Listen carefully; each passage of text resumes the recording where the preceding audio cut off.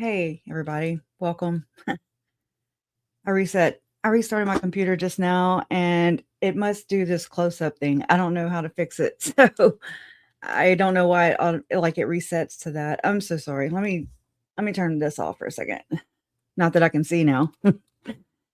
That's kind of pointless. Let's see. I don't like it like up in my teeth, you know. No, I'm just right down here. Anyways. All right, whatever. Okay. Okay, yeah, so uh,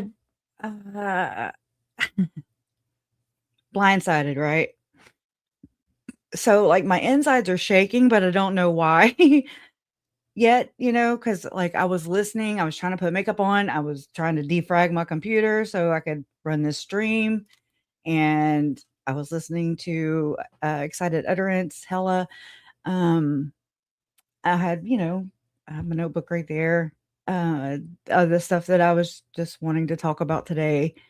But it all just kinda changed because I don't know what to feel or I don't even know because I haven't processed it yet, so I'm just I don't know if it's this is not how I used to be, but this is how I am now.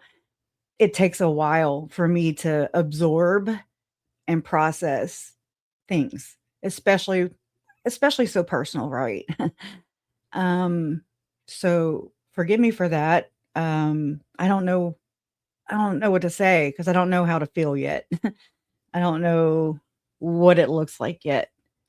Um, I mean, this is kind of par for the course, so not this level of depravity or juvenile antics, control freaks. I that's about all I have. Exploiters going to exploit. They're opportunistic people, and it just you. mm, I'm gonna find somewhere to put all of this experience into good service, use. I don't know.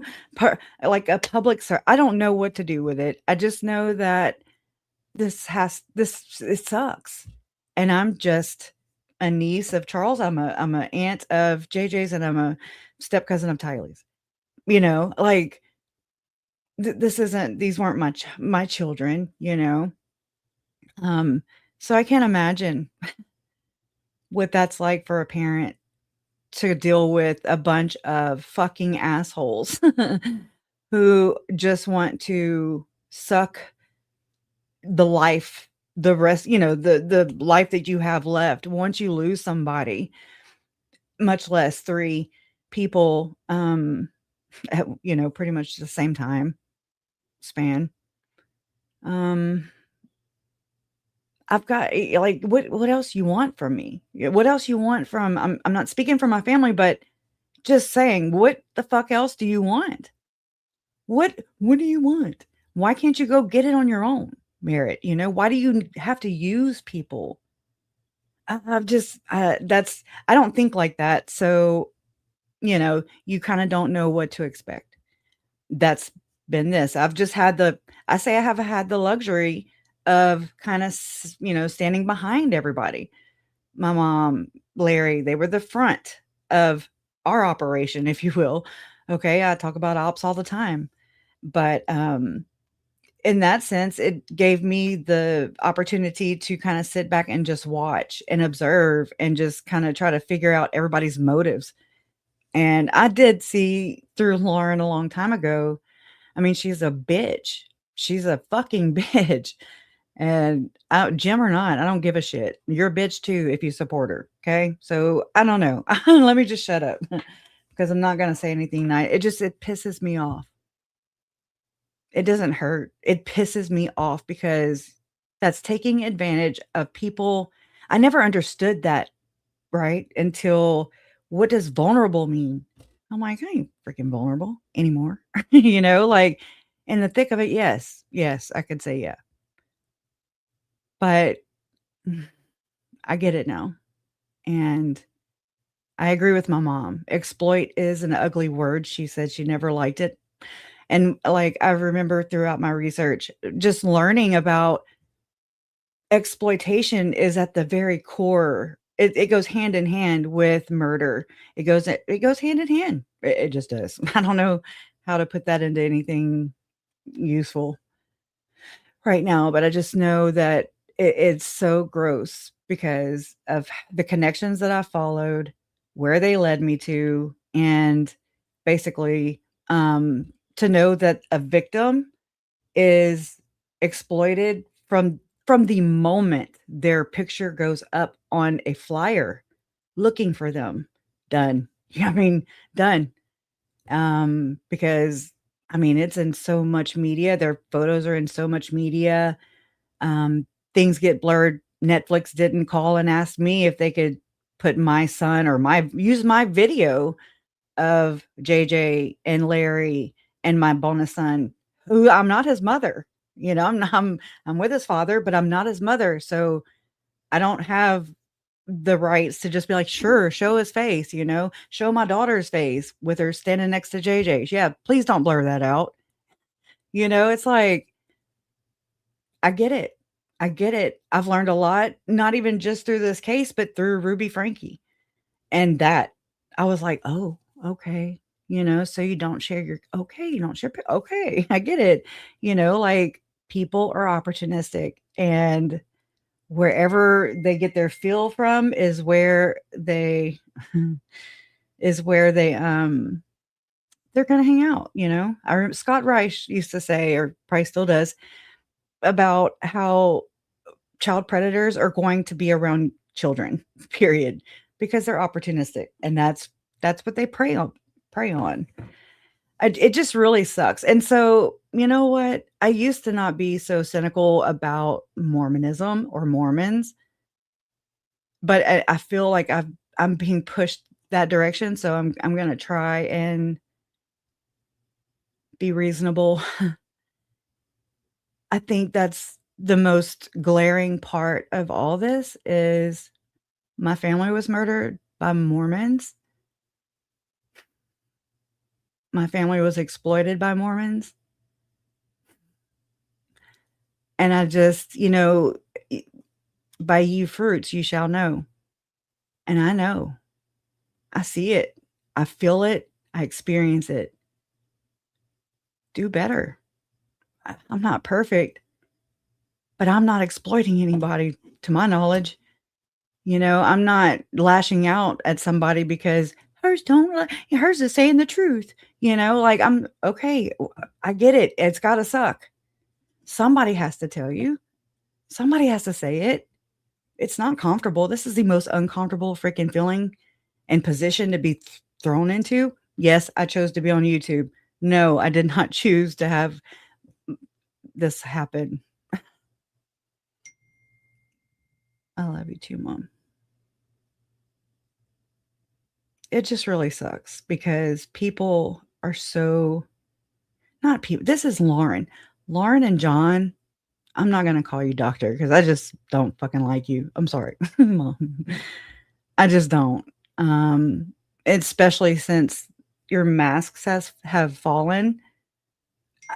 I can't. Okay, I'm sorry. I'm gonna have to turn my ringer off, my mom. um, all I'm saying is the mere fact that I would be in the live stream, of Lauren's, and I would have to, I would purposely send super chats just so I knew she would like have to at least acknowledge it, or she could not pin it on the screen and would not have to say my name, right? But chances are she likes to brag, right? So I donated money for her to acknowledge me. I did it not for attention. I did it for like I'm sorry. You're going to say my name. You're going to acknowledge that I exist. And that's once I caught on to, what something wasn't right.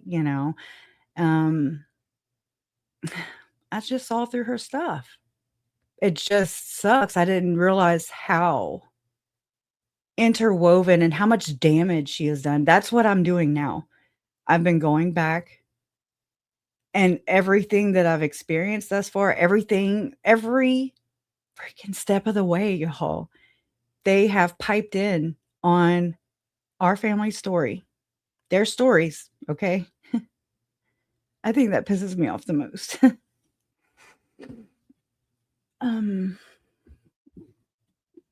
I'm sorry. I like these blue paper towels, okay? Little Branch joked with me one time.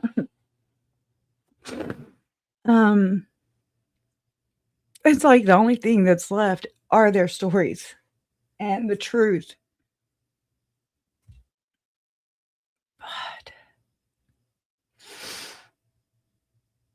But, anyways, I don't know how to feel. Besides just disappointed and sad and pissed off. But I'm determined. My family is determined. You know, they have that show, Don't Fuck with Cats. Well, don't fuck with my family, okay?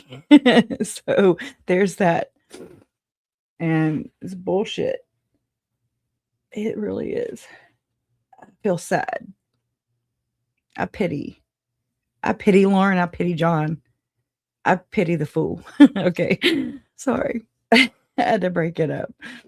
But I was going to play this anyways, but I'm going to play it now. That way I can catch my little break. It's a short, But how do you know you're in a psyop? And I mean, whatever. This is Chase Hughes. Okay. So you only need one thing, and you can spot whether or not you're standing in the middle of a psyop. That one thing is, if the opinion that's coming out needs people to be silenced, it's a psyop. There are psychological operations in play. Wow. So if you can't question it, if you're supposed to just go along, it's a psyop. Yeah, and if people have to be silenced or publicly shamed because of their information, and they're not telling people the sky's falling, they're not saying crazy shit. Mm-hmm. They're just saying basic stuff, and they need to be silenced. That is a psyop. You only need one thing, and you can spot whether or not you're standing in the middle of a psyop. That one thing is, if the opinion that's coming out needs people to be silenced, it's a psyop. There are psychological operations in play. Wow. So if you can't question it, if you're supposed to just go along, it's a psyop. Yeah, and if people have to be silenced or publicly shamed because of their information, and they're not telling people the sky's falling, they're not saying crazy shit. Mm-hmm. They're just saying basic stuff, and they need to be silenced. That is a psyop. Okay. Get over there and stop it. You only need one. I mean, that was telling to me because silence, right? That's and just the control is so real. It's so bad. I can't imagine being a control freak like that. That much pressure. I mean, I've talked about this. I've learned about this in my own studies, about like I always say, like a busted can of biscuits. These people are like so wound tight that they're just going to implode or pull a Lori and Chad, in my opinion, like explode under the pressure of being perfect, being a do-gooder, it's just, in my opinion, this is my experience, my opinion. And I'm saying that the LDS church, in my opinion, is a breeding ground for this toxicity, this narcissism, this brand of narcissism. And then they reward it. And then they don't say anything about it. They don't correct it. Nobody's ever held accountable. It's usually blamed on Satan. Okay. Satan deceived me. And so Satan's fault. Satan's the fall guy. And that's bullshit. Okay. It blows me away. The level. So, if you don't like what I'm saying, gems and friends, because basically you're an extension of the culture that is breeding you right now, literally. And I mean, it sucks because I love humanity. I love love your brothers and sisters, love people. Labels. You notice the labels and the buzzwords and all the things. I was so overwhelmed when I heard I was like, what the hell is Orthodox? I don't even know what the hell that means. I never had to go there. I never had to deal with anything like it just was not in my world. And call me simple, call me anything, but I'm just saying, like, not everybody comes from the same place. Thank God, Thank you, Mom, for having me here in Lake Charles, Louisiana, where we have a wonderful community. We pull together, we get shit done. We don't look at color, we don't look at race, gender. I mean, it exists. I'm not going to sit here and be, unrealistic. That's stupid. But when we went through the hurricanes and FEMA didn't show up, we pulled together, COVID and everything. Like, we just pulled together. Everybody was helping everybody because you do what you have to do. Why? Because you have no choice. So you become resilient and you just bounce back. You don't even think about it. You're not waiting for somebody to rescue you, Lauren. Rescue your damn self. Okay? Y'all all have hero complexes anyways, in my opinion. God complex. Remember that song I used to play? Anyways, hey guys. So, ooh, this is wild. Just wild. So what I'm gonna do is we gotta go over so many things, but I might don't come at me. Okay. I was planning on going over or starting at least into the 86 page what do you call it? Appeals. Hello. For Lori in Idaho. But I just think I need to continue processing what just kind of spiraled, what kind of not spiraled, but what happened just prior to me coming on live.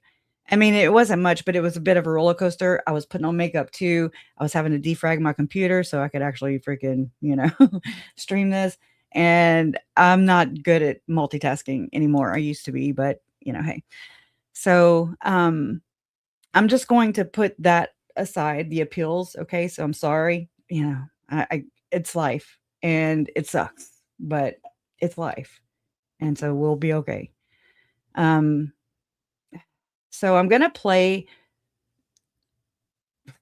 Excited Utterances live from earlier. I mean, right before I came on, she actually sent everybody here. And thank you for that. I don't know how to do that, or I would do it to other people. I'll have to learn another thing, but it's okay. It's what I'm here for. We're here to learn, right?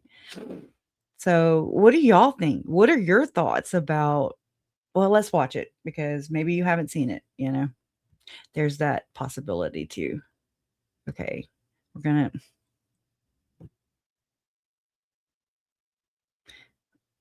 Okay. I was like, where the hell is it at? Okay. All right. So I'm just going to kind of start it. Oh no, I need to back it up actually. And I hate to do this. I don't even know what happened basically. And I'll share the link. Everybody subscribe to Excited Utterance. Her and Jay, in my opinion, have been just fierce. I appreciate Jay. I appreciate your deep dives. God, I watch them over and over again. And because that's how I process things. That's how I work through the problem. That's how I got through Julie Rowe, who I mean, oh my God, you need every training wheel you can freaking get, I didn't know anything about Mormonism, didn't really know anything about religion I'm like, I don't know what all these things are. I don't understand biblical, all that stuff. So I just was like, okay. So it kind of was a blank slate, and that's not bad all the time. So I wasn't going to, switch to the church. I wasn't looking to become a Mormon. I was just looking at it like, what would make me say things like I'm a goddess and that I'm here to usher in 144,000, blah, blah, blah. And we're going to go over some really gross, let me grab it real quick. I had everything pulled up and I had to restart my computer. So, Another day. Hold on just one second. And I think I'm inspired too to do what Jay does. I never thought about it, but I figured out how she does it, playing regular music. And I don't ever monetize my live streams anyways until afterwards, sometimes weeks after. But so I figured out how. I'm like, how's she doing this, But y'all maybe come up with a song that's fitting for this stream and today, what we've learned today, what we're learning today, what we've learned, just right up leading to this live stream. And what song, and maybe we can narrow it down, and I'll play it on the way out. And yeah. Let's see. Okay, I need a hush and just get to what I need to get to. So here we go. I'm gonna share this first. We'll do this first because I didn't watch it from Lauren. I didn't tune into her lunch live for my family's for the kids' memorial. I just didn't do it. I was crying. Lauren came up to me, hugged me, and was like, "Oh, Krisha, I love you." And I was just like, I'm just crying. I steer clear. She ain't like me. And right. Thank God. All right. So this was what Jay picked up, but anyways, I'm gonna just push play. In this video, I'm going to walk you through a clip that Lauren Matthias took at the memorial for JJ and Tylee. That is JJ Vallow and Tylee Ryan. Now, there's more going on here than what we saw in my live stream earlier, than her just, bum rushing up on Kay. I think that she saw Kay come into the room and targeted her on purpose. Let's walk through the video together.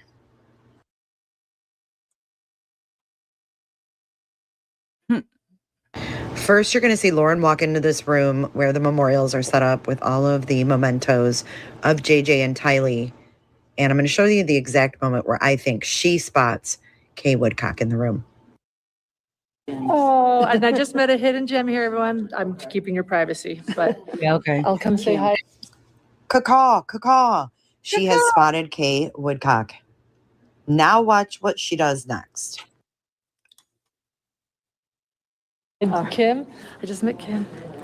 Oh my gosh. I'm gonna keep your privacy. I'll come say hi in just a minute.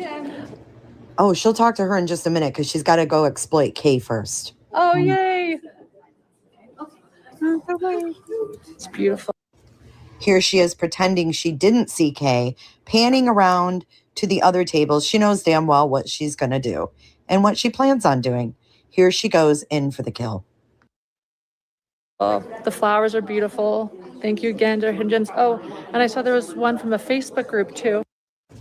Even though this is her second live of the day, she's so interested in this Facebook group bouquet that was sent. So much so that she's got to get right over Kay's shoulder and invade her space. I want to show you. It's been following this. They're called 50 Shades of Guilty. And that's Kay right there. Kay's daughter, Krisha, informed me that Kay was FaceTiming her son, Todd, who is JJ's dad, and showing him these arrangements. This is so intrusive.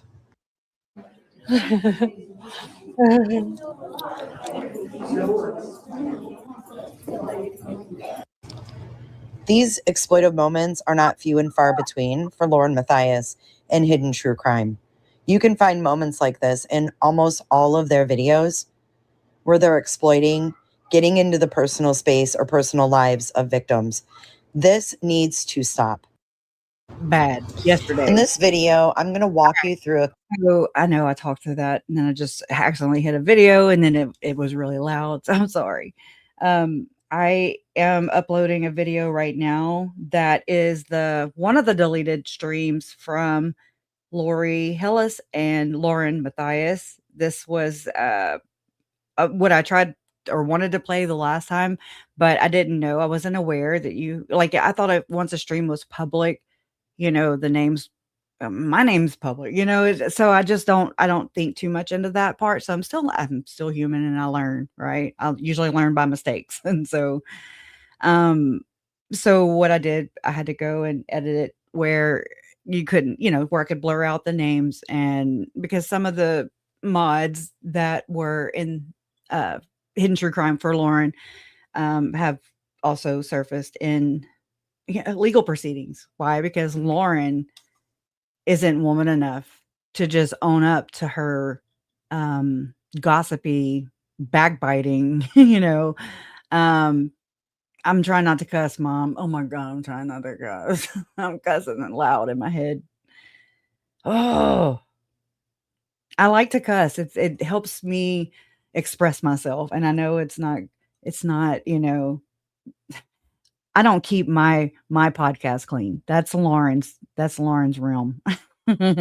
That's why she has 300,000 plus subscribers and I don't. But I love my subscribers. They're organic. We are organic here. Okay. We don't buy, I first off, we can't afford, we're not into that. We don't do the purchasing. Hey, will you be my friend? No. And if Lauren did or didn't, either way, she did it off the blood and the pain and the tears of my family and others. She built her brand though on my family's murders. Never forget that. Never forget that. Yes, she did journalistic work, and I think I wouldn't call it journalistic. I mean, I'm just saying it's kind of like double sides, double speak, and not letting your left hand know what your right hand's doing. I guess that's how you do that with your conscience. Yeah. So just know that it's off pain, and I don't care how much you polish. Sorry, this is gonna go a little dirty, but I don't care how much you polish a turd. It's still a turd. Okay, you're gonna get shit on your hands when you pick it up. If you pick it up, I wouldn't pick it up. But you know what I'm saying. You can't polish. You can only polish a turd, and it's still a turd. So it is what it is. And she's going to continue doing what she has always done. Okay. And I'm good. Like, I'm so good. I'm so good. Like, she exposed herself, her and John and Grayson and everybody that chose to align with whatever the hell abusive, exploitative, in my opinion, trashy, you're basically, in my opinion, you are one of Lori and Chad. You are a part of the cult of Lori and Chad, in my opinion. And so, sorry, let me catch my breath. And by that, I mean, let me pull, I'm smoking. Okay. And it went out. Okay. So while I pull another one up, I'm going to put it on here on Excited Utterance, and I'm going to let this play for a bit. Okay. We're just going to talk about it. Specific text to her about her. And she says she don't care. She put it to the side. She's like, she doesn't want a part of the drama. And she has spoke with other people that said they've seen other text messages.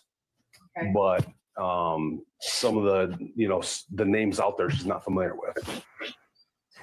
Okay. I'm going to throw this out here.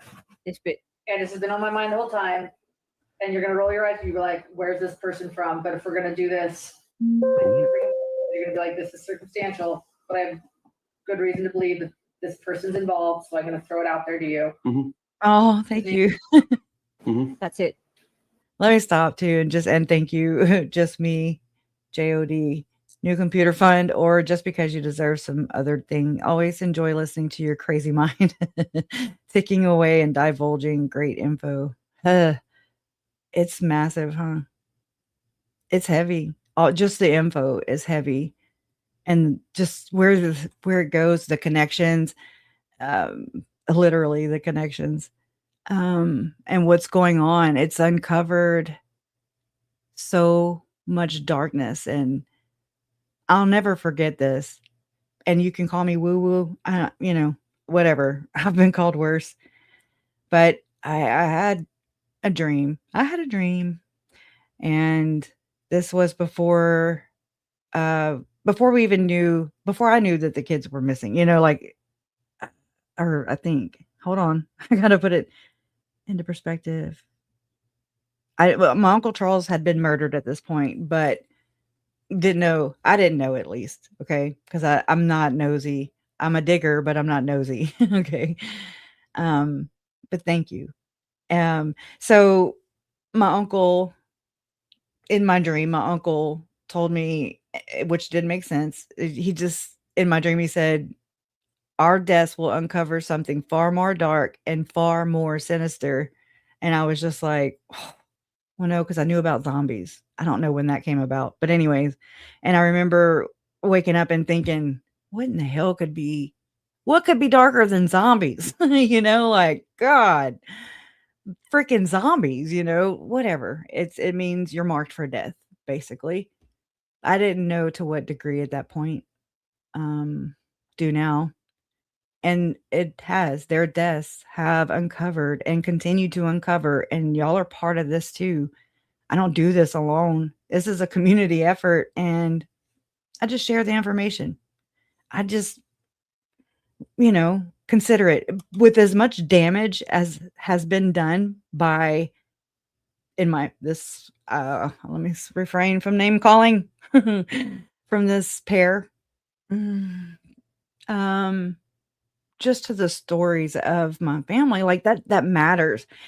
All the cases are over. They're adjudicated. 4 trials, 4 whole trials.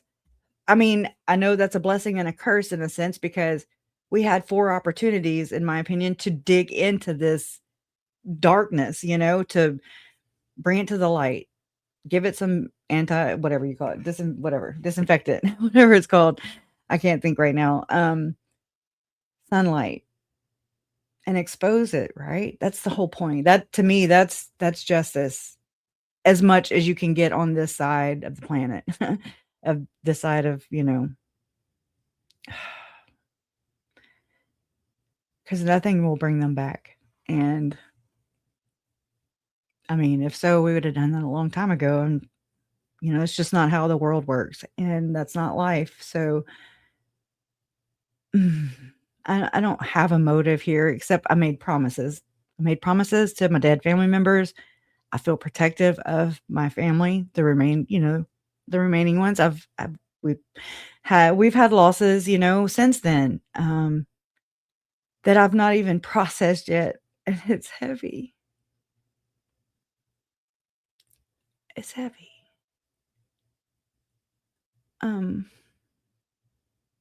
And it just makes them that much more evil. It makes them that much more just vile human beings to gain, to like infiltrate. That's what I've experienced. Like, I saw this woman and her husband and his credentials target my family in Facebook groups. And I just remember seeing that and being like, wow, she's really like, oh, here, we just want to help. We just want to help. And she didn't care. And like, it's like you experience even being stepped on, like I'm irrelevant. Like, I did not exist. I told y'all that. I did not exist. And that was hell. So that took its own, toll. Not being acknowledged, or that's pretty bad. Now that I think about it, it's bad. Like, I remember looking this up before, because Lori would punish by silence, right? She would just ignore you, which is very mentally abusive all in and of itself. And I mean, this one right here, Lauren, she has the audacity to say that people are shunning her. Well, no shit. Who would want to talk to somebody so toxic and so exploitative and just an, oh my God, like, it's wild. I'm sorry, Mom and Larry. I hate that they took advantage of the fact that y'all lost JJ, your grandson. And then I think it looks like they may have tried to replace him with their son, which is gross. It's just gross. And you guys are just loving people, you know? So you're not gonna be like, oh no. I mean, kids are innocent, and I don't understand that part. And then my kids would hear her in her live stream say, "Oh, hey, my mom, papa," and blah, blah, blah, blah, blah, blah, you know, and I would just, in this upload I just did that I'm gonna show you guys, I wasn't able to even add my, because it's like I'm screen recording, but I'm also like sending comments, you know. And so when she said that, you'll see the thing kind of pop up because it was back in the day.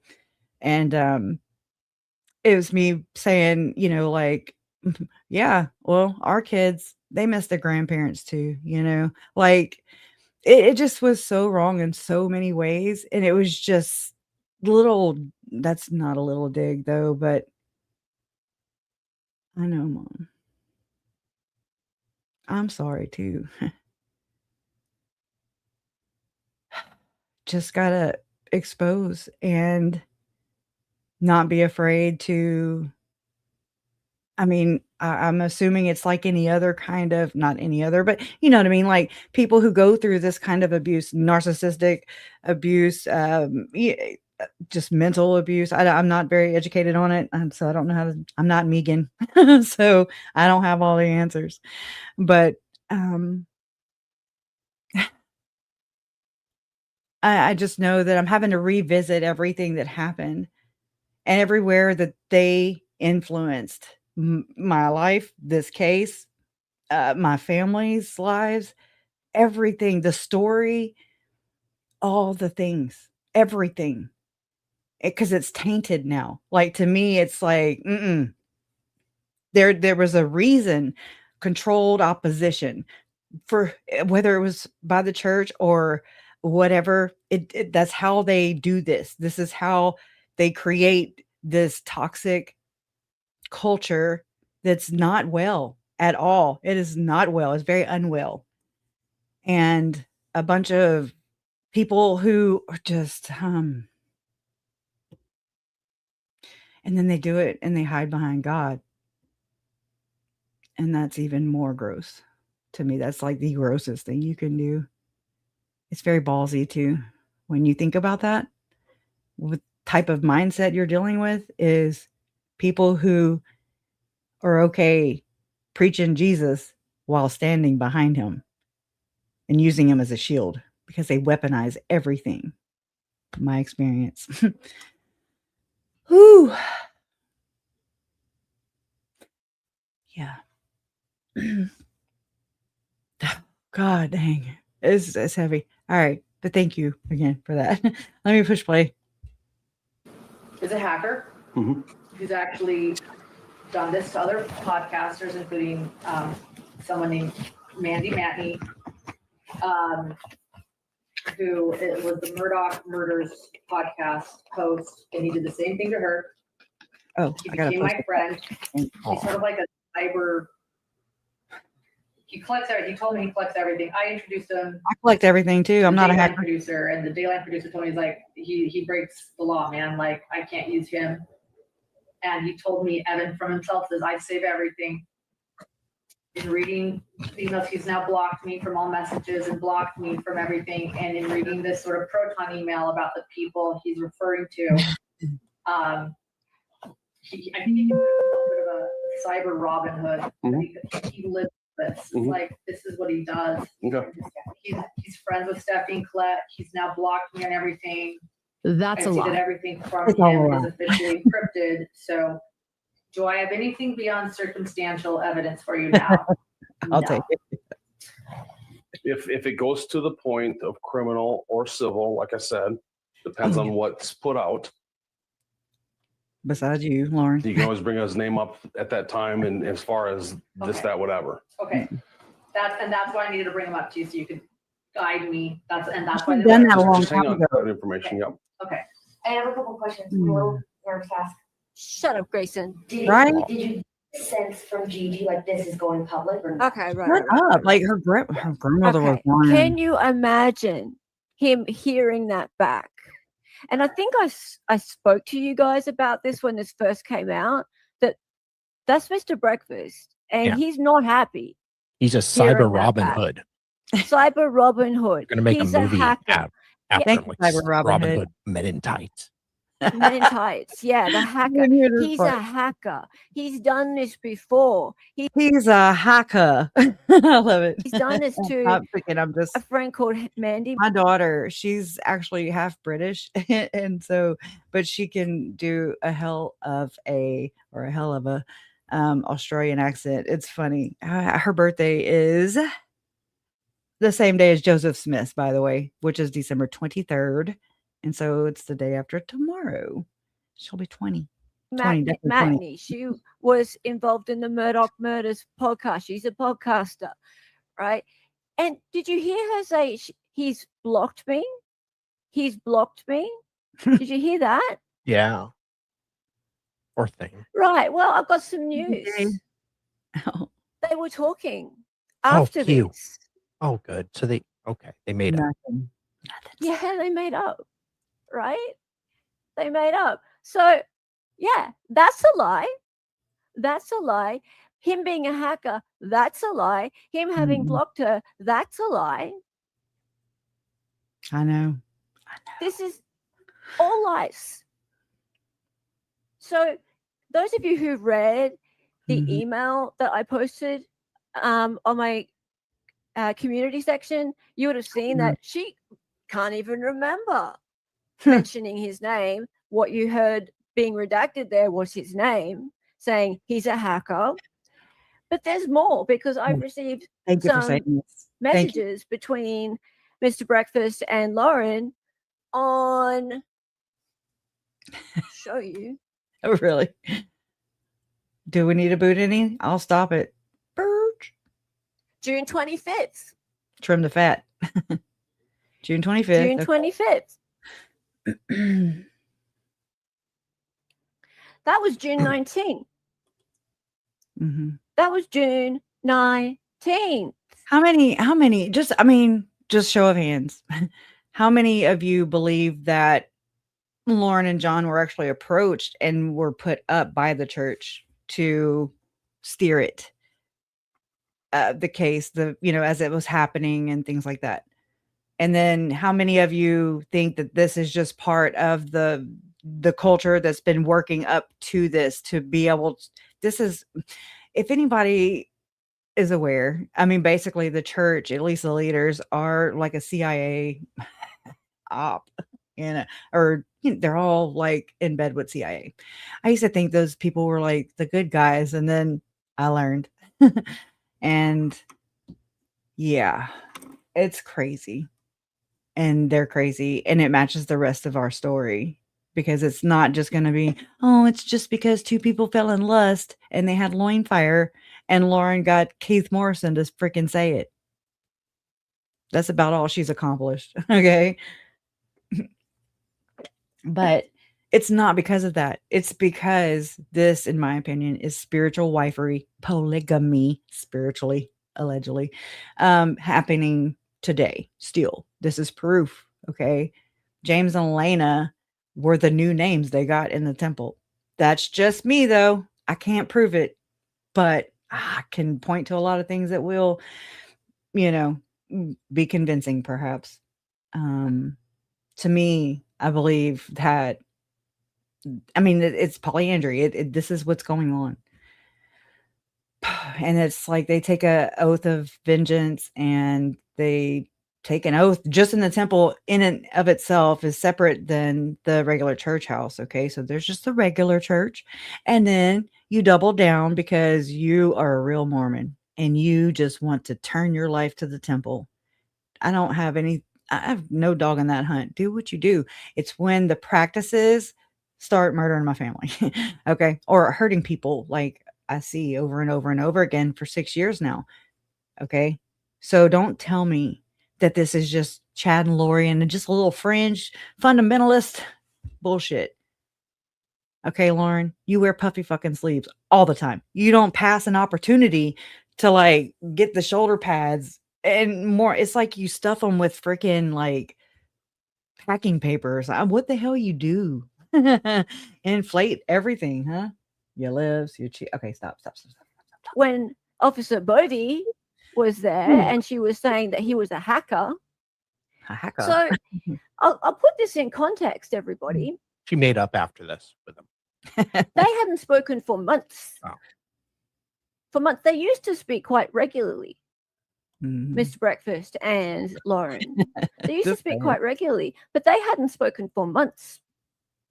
And suddenly Lauren slides on back into Mr. Breakfast's texts Oh, his on DM. She's June like, 25th. I got some tea So for you. what, 6 days after she'd Oh, gone yeah. and reported him to the cops. And she starts getting into his text messages. Mhm. Slid into his DMs. Oh, Yeah, yeah. slid into his DMs. Right. And she is on the left-hand side. She's on the left-hand path, Do you too. want to be Lauren? I don't know. Always.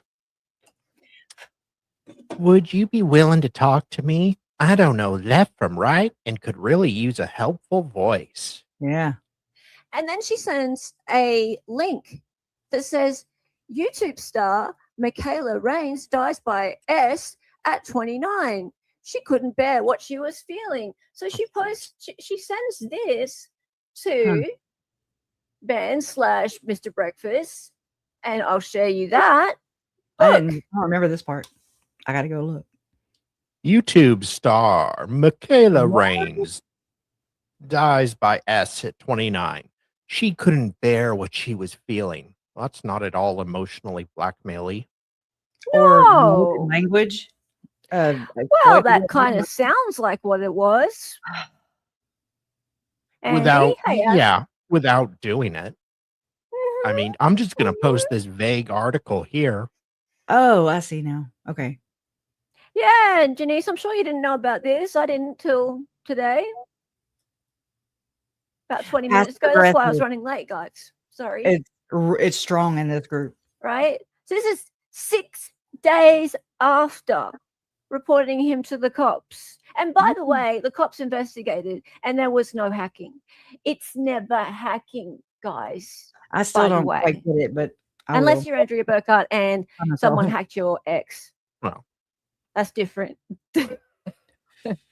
But me and my friend Jen, the L mom, we were both blamed for hacking Lauren. I was like, I don't even know. Y'all know me and my computer problems.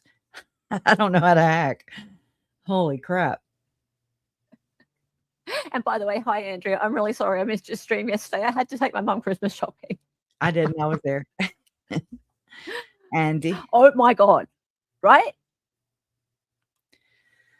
And I just have to say thank you for the 5 Excited Underers memberships. Shirley Graff, thank you. Aw, That's thank second you. time Let's you've go. gifted memberships. Mwah. Welcome, new members. So, yeah, she's All right, hold on. Hold that thought. Okay, I don't think I blurred these out, but they're not. It's not. We're not here for that. But here is an example. And look, she has Tylee and JJ right here, and she has her and John right above it, and then her little placard, you know, with the just simple and what I've heard people explain it as organic. Okay, I think Jay did, but let's listen. I want to share something that I heard. You know those little tidbits we hear, and you're like, "This is interesting." So we heard someone that was temporarily behind bars with Chad. What? And that Chad thought that he was sort of like Jesus Christ or Joseph Smith. Why? So it could help John with his, Chad just wanted to be he was a prophet and he was starting his own fringe church that way. And then all the psychological stuff, you could also, you know, it of course is going to go back on Chad and Lori, but that they were just basically some led astray Mormons who just weren't serving a calling in the church at the time of the murders. Even Chad was serving a calling, y'all. He had keys to the damn to the church, the meeting house. If that ain't scary. Don't think I haven't had one, like I haven't wondered, and I've even questioned another Latter-day Saint. It sucked to do it because I didn't want, like they did enough with the blaspheme and everything, but then when you think about it all, they all do the blaspheme, so it's just like, okay. It's hard though when somebody, I didn't want to be ugly or, but I did. I asked. I'm like, I wondered if, I'm gonna say it, I am. I wondered if Chad maybe brought any of his victims through said church, during ritualistic practices, we'll just say. Anyways, and he was like, well, you would need a probable cause. And I was like, oh my God, he didn't even flinch. And so that was a relief. And I was just like, oh my God, I had to like work my nerve up to even ask because it's just horrible. It's horrible. But yeah, I would need probable cause. So yeah, it's probably in that invisible church that David Warwick said Chad was showing him. I mean, we've heard this, we've talked about it, we speculate it, but let's throw in another witness that's saying that Chad is behind bars still thinking he's prophetic. It makes sense because, he won't even take a plea deal right now. It seems like he's pretty confident in himself. But how did she know that? How does she know he won't take a plea deal? Let's back that up. Let's look how she's struggled. I want to share something that I heard. And this is post incompetency, competency. Okay. Just know that. Those little tidbits we hear and you're like, this is interesting. So we heard from someone that was temporarily behind bars with Chad. A plan? Or was this the investigator guy for the defense? Ooh, probably. Sounds likely. Maybe. Chad thought that he was sort of like Jesus Christ or Joseph Smith. I mean, we've heard this, we've talked about it, we speculate it, but it doesn't say that the church teaches that, you can become a god. You can become a god and goddesses, like Lori claimed. Yeah. Let's throw in another witness that's saying that Chad is behind bars still Another thinking witness. he's prophetic. It makes sense because, he won't even take a plea deal right now. It seems like he's pretty confident in himself. But they said that he just feels like he's in jail, just like the prophet Joseph Smith, kind of. That was the example they used. Yeah, I love the tea. There's my little bit of tea. So unquestioningly, I absolutely agree. I think that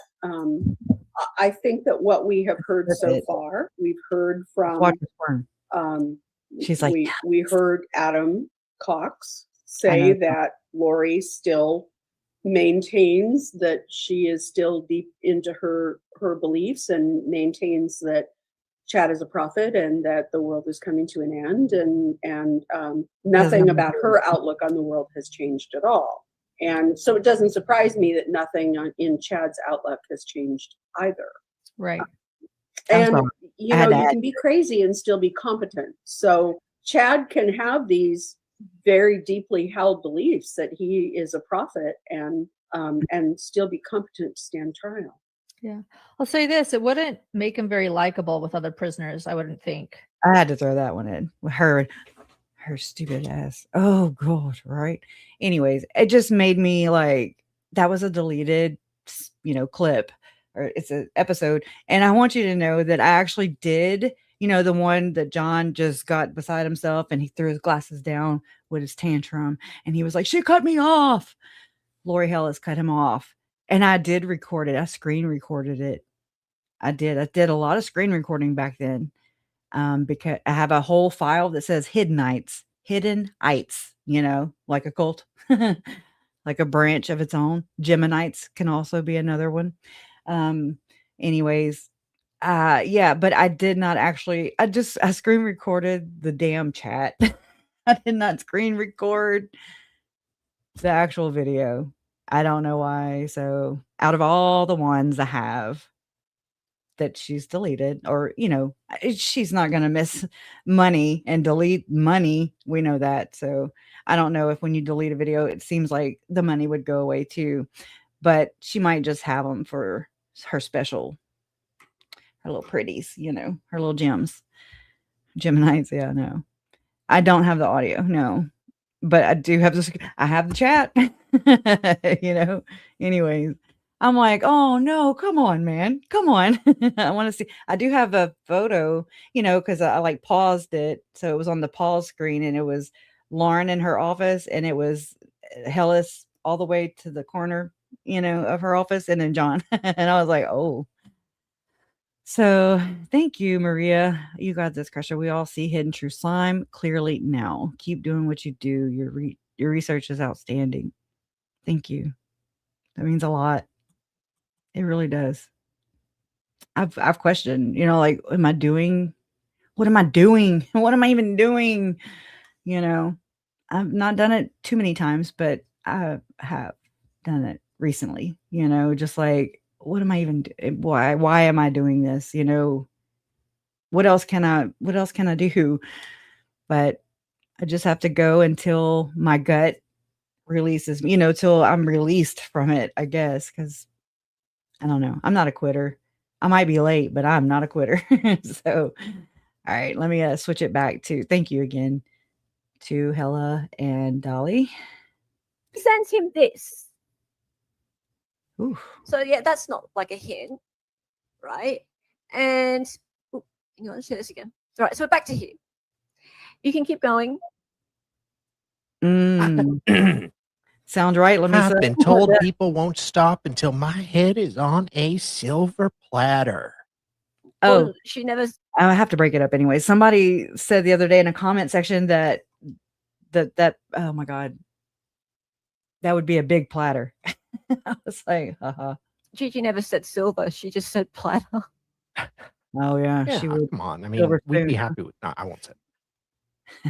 Are people trying to murder me? Oh, I feel like it, and I don't know where else to turn. What? Are people trying to? Okay, so Bright Breakfast says, I'm so sorry to read these. I really have no idea what's going on or if or how I could help. I'm not sure of anyone who'd be trying to do that. But again, I don't know what any of this is about. Did something happen? Sorry, I couldn't answer your call. I'm at work, but we'll try to text. Lauren? And then nothing happens for a Never little mind. bit. And then he says, are you all right? What a class act. Thank you. I think I'll be okay. She does give him a little heart. Oh, thank you. Oh, You love always. Are you all right? For that.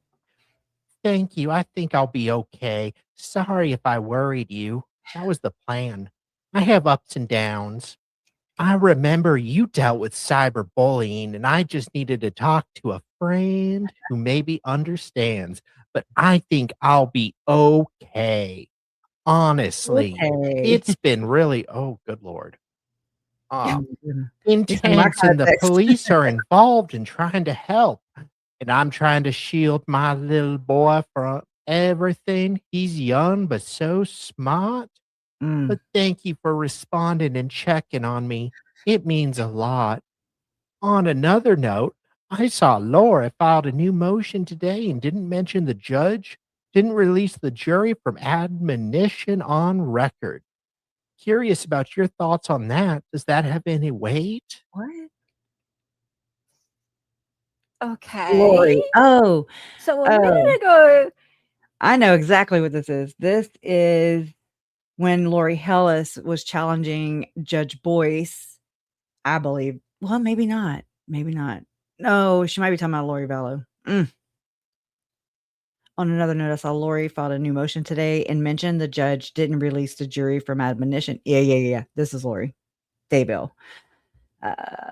Curious about your thoughts on that. Does that have any weight? It's the same day? I think so. A minute ago, she was I have a talking timer. about like some YouTuber who like self-deleted, and then she goes on to cyberbullying and says that I know that you were cyberbullied or went through something similar.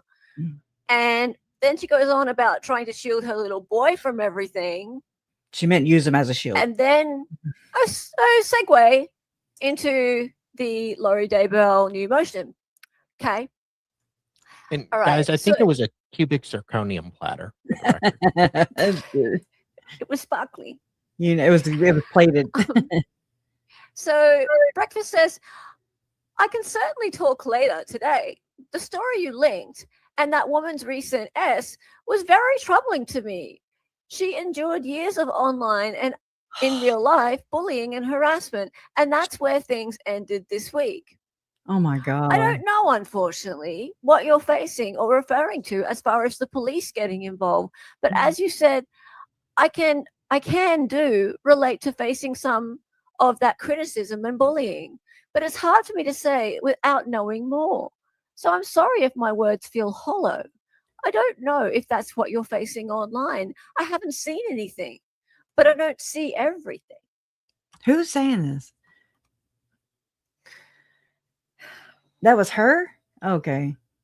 Thank you for your empathy. Thank you Oh for my your God. empathy. In no way did I want to compare my life to this. Yeah, right. Anybody believe that? I just wanted to subtly suggest it Who's Mr. Breakfast? and make you panic The and Reddit guy. worry. I don't know. I don't know. So if anyone's still wondering who Mr. Breakfast is, the title of my Thank y'all. stream today, Where'd it go? Lauren's alleged hacker. What is the title of my stream today? I can't remember. Oh, Lauren has no recollection of bringing up her alleged hacker to police. He is her alleged hacker. Yeah. Okay. She don't So allege anything. when I say alleged hacker, So she's there texting. was no hacking. So Mr. Mr. Breakfast is him. Okay. And he is the person that he's having the conversation with Lauren. They've known each other since about mid 2023. Okay. So I know it's hard to keep up with all the different people in this, and I know that it's an odd name, and the reason it's an odd name is because he doesn't want to be doxxed. He doesn't want to be doxxed. She's already. So Yeah. I'll let her tell it. I'm just going to put my banner back up in a minute. Don't know why it went away. Let's keep going. Thank you for your empathy. Let's keep going. There you go. Thank you for your empathy. In no way did I want to compare my life to this woman's. My heart breaks for her and her family. It was soul crushing to read this morning, and it was 6 a.m. and mornings are often heightened emotional times for me. Huh? I think every time is emotionally. So forgive my impulsive send. Oh God. I simply don't know why anyone would do that to anyone. Oh my God. Me neither, I'm sweetie. guilty. She was such a good person and doing good work. Her family lost her, and so many families lose children and wonderful human beings to bullying these days. She's trying too hard. If that's Lauren, I don't know. just don't understand why it has to be this way. While in no way was I trying to say my difficulties were like hers. Please don't take. Isn't that what Lauren's always trying to say? I mean, that's what she does. She just helps herself to your life, your stories. Okay. Even murdered victims who are children. She's not above that. Take it that way. And doing good work. She was such a good person and doing good work. Not good art like you. She's not an artiste. Oh my gosh. Woo. Man, it's scary. You know, you got Lori, who was in, you know, she was my aunt. She's by marriage, thank God, but still just as freaking crazy. And so you're like, okay, the bad people are behind bars, but then there's these people, these Laurens, okay? And then you're like, oh my God. And it's like, like, that's the vibe I get now. It's worse than single white female. It's like, holy cow. what are we dealing with right here? Because I'm talking petty, control freak, like to the nth degree. Just thinks that she has the right and to just meddle in other people's lives and like orchestrate, which is a word that Chad and Lori use, by the way. Orchestrate and control people and pit people against each other. And I mean, she wasn't doing this to me in person, but I can now look back and know that what I was experiencing back then was triangulation. I was feeling shunned. I was feeling just non-existent, basically. Like I was screaming into nothingness. And I just I had to hold it in. Besides, my wonderful fiance, thank God he does the Lord's work.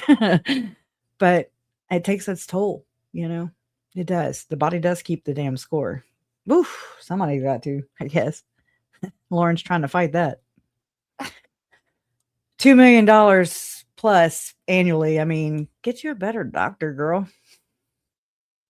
Hey, Mom, I don't know if you're still here, but do you remember whenever we went to, for Boise for Lori's trial, and we went to that house for the weekend or so? I don't know. It was like maybe the producer's house. I don't remember whose house it was. I just remember going there, and you made gumbo and potato salad. And anyways, and so we're all sitting at the table, and there's Sarah and Lauren, and her child was there too. I, entertained him. He entertained me for a little while she was doing grown-up stuff, I guess, trying to get in front of a camera, I assumed, somewhere. And I remember it was around my birthday, and so this is like 2023. I'm 47 now, so just know that. And I was like, hey, anybody know a Botox, where I can get like Botox or anything? And Lauren, she's like, like, that's what she does. She's competition. You heard it here first, And she was like, oh yeah. And yeah, I was like, anyways, I wasn't interested in Botox. I mean, unless maybe an injection, not like that.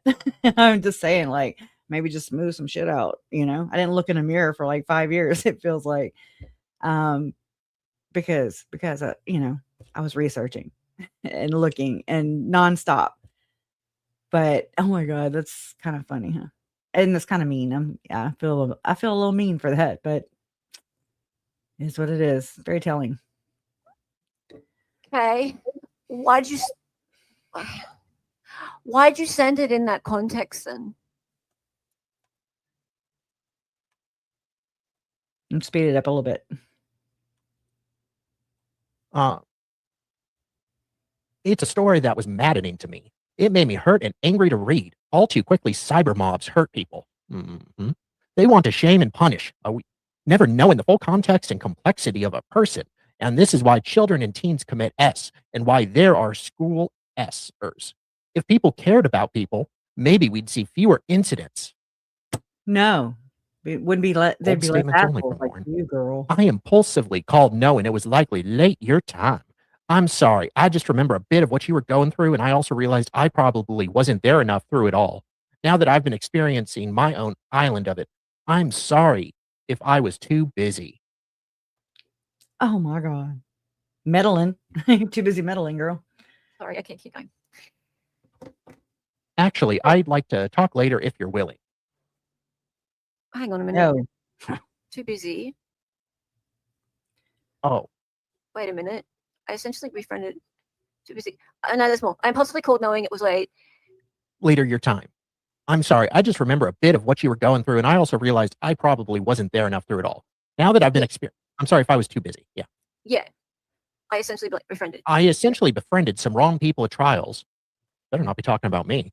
And I'm not sure how much I want to talk about it. Okay. Now that my head is on a straighter, it's on a swivel, girl. I probably ought not to. I certainly don't want to share any names or blame. I do just want to say I'm sorry if I wasn't there for you enough, and I'm sorry for anyone I've hurt. Actually, I'd like to talk later if you're willing. Oh my God. Okay, so he's gone, I have some time later today. I'll let you know and we can talk. Okay. Okay, so that was on the 25th of June, right? Friended the wrong trial tourist, yeah. Look, everybody she friends ends up being an ex-friend. So there's just really no one she can friend who is not going to end up being somebody who pisses her off, right? But who is the common denominator, Janice? In between times, Christina starts a scary TikTok. CrimeCon happens. Law and crime get involved. LM has a 9-hour crash out, etc., etc. But let's get back to Mr. Breakfast. I think we have a bit of a theme going on, right? The theme going on. Did you just say my name or something? Hang on, I do need to just. What? Hold on. I just heard probably not my name, but things like under pressure sound like my name. Oh, crash out. Okay, see. Right. With the theme going on.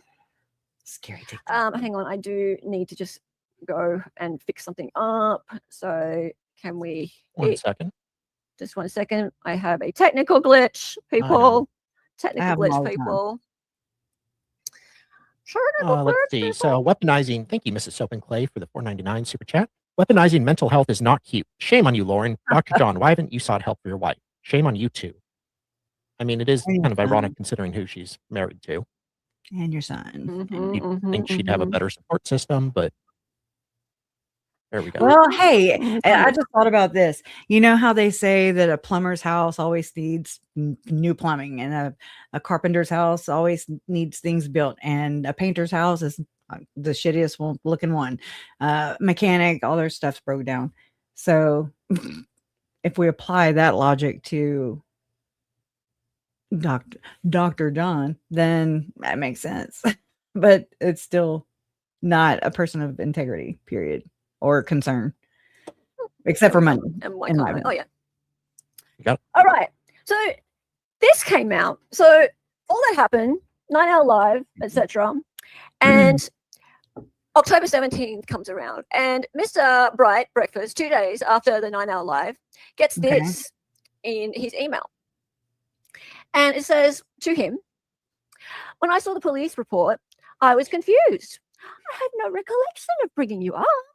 Aw, see, it was a misunderstanding. That's all. Guys, we just watched it.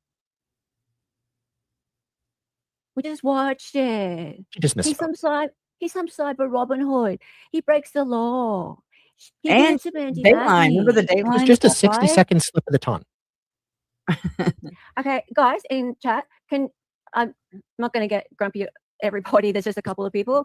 I'm gonna bounce I state forward. right before he leaves that while I have zero evidence of another person, he knew I was recording everything. And I state right before he leaves that while I have zero evidence of another Let me person, back it up. I've missed it. damn it. but I listened to my private recording of the meeting with police. It was over 4 hours. And yes, he knew I was recording everything. And I state right before he leaves that while I have zero evidence of another person being involved, I am worried that my previous contractors, who I never imagined would turn on me because I still, to this date, have no idea what I did. But I wonder if someone would be used for hacking anything. I don't know. Stalking for months and threats of my head on a platter because so many people are pissed. And people you thought were your friends are included in wanting your head on a platter and having no idea what I did to deserve threats from people I care about makes me paranoid. No shit. The officer told me if anything ever moves forward, I could bring his name up at that point if it's ever necessary. Now, wait a minute. Has she done a 180 in the same? She always does a 180 in like a few paragraphs, because she goes, I had no recollection of bringing you up, but I re-listened to my private recording of the meeting with police. It was over 4 hours. She's also telling on But then, herself. like, she goes, I have no idea what I did, but I wondered if somebody, and that's redacted, so that's got to be his name, would be used for hacking anything. So she doesn't remember, she doesn't have any recollection of bringing you up, but then she says, I brought you up. Well, I guess after she listened to the recording and quoted she's it trying somewhere. to be very mealy-mouthed with it, but Right? Okay, so I didn't remember it, but then I do remember it. Yeah. Yeah. Okay, so my memory was refreshed. Yeah, right. The officer told me if anything ever moves forward, I could bring his name up at that point. Well, you kind of already did. You did. Yeah, we just saw that. You kind of already did. That was it. Full stop, period. The end. I didn't respond to your text inquiring about this because it was clearly a made-up story about police contacting you. They didn't even know who you are. Well, they do now. Wow. I mean, it's They do like a now, fucking princess. headache, man. You gotta like That's kind of be how in it the works when you give somebody your name. When you get in front of a cop and you go, "Hey, this person," and name them is a hacker, then they kind of find out who you are, right? Yeah. The only reason police called, and that's your name, was because someone else that was involved implicated her as well. Oh, sorry, that wasn't his name. That was somebody else. Implicated her as well. Right. All because you called them, Lauren, or Grayson did. Or because you guys called them in the first place. and make stuff up. It don't even have to be the truth. Lauren's just gonna fabricate it, in my opinion, because that's really, she's just like piecemealing, like Chad did allegedly with his religious beliefs. I'm like, okay, it's like a gumbo. Okay, you just put a little bit of everything in the pot, and just turns out really good. Usually, gumbos do. My mom's are the best, but Chad did this like a Mod Podge, right? Joseph Smith, the founder of the Mormon Church, same thing. Mod Podge, just a little bit of this, a little magic, a little Solomon's key, lower key or whatever. You've got just all the things. I'm just saying. And so that's what Lauren does, in my opinion. She's piecemealing it together to make it fit. In my opinion, this is exactly what Melanie Gibb and David Warwick did after the fact with what they knew, because I believe they participated in the murder of my nephew, maybe even Tylee too. I kind of caught somewhere where it sounds like it could be implied by Melanie Gibbs' own mouth to Sherry Dowdle, but that's not for today. Anyways, so piecemealing it after the fact with evidence that's already out there, that, and not only that, but personal knowledge. Okay, so I'm just saying. No one has done that with you. There are thousands of Mr. Breakfasts. Yeah, there are dime a dozen. I just gave the police a name to identify you, not ever thinking they'd be able to identify you. Not Why yourself. would you think that? Why would you possibly think that? I just wanted to identify you without them identifying you. Yeah, I'm not going to name my stalker, that kind of talk, as she names a stalker. Or actually, she uses like 18 different people to make up one. That's my favorite line in the whole thing. The Mr. Breakfast. Is this helping y'all to like go over? It's on the beach. I don't know.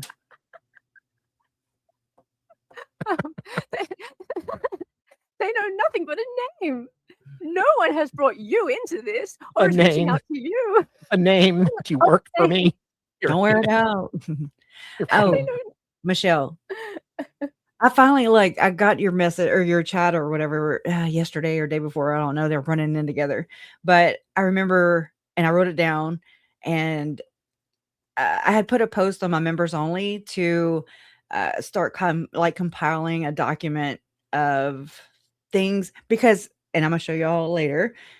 It appears that, I don't know if this is true, but I also doubt Megan's whole existence, for her whole presence of being involved in this case. And I mean, right? So what I did, because she was on Web Sleuth about a week ago, I guess, which is the norm, right? And it just was really weird how Trisha did like she did with Grayson. I mean, I'm not one to sit here and talk shit on anybody, right? Because I'm spacey all the time. I'm like, dude, I can't make my thoughts, connect. Remember, that's what Lauren wrote about me. She said, I forget. But so, well, actually, I have it right here. I'll let y'all look. We'll all look at that. This is what she said about me. She said, I don't just roll my eyes at Kresha. I find her actions despicable and destructive. I think I can handle it more because her brain doesn't seem to comprehend anything comprehensive. Let me go move that comment.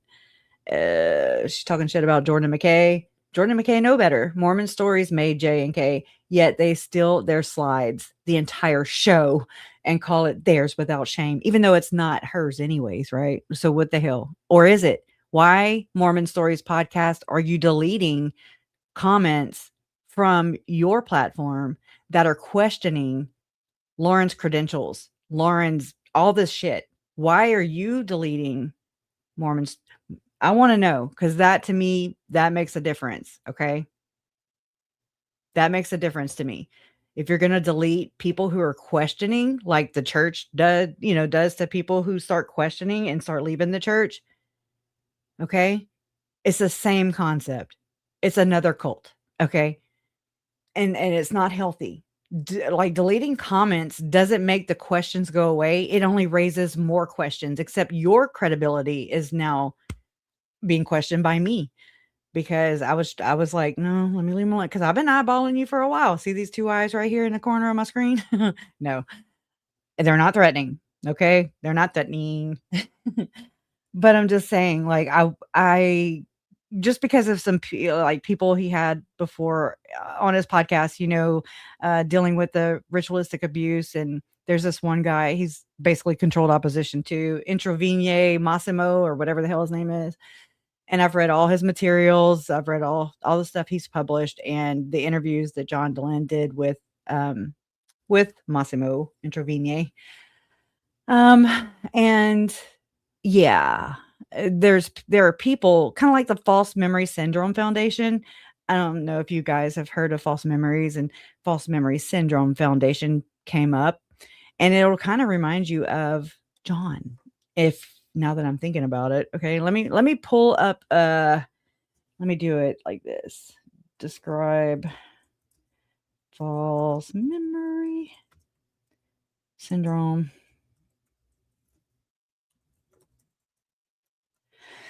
Let me go into AI mode real quick.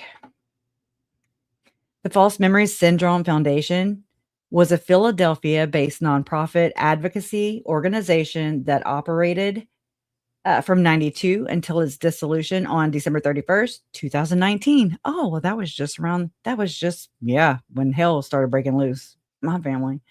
It was founded by Pamela and Peter, I forget how to say it, Freyd, I think it is, after their adult daughter, Jennifer, a psychologist, accused Peter of childhood sexual abuse, an accusation the parents vehemently, denied.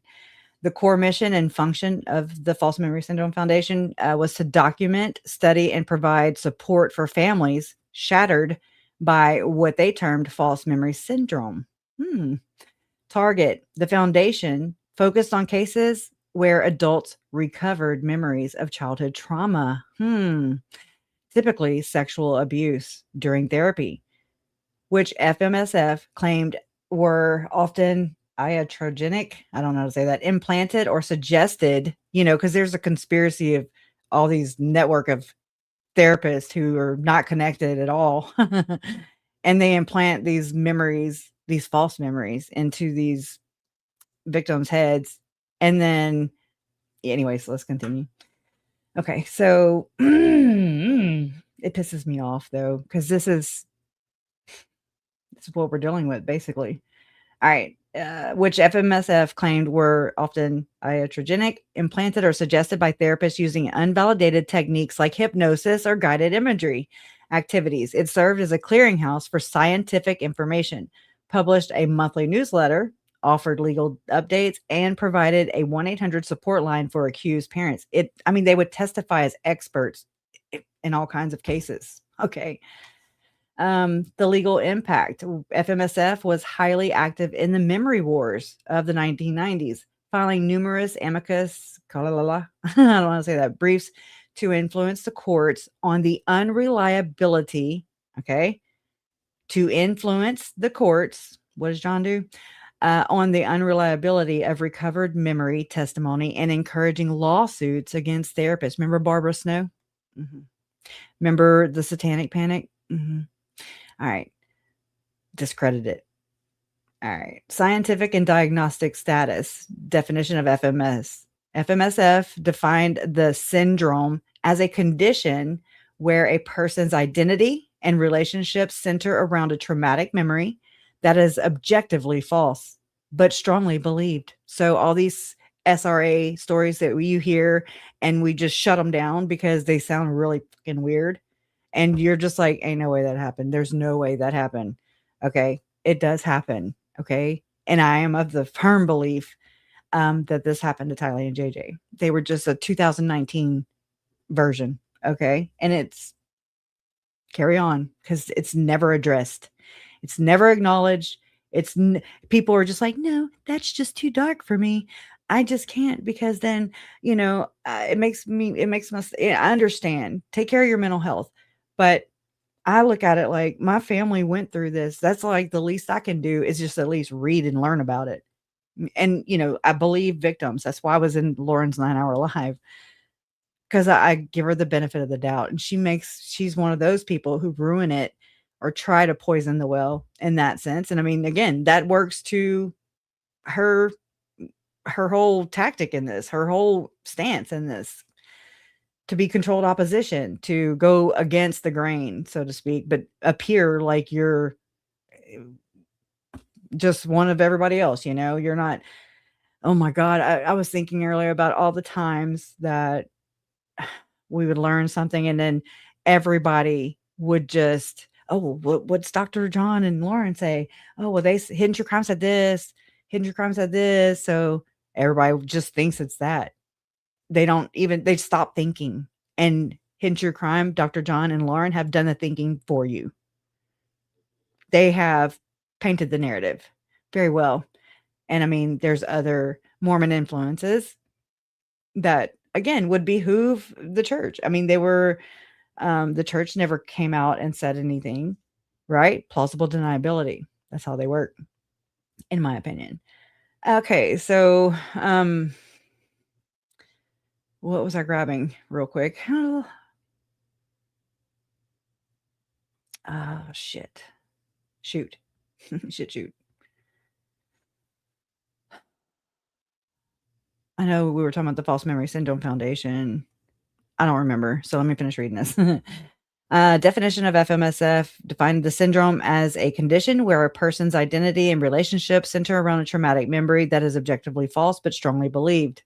Believe victims, y'all, till they give you a reason not to, just like Lauren did. Medical recognition. False memory syndrome was never accepted as a legitimate psychiatric diagnosis and is not included in the DSM-5 or ICD-11 scientific, but it did a lot of damage. Okay.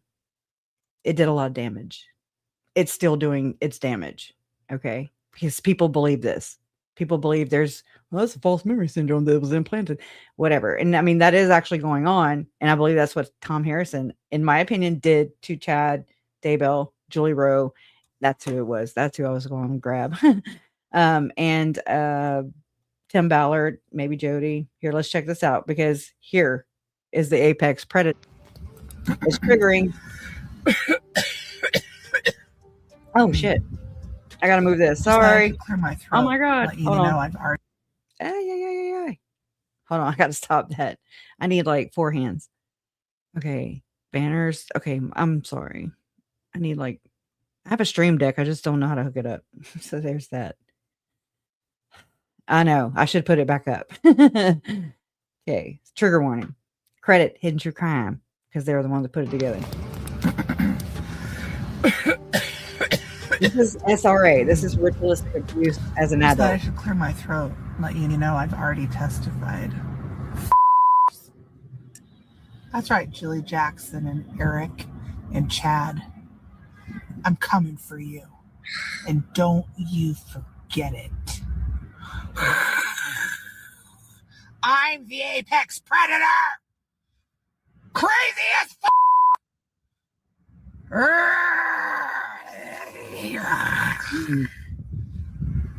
My name's Julie Rowe.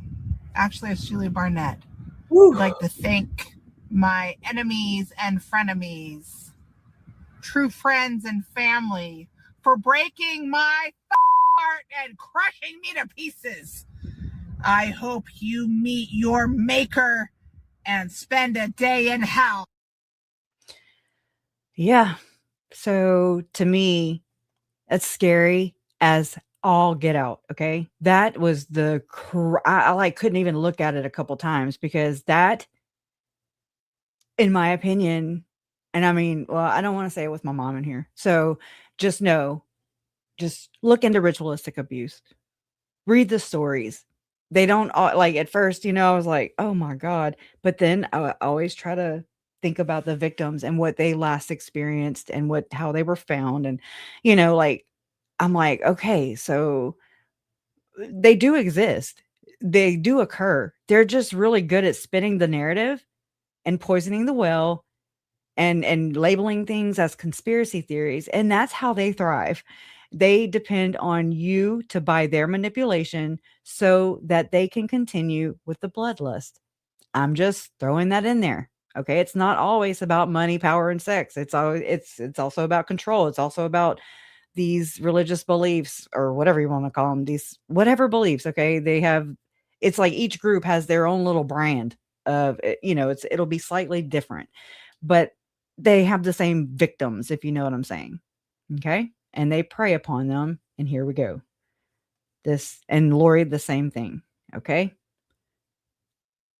And look, I even have pictures of Julie pointing to this little symbol on this hat right here. And you call it what? The devil horns? Yeah. So signs and symbols, it doesn't hurt you to consider them or just to be aware of them. You read body language or you look into, we communicate what 75% is body language and facial microaggressions, like micro expressions. I'm sorry. And I mean, okay, so what was like, oh no, you can't look if they're doing a triangular sign. Oh yeah, no, that one's off limits, but all the other ones, those are legit. Okay. It's like, who made cuss words, anyways, whatever. Just can't. They're doing it right in front of our faces. And I believe that Tylee and JJ are part of the many, many victims who are no longer here to tell you differently. And the ones that are here trying to tell you, you're not listening to them. It's complicated. Crazy as Yeah, we'll leave on that one. Okay. That is wild. I'm sorry, but it's important. It's important because it's a reminder. Woo. This makes this look like kindergarten now. The police have not called you. Your attorney is not needing Your attorney is not needing to clear up information as there is none, or there is none. Well, we'll see about that. Because do you remember what happened next, everybody? Because we'll get into that.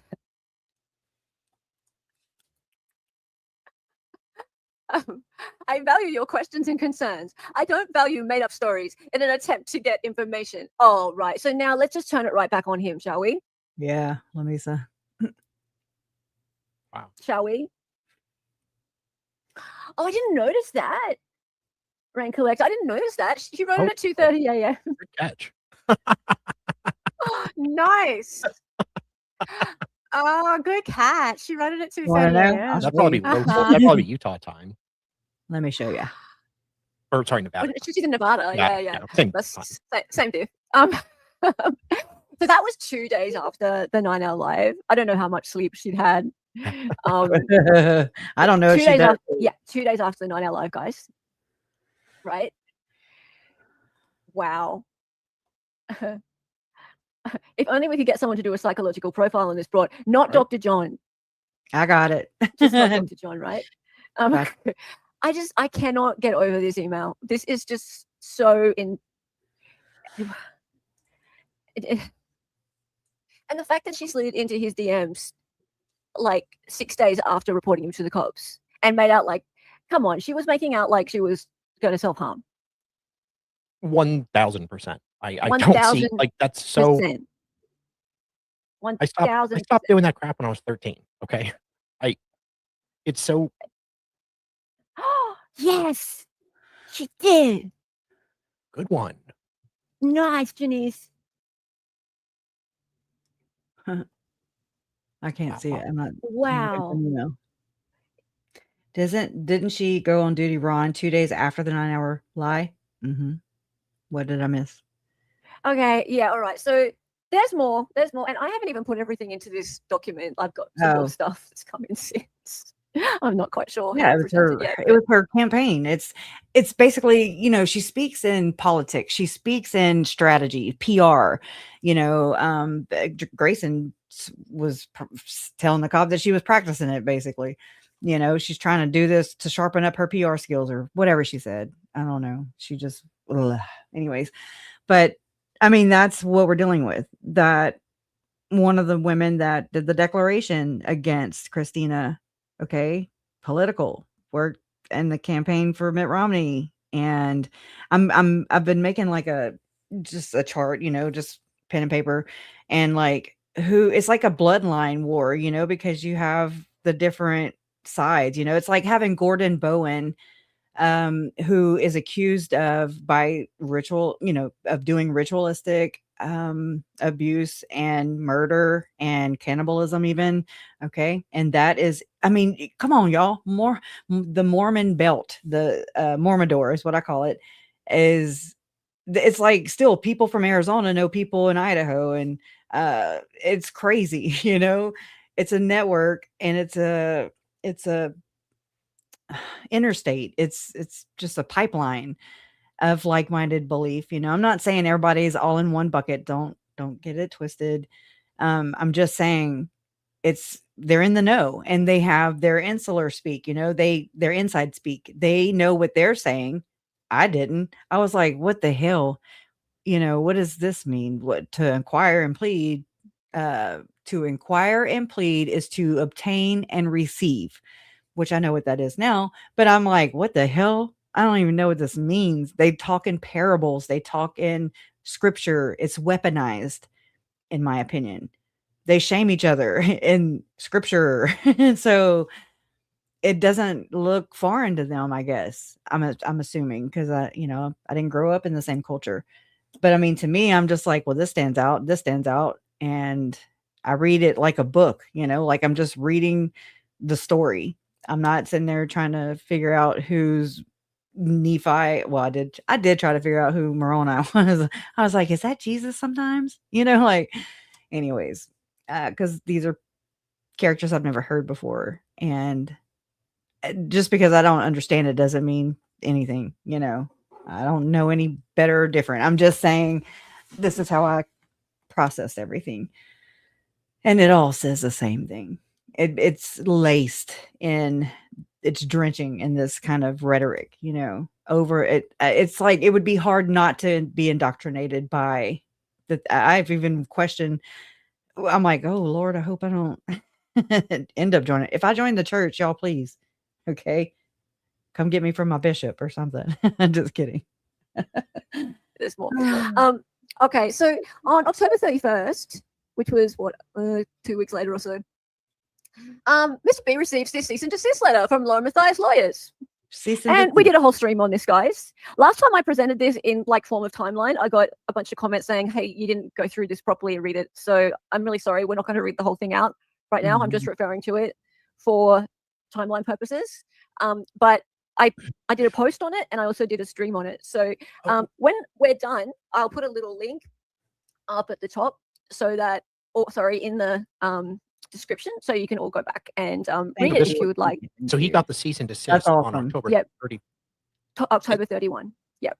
And she was still talking to him like 2 weeks before. No. Yes. And no, he hadn't done anything between then. Okay, so as far as she's concerned, he had been rabble rousing in Hidden True Crime chats. Because he runs Hidden True Crime chats, and Hidden True Crime chats is full of people like saying nasty mean things about her. Right? Now, if anyone's in here that actually follows Hidden True Crime chats, his posts are very much about revealing public records. Right? So whenever he posts, it's generally something like, oh, here's an email from Bobby Joe saying, hello, worker bees. So it's stuff like that. I don't like that term. That's generally the kind of stuff that Bright Breakfast puts in Hidden True Crime chats. So that's the kind of stuff that Lauren really doesn't like. Oh, hold on. But I mean, it reminds me of Joe Schmo, because he was like kind of referred to as the document guy, and I'm just like, okay, I appreciate people who do pull FOIAs. I do. Because I mean, I had no clue. Everything was brand new. Right. But I just remember that little detail, because there were times whenever he would share documents that were published by Lori or whatever during the Arizona trials, and he kind of got a kick out of that, I think. I'm not gonna just like say flat out he never says anything bad about Lauren in there. He probably does. But Well, it he doesn't doesn't. I mean mean, now he does. I don't blame him. I I encourage don't know him. if it was but for cease and I'm desist. Really. kidding. sure. But I mean, it's the cease and desist doesn't have any merit to it anyway, as Well, no, it just pissed him off. I it imagine. just pissed him off. But in the meantime, so just put things into order, right? In the meantime, so that was October 31st, right? In the meantime, what happened was Mr. Breakfast's employer receives this email from someone called Veracall. Very cool. Oh, Yeah, so this happened in between. So I remember guys who've Andy been following doing a this deep would dive on know this. that he got Nick. his lawyer to send a response letter, which was magical. But in between the two things, his employer received this. So, dear his employer, I am writing can't believe anonymously that. as That a is concerned so jacked individual up. with direct knowledge of contact by your employee that may violate company policies, expose your company to reputational risk, or conflict with his professional responsibilities. He actively operates multiple online personas, including, and there's his ex account, Ben Smith, a full-time subreddit, Hidden True Crime Chat, under Reddit username Bright Breakfast, and Hidden True Crime Chat and user Bright Breakfast, because there aren't any part-time ones. And these platforms are managed extensively and appear to consume significant time and attention, raising questions about their impact on his duties at your company. Public posts on X further highlight his disruptive online behavior under these aliases, accusing him of doxing, including an elderly widow, infiltrating private Discord groups, which, that's what. An elderly widow? Wow. To publish confidential conversations, misattributing legal documents, and rabble-rousing in high-profile criminal cases. I don't even know what that means. So There are people that that was do sent to his that. employer. And by the way, if you didn't watch my video on this, it's called HTC, Please Stop. Oh, yeah, I remember that 33-second video clip that was referenced, that is a video of him as a minor that was trolled from his old Facebook page by some trolls of Lauren's friend Mandy Matney, who runs a podcast called Cup of Justice. And they decided they did not like Mr. Breakfast a few years ago because he found public records that embarrassed Mandy Matney. See a pattern here?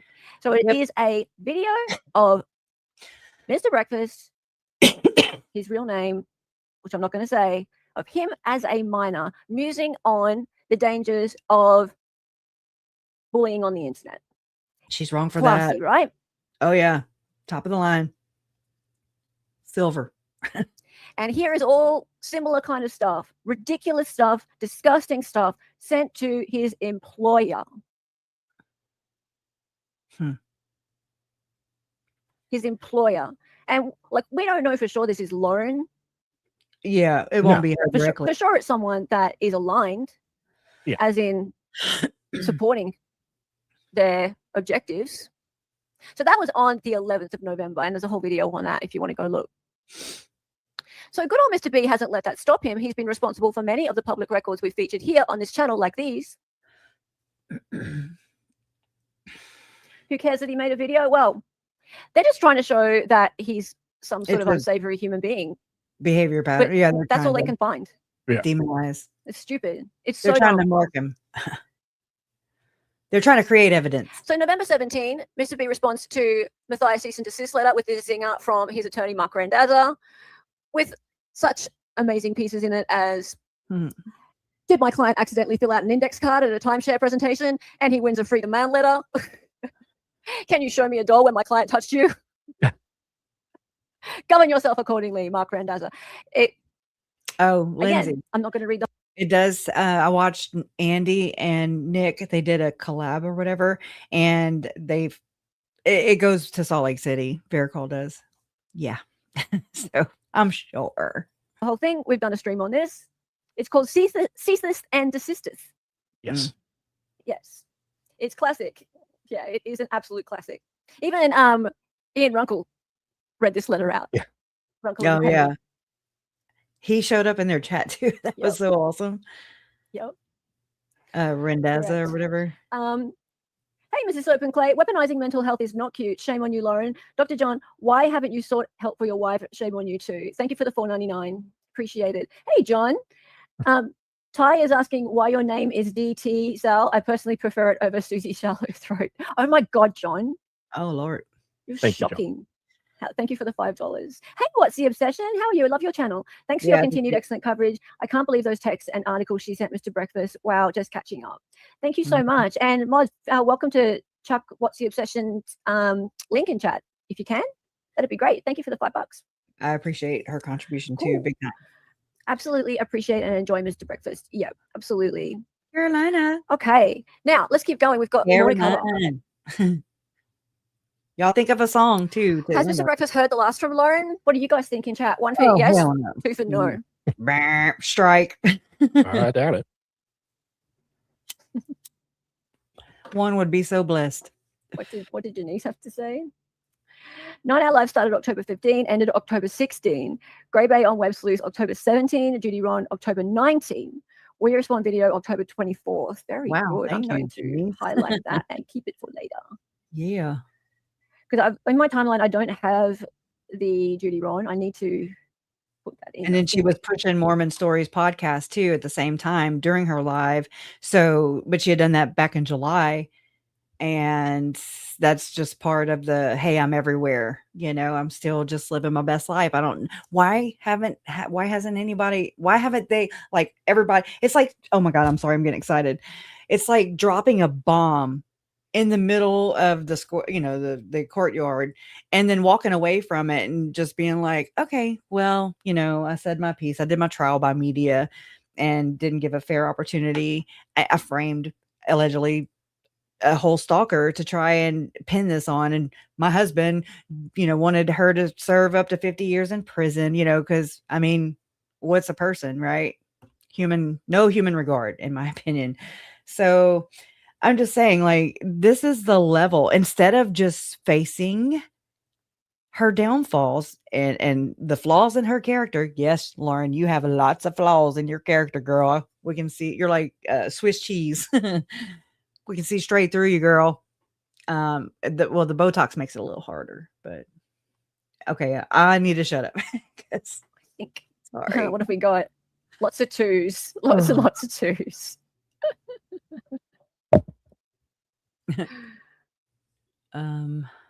So what about those text messages, hey?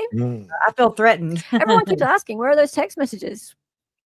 I know people keep going, where are those text messages? She really surprised me, though. I was like, oh, shit, you got the damn text messages. And then I was like, oh, God. But I was behind everybody in chat. So I was kind of reading the comments while putting on makeup, while trying to, you know, clear out my computer and then trying to process by listening.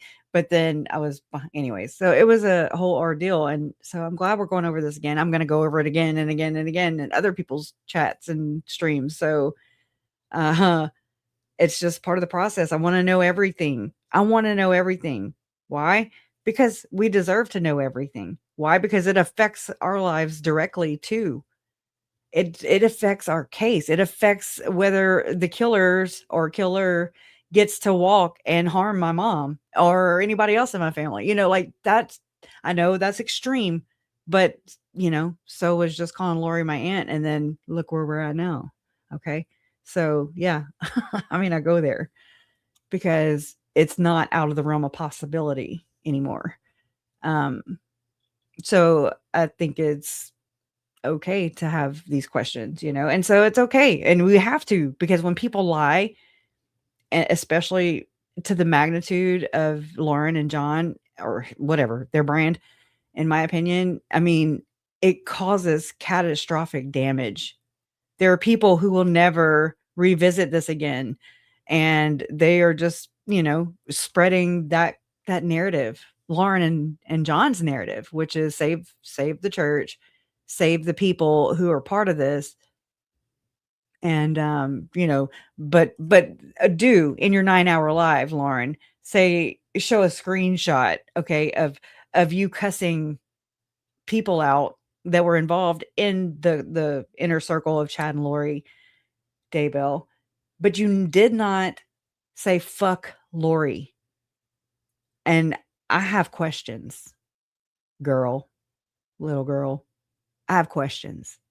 Why are you going to say F everybody? Melanie Gibbs, Alema, Melanie Boudreaux, David Warwick, but you're not going to say F Lori Daybell? Why? Pen pal? Where are they?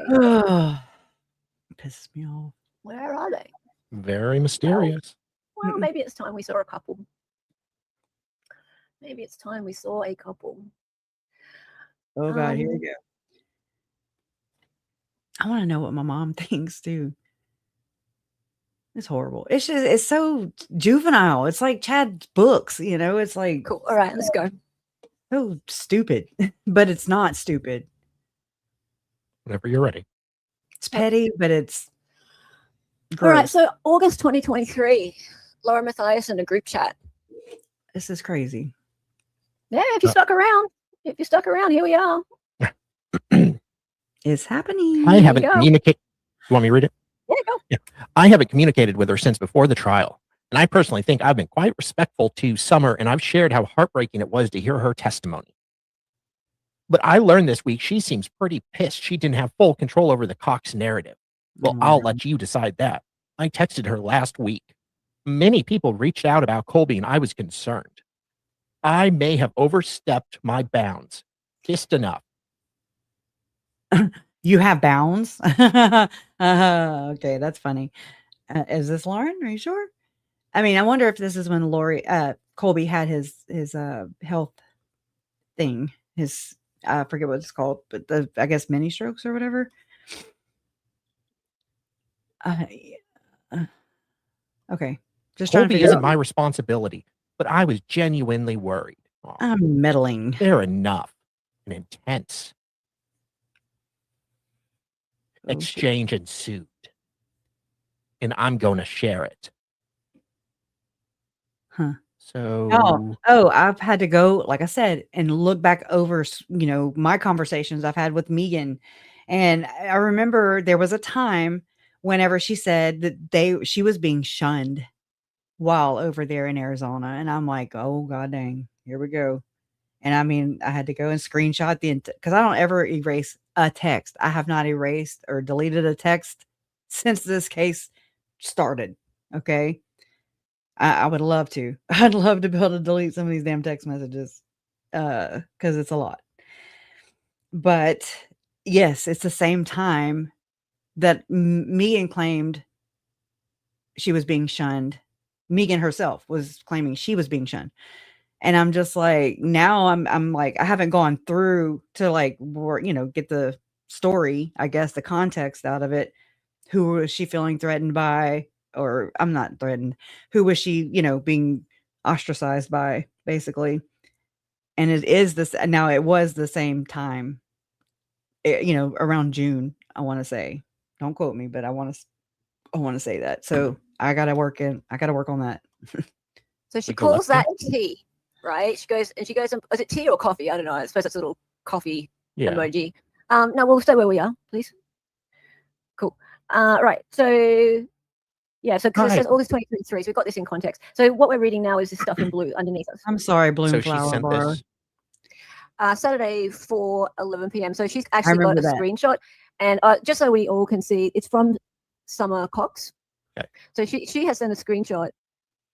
Yep. Hi, Summer. Yep.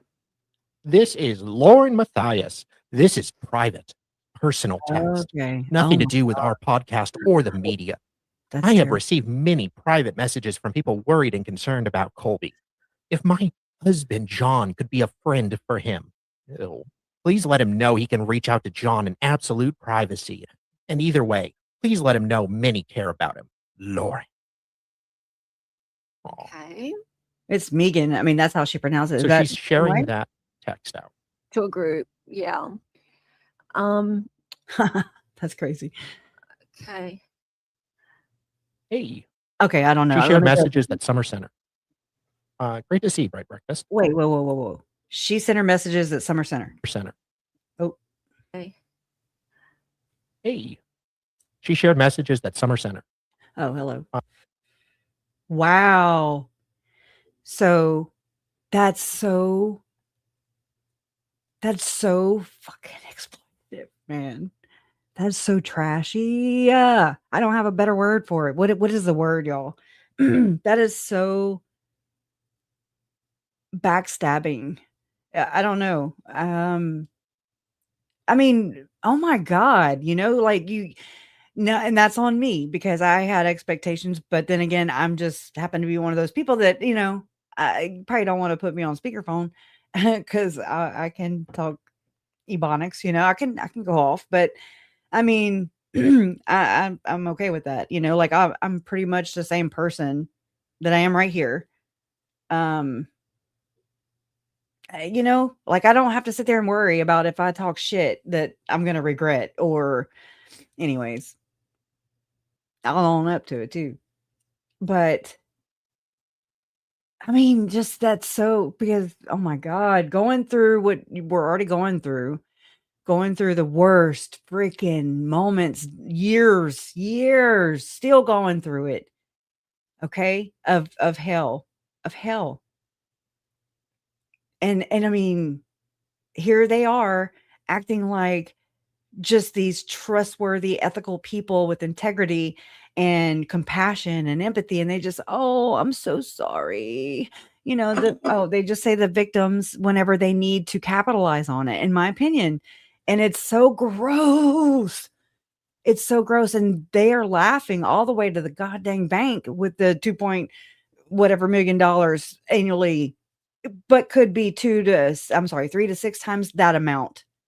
Just allegedly, I haven't seen her bank account, but Dreamfeed Media did a jam up job and I'm so grateful for her contributions. Holy cow. Let me hush. Great to so see we you, can get through Grace. it. Just a minute. Oh, yes, you said messages that someone sent her. Just a That's second. wild. I think I might have the wrong So, one. I mean, how many of my, I don't know how much my parents or my Uncle Jerry, I don't know how much anybody else that I'm related to or that I've come to love, I don't know how much they communicated with this lady. And I mean, did she share them? I mean, that's kind of a dumb question because, right, the person that's talking about other people is talking about you as well. So Right now, can you just hang on 2 seconds and I will, oh, that's so betraying. Just reconvene for 2 seconds, please. Thank you. Carry on. Sorry, All guys. right, I'm going to bounce. I know this was kind of a gap here. Okay, so. Oh, I think I hit it. Welcome to Chat and Ride. Yes. Mr. Breakfast. How are you? Okay, so she shared this one from Summer. It's just a screenshot, right? And then she goes. Oh, shit. I was going to read it. So this is, hi, Summer. This is Lauren Matthias. This is private, personal text, nothing to do with our podcast or the media. To me, that's saying, hey, confided, right? You can confide in me. Vault. I have received many private messages from people worried. Okay, she read this earlier, I think.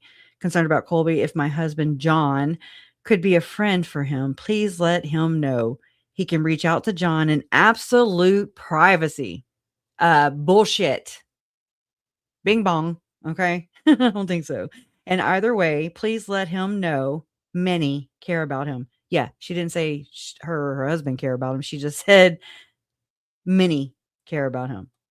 This one from Summer. It's just a screenshot, right? And then she goes. Oh my gosh. That could diagnose her. As far as we know, some, I think docs, whatever. Oh yeah, the docs. I remember the Steve Cope docs. Blank bit. We've official diagnosis. Lauren says she did have blank. We always state that. Where do you state that at? Janice had and blank. They're sharing. Oh my God. We've heard from people privately that Lori did as well. Yeah, I remember seeing that screenshot. I got it somewhere in my hidden gems, if you will, of y'all publishing that on your Patreon, actually. It was, let me see if I can remember the term, schizoaffective disorder or something like that. Correct me in the comments. I think that's what it was. I'll have to find my receipt. And they also diagnosed my friend Jen, who they also blame for hacking them. And she's the one that got hacked and ran off of YouTube. I feel a little fucking salty over that. Triangulate. That could diagnose her, as we know. Abuse. Some docs, and then some stuff is redacted. About an official diagnosis. Yeah. Mhm. And This she keeps pisses me going off. on. Keep going. Lord. She did have Blink. We always state that. Janice had heard and Blink. We've heard from people privately that Lori did as well. So they're speculating about medical conditions that Lori had, it sounds like. And then others in the yep. Oh my God. Keep going. It's fine. We'll work it out. Even April said Lori had Blink. Privately to us, April told us that. Privately is the key No word. documents say she didn't have Blink. I was going to let this go, but I got pissed. Especially as she threw in this idea I was wanting an interview. What? Okay.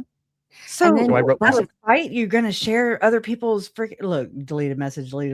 Oh my God. What a bunch of messages have been deleted. Oh yeah.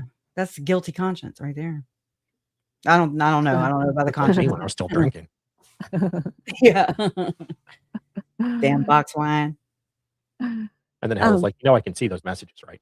You used to delete all these messages, and I'd be like, I can see you've deleted all those, right? That's why Friends, let's all purchase poorly designed chintzy Mandy Matney merch because I have zero shame. Let's just throw Mandy Matney under the bus. Okay, so let's all purchase poorly designed Mandy Matney merch because I have She's one to talk with her fucking fanny packs, okay? That's all I'm saying. zero shame. My friendship with Gigi hasn't gotten me anywhere. And it won't. Why? Because she's legit and too legit to quit. Anyways, because she's genuine and you're not. What? What was it supposed to get you? They know it's her job. Well, every relationship is transactional. Not in a real media. So if you can't get anything from it, then they don't need you anymore. Right. Disposable. Wow. Lori I mean, Vallow. that's true, but you don't ever admit that. And you don't ever act like nobody owes you shit, Lauren. Okay, hang on. I think She also thinks her this, dad this may be a little bit further along. It might. She also believes in her dad's innocence too. So there's that. And anyways, not be the exact same part of the chat. So, oh, Gigi wasn't in the real news, Janice. Yeah. She got to be in the real news. He wouldn't make it to For real. CNN. Oh my God. Also, by the way, just let's put this in perspective. Remember, Mandy Matney is her good friend. Remember, Yes. so Murdahl. Boy, she's talking bad about everyone behind their backs except me. Yeah. My issue isn't what she is writing because I agree she has a disdain for the faith. It's her hiding it and using LDS members and an LDS host to promote her hateful book.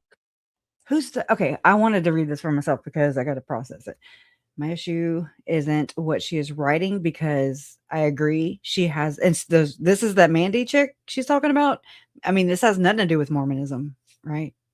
I mean, maybe Lori wrote a book that has to do with this case. But anyway, so my issue isn't that she is writing because I agree she has a disdain for the faith. It's her hiding it and using LDS members, her hidden gems, right?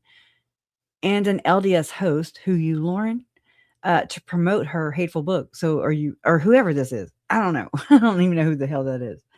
Well, it has to be Lauren. Lauren says she can write whatever she wants, but don't use the very people you're going to throw under the bus, which is basically her, because she is Mormon. Whatever. And she's a freaking. All right. Mandy is no different. That is why she likes her. Mandy is cruel. You stood up to bullies and pointed out important truths, and they now kick you. I hate it. I hate it. Clutching her pearls in her bed in the hotel. That was a very loud mattress, by the way. It was like the box spring. Y'all remember hearing that when she was lugging 15 different drinks?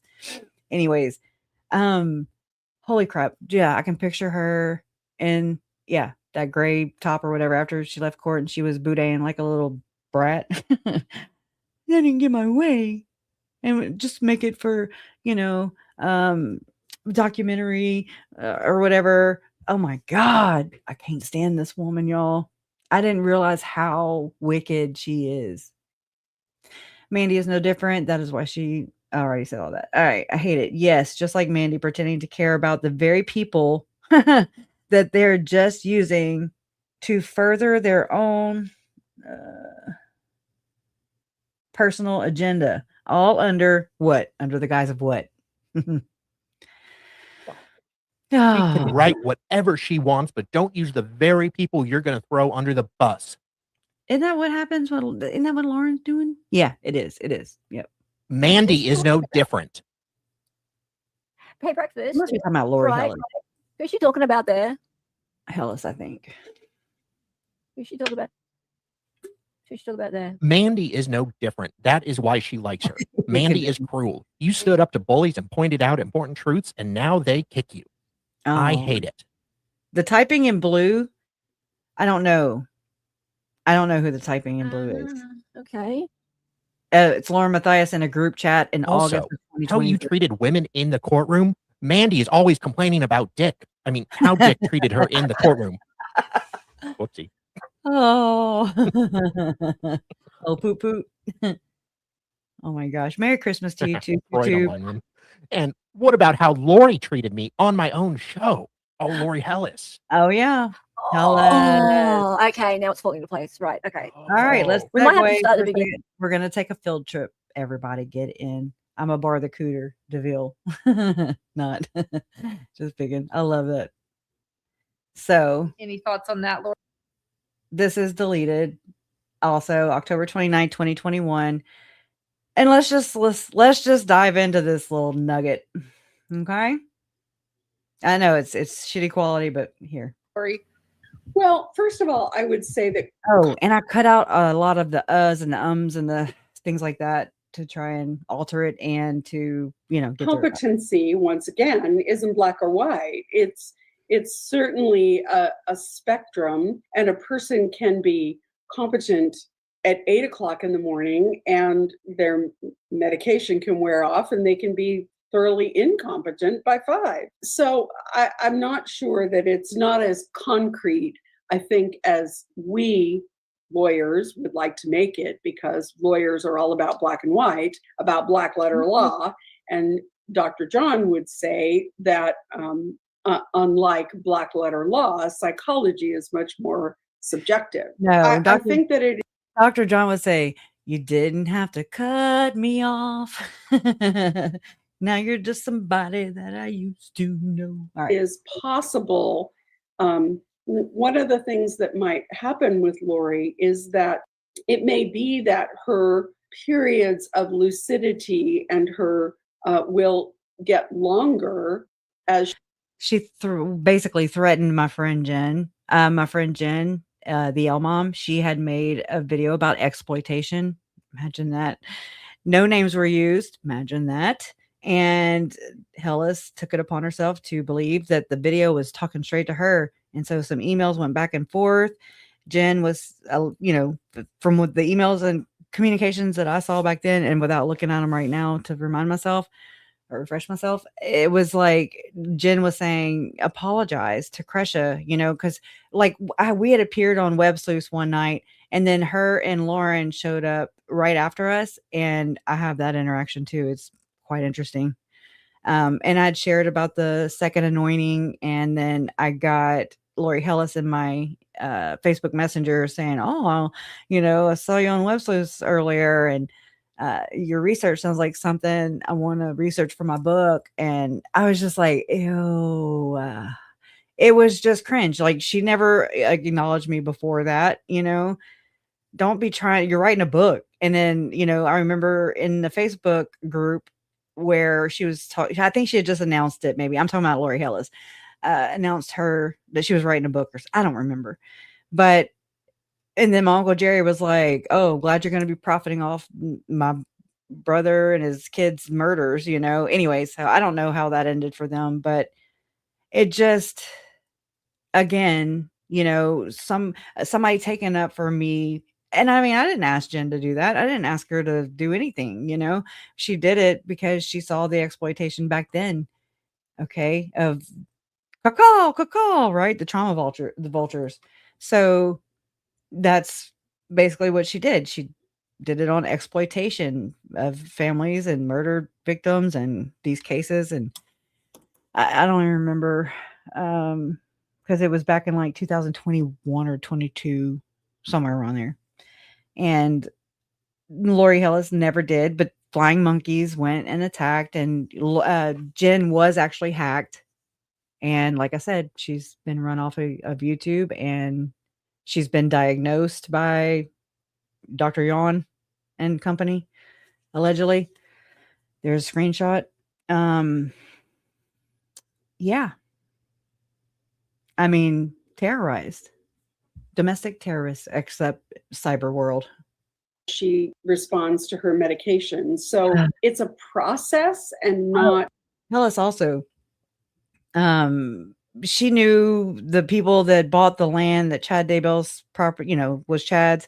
And she said a comment like, and this is already after the fact. So I was just like, oh my God, whatever, after the property was sold, she knew who the owners of this nonprofit were. And she's made a comment to the tune of something like, I don't care what Kay has to say, or something like that. And I mean, it's pertaining to, where Tylee and JJ and Tammy, I'm not related to Tammy, but this is where people were murdered and were egregiously and just heinously, like, they tried to erase Tylee's existence. Okay. I mean, they went ham on that little girl. They did this to a little boy, and they did this to a sleeping wife and mother and grandmother and friend. Like, they did this to innocent people who were you're supposed to be able to trust your spouse of 30 years, for Christ's sake. You're supposed to, you do trust your mom. You don't know any other way. That is your mom, your dad. You know what I'm saying? Like, not Chad, but you know what I mean? Your parents are your parents, and you trust them because, I mean, first off, they help you. I mean, they are the reason you sustain life and learn things and learn, to fly when it's time. And I don't understand how betraying that was. And Charles and Joe, I mean, just these people wage war against you, but they're smiling to your face while they're stabbing you in the back, and then getting other people to come stab you in the back. Like, I picture like prison, okay, where they had the little shanks and they stab you like 1,800 times, in like 2 seconds. And you're just like, what? I didn't even know we were fighting, girl, because they're passive aggressive. They just put on this, it's all about appearance. They don't deal with their issues, with the pressure, with all the regular problems just for regular people, every day, every human. Okay. But then the Mormonism expectations and all the things. Okay. And I mean, it is a ripe petri dish for this to continue, and don't think it's going to get better. It's not. But I mean, we need to be aware of it. But yeah, so that's a long way of telling you all that. Sorry. One day she wakes up and she's competent. Lawyers look at it that way because we want a judge to say, okay, yesterday she wasn't incompetent, today she's competent. But I think Dr. John would agree that that is much more of a process-driven occurrence, and that it is a much more subjective kind of determination than lawyers would want to make it. So, yes, it seems that she. Uh-oh. Every day I'm buffering. Mm-hmm. Thank you, SueTube. They have it too if they just open their damn eyes, and quit looking at this like it's turf war. It's so stupid. Oh my gosh. Okay. Oh. That Mark means is trying to play both sides of the competency issue. But it is also possible that Lori has windows of competency that occur periodically. And during those periods of competency, oh yeah, look at that. He may have really right here. Now listen what Lauren says. And this says yes. And if Chad has been X'd, this is the logic here, okay? If Chad has been X'd, it is a good bet that Lori has also been X'd, almost guaranteed. And no, that is not correct. And yes, Chad was disfellowshipped or whatever. I mean, I have the documents, court TV. It was leaked to court TV, blah, blah, blah. But I mean, it was after the murders, after he actually went, it was the second day of his preliminary hearing in August of 2020. And the jail didn't give him his mail on time. And like he could only open it up whenever John Pryor would come to visit him in jail in Fremont County.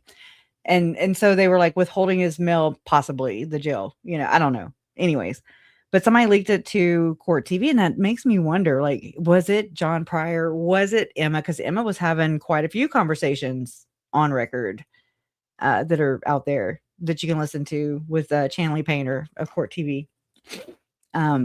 Anyway, so I mean, it's just why, like, what was the purpose of making that public?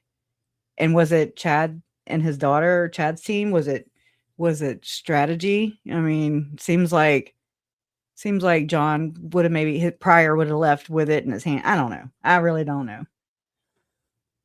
Sometimes it could be used as insurance, but they also, back in the day, I mean, even since Joseph Smith's founding of the church, they did fake excommunications. I can show it to you. Yeah. Fake excommunication. It's just for appearance purposes only. So this is wrong. Yeah, Chad, they claim, Chad was X'd, but Lori, no. She still had a bishop, according to her family. She had a bishop that was visiting her while in Madison County. Whatever. Everybody's entitled to it, but it's the church won't come out and speak on it and draw a line. Okay. And so they leave it up to their members of the church. Okay. Just like flying monkeys. Okay.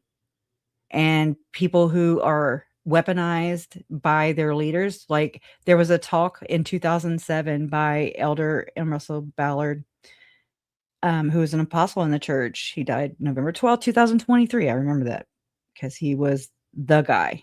Okay. And it was a BYU Hawaii graduation ceremony. And he, this is like 2007. How many times did we hear Lawrence talk about, oh, this is when my Google search came in handy, and I'm just like, okay, I just let my fingers do the walking, whatever. God, so, and I don't mean this derogatory, so gay, I'm just like, I don't know how else to say that I'm not using that as a slang word. Just like, I don't know, just It's so dumb. It's like vanilla. I'm sorry, vanilla. And just weird. But so 2007, you have the internet coming out, and they're not able to control where people are getting their information from. Their members, they want to. A lot of these members do not know any of this crap, and I mean, when they hear it, they turn it off. And they think they are born and raised thinking that they are the only ones on this planet that have the truth. The truth. Their prophet, their living prophet, is the only person on this planet, not the Pope, nobody else, that can speak directly to God and then from God's mouth to their ear, And so, a lot of people, like whenever you go to church, or if you go to church ever in your life, and you go there and there's like whatever the preacher is talking about, and then you're like, oh my God, I feel like God's talking directly to me. Like there's a spotlight that comes out and it's like beaming on you. You can feel the heat from it. You're like, okay, I promise I'll be better. Anyways, but I've seen that happen when the living prophets, these 15 men who are in the leadership position in the church, they are they're the brain, of the church, and the mouthpiece as well. They're the medium, and they stand between a person and God. You cannot get to God without that middleman. which is so gross. Anyways, but when you're taught this, that you're the only one with the one true gospel, the one true church, all the things, one true prophet, and that everything is true. If anything that says it's true in like the I guess title or whatever, like, I know the church is true. Like, if you got to tell me it's true, if you got to tell me you're a good person, if you got to tell me you're true, no, I'm running away. I'm running the opposite direction because you are in fact not true and you're trying to sell me some shit. And a lot of people buy it because appearance, right?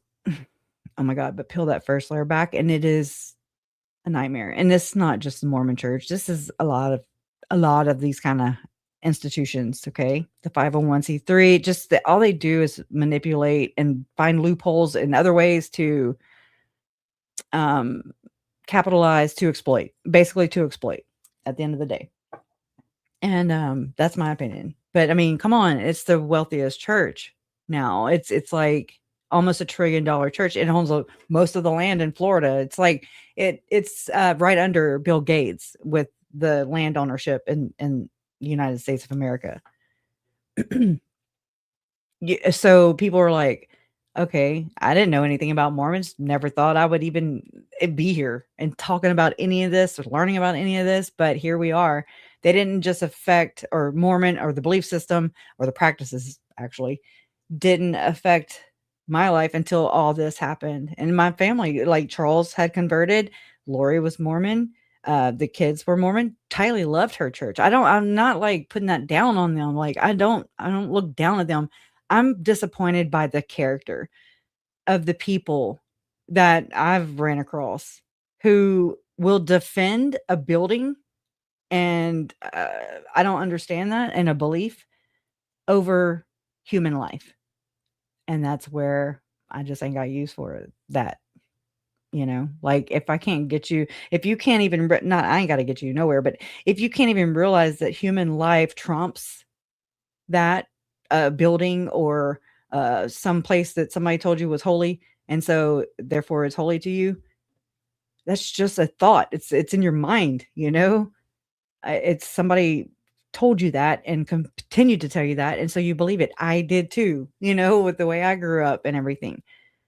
But mine was, I mean, I was raised Catholic. It wasn't like high demand or anything, but don't think that extremism doesn't run in my family, because it does. Big time.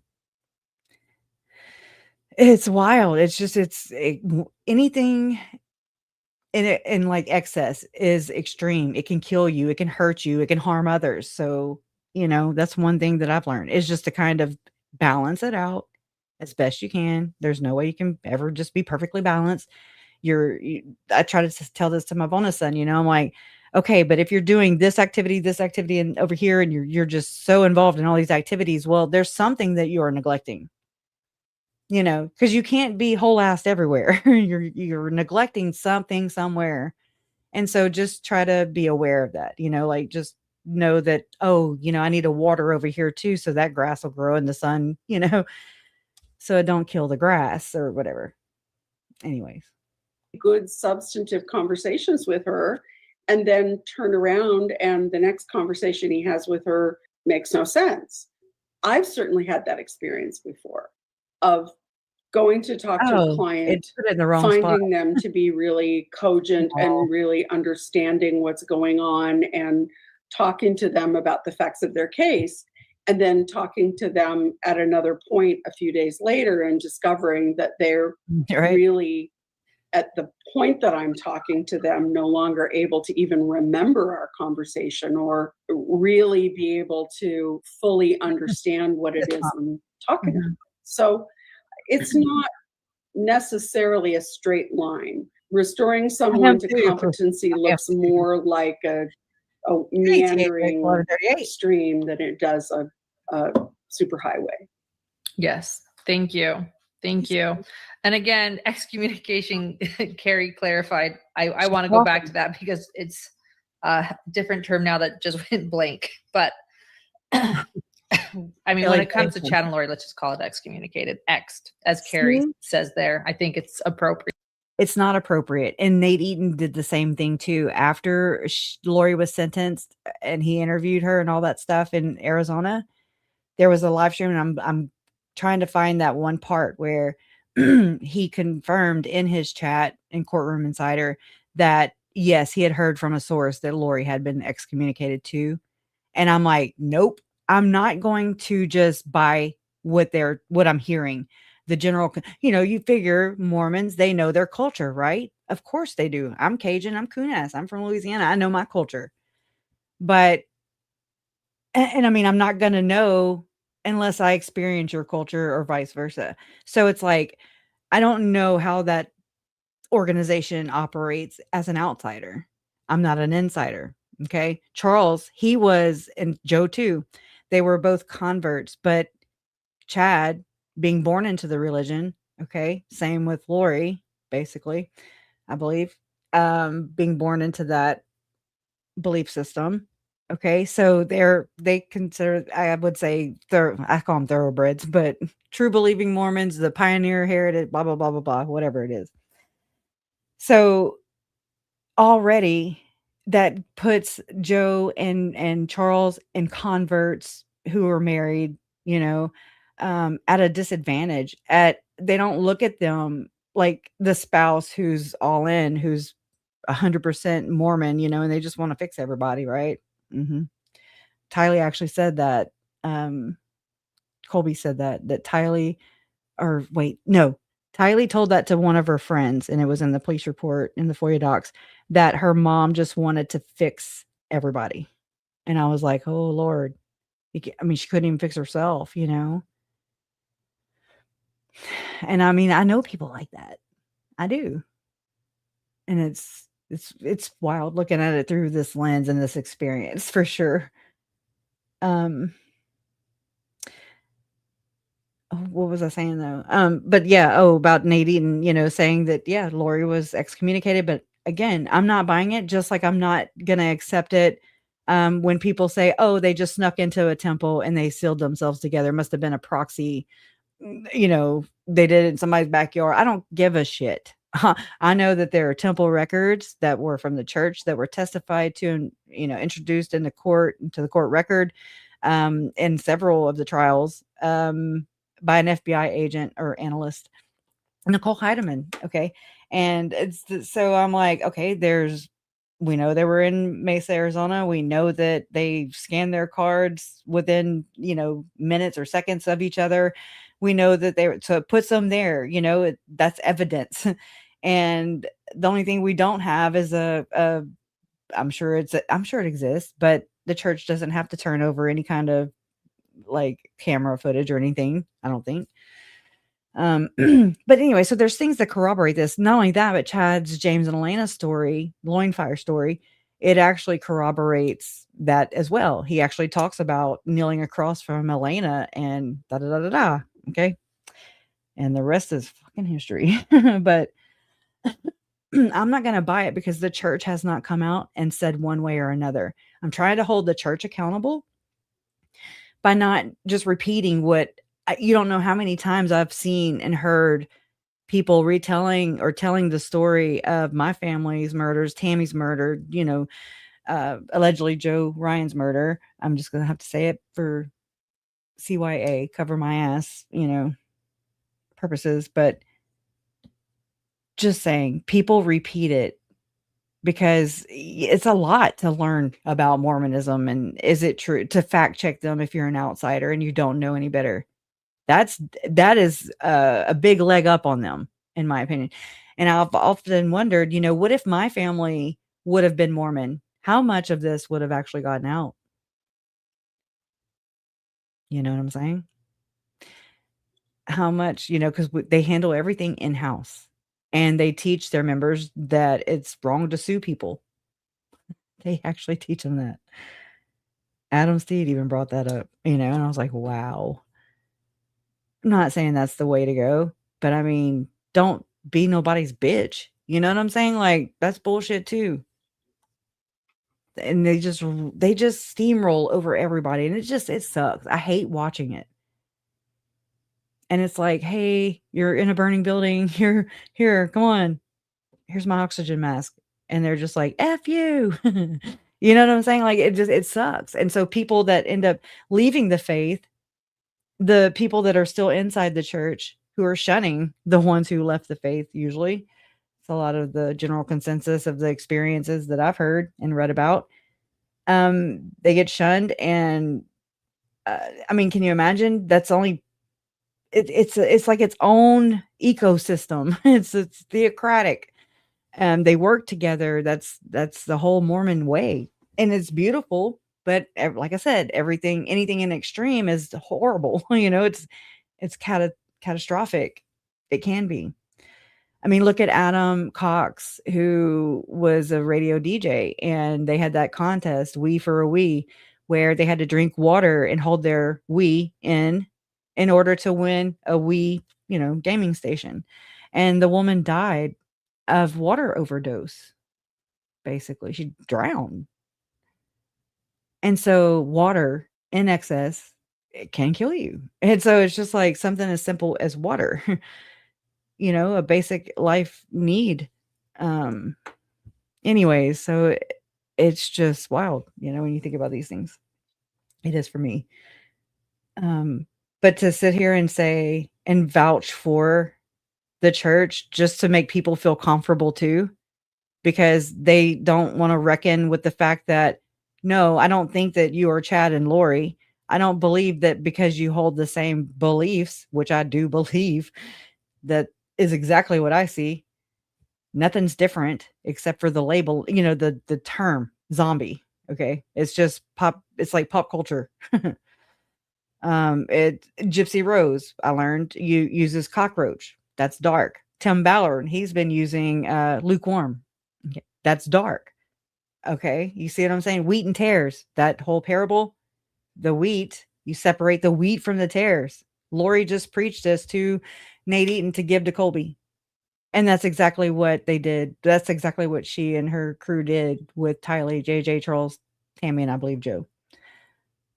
And so it's dehumanizing and it's marking somebody as dark.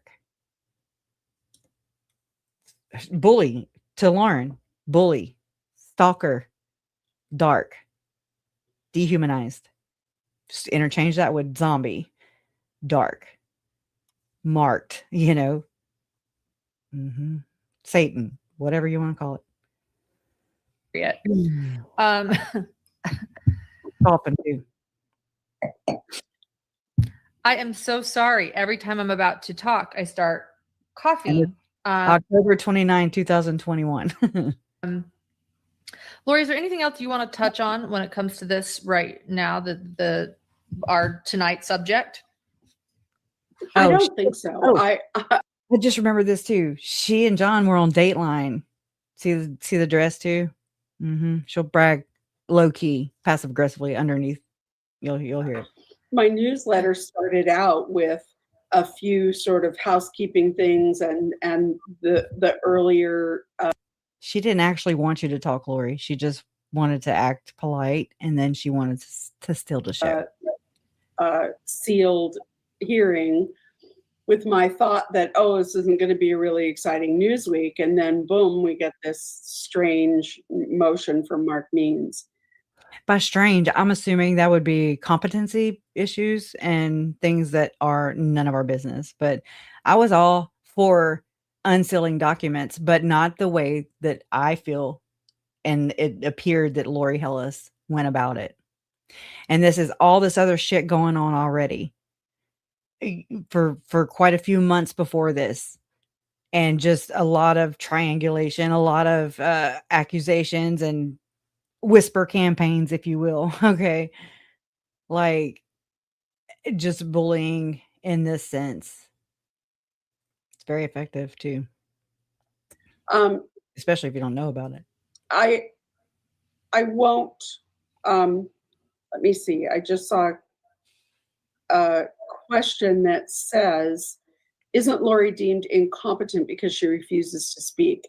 That is not my understanding. My understanding is that, if anything, she is saying things that are very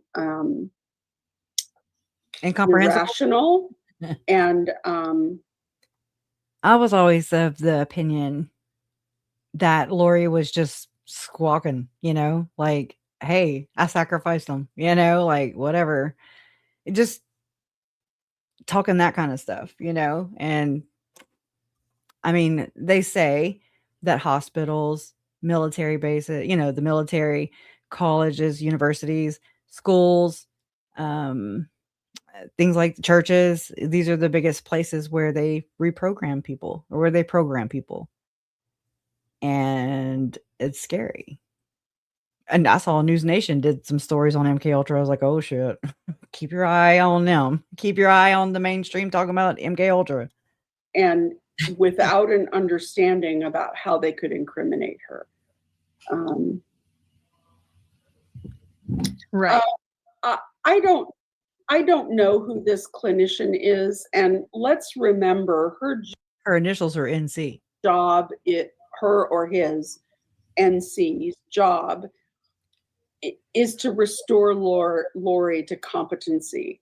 Is it to assign homework to her to call and get a new lawyer? And then by that, she ended up talking to Curtin McConkie, partner, or, in the firm, Daniel McConkie, same last name as the firm. That's the church's, they use that one to basically the 1-800-LDS helpline. It goes into and is intercepted by people who, I think they volunteer for that position actually, which is wild.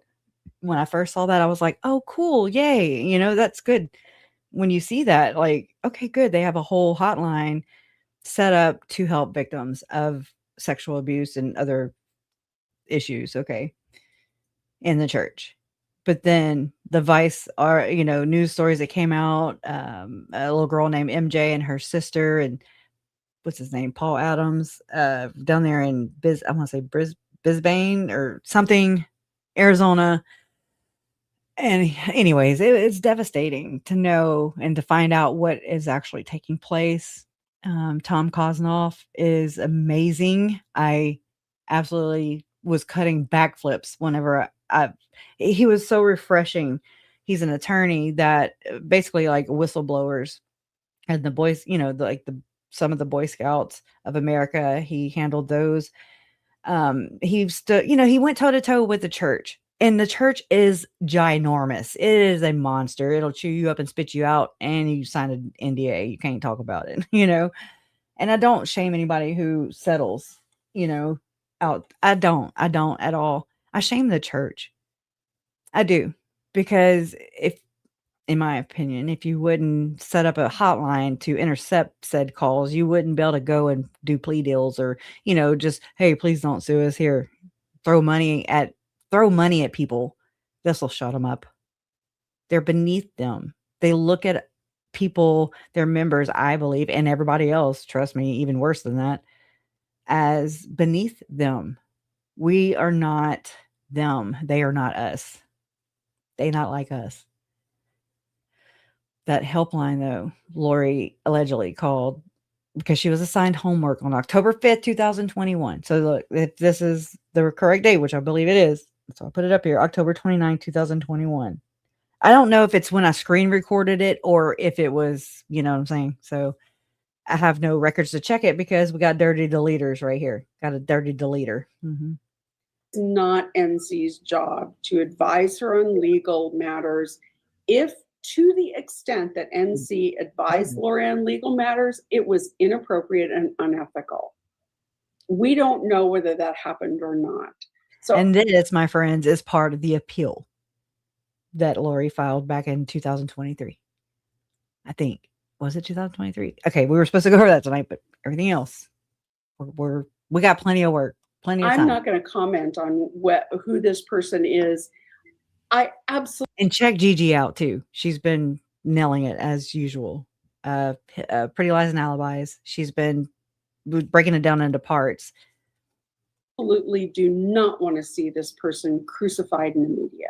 I think that is a really inappropriate approach to this case. If in fact NC did something that was unethical, I believe that it should be dealt with within the Idaho Department of Health and Welfare, and it should be dealt with there and certainly not in the media. We all have seen how incredibly painful and difficult it can be to suddenly find yourself plunged into the spotlight. Well, then don't put yourself. I don't think we have to look any further than Kay and Larry Woodcock to understand how hard, and Kresha, to understand how hard it is to be plunged into that media limelight. We were in the chat.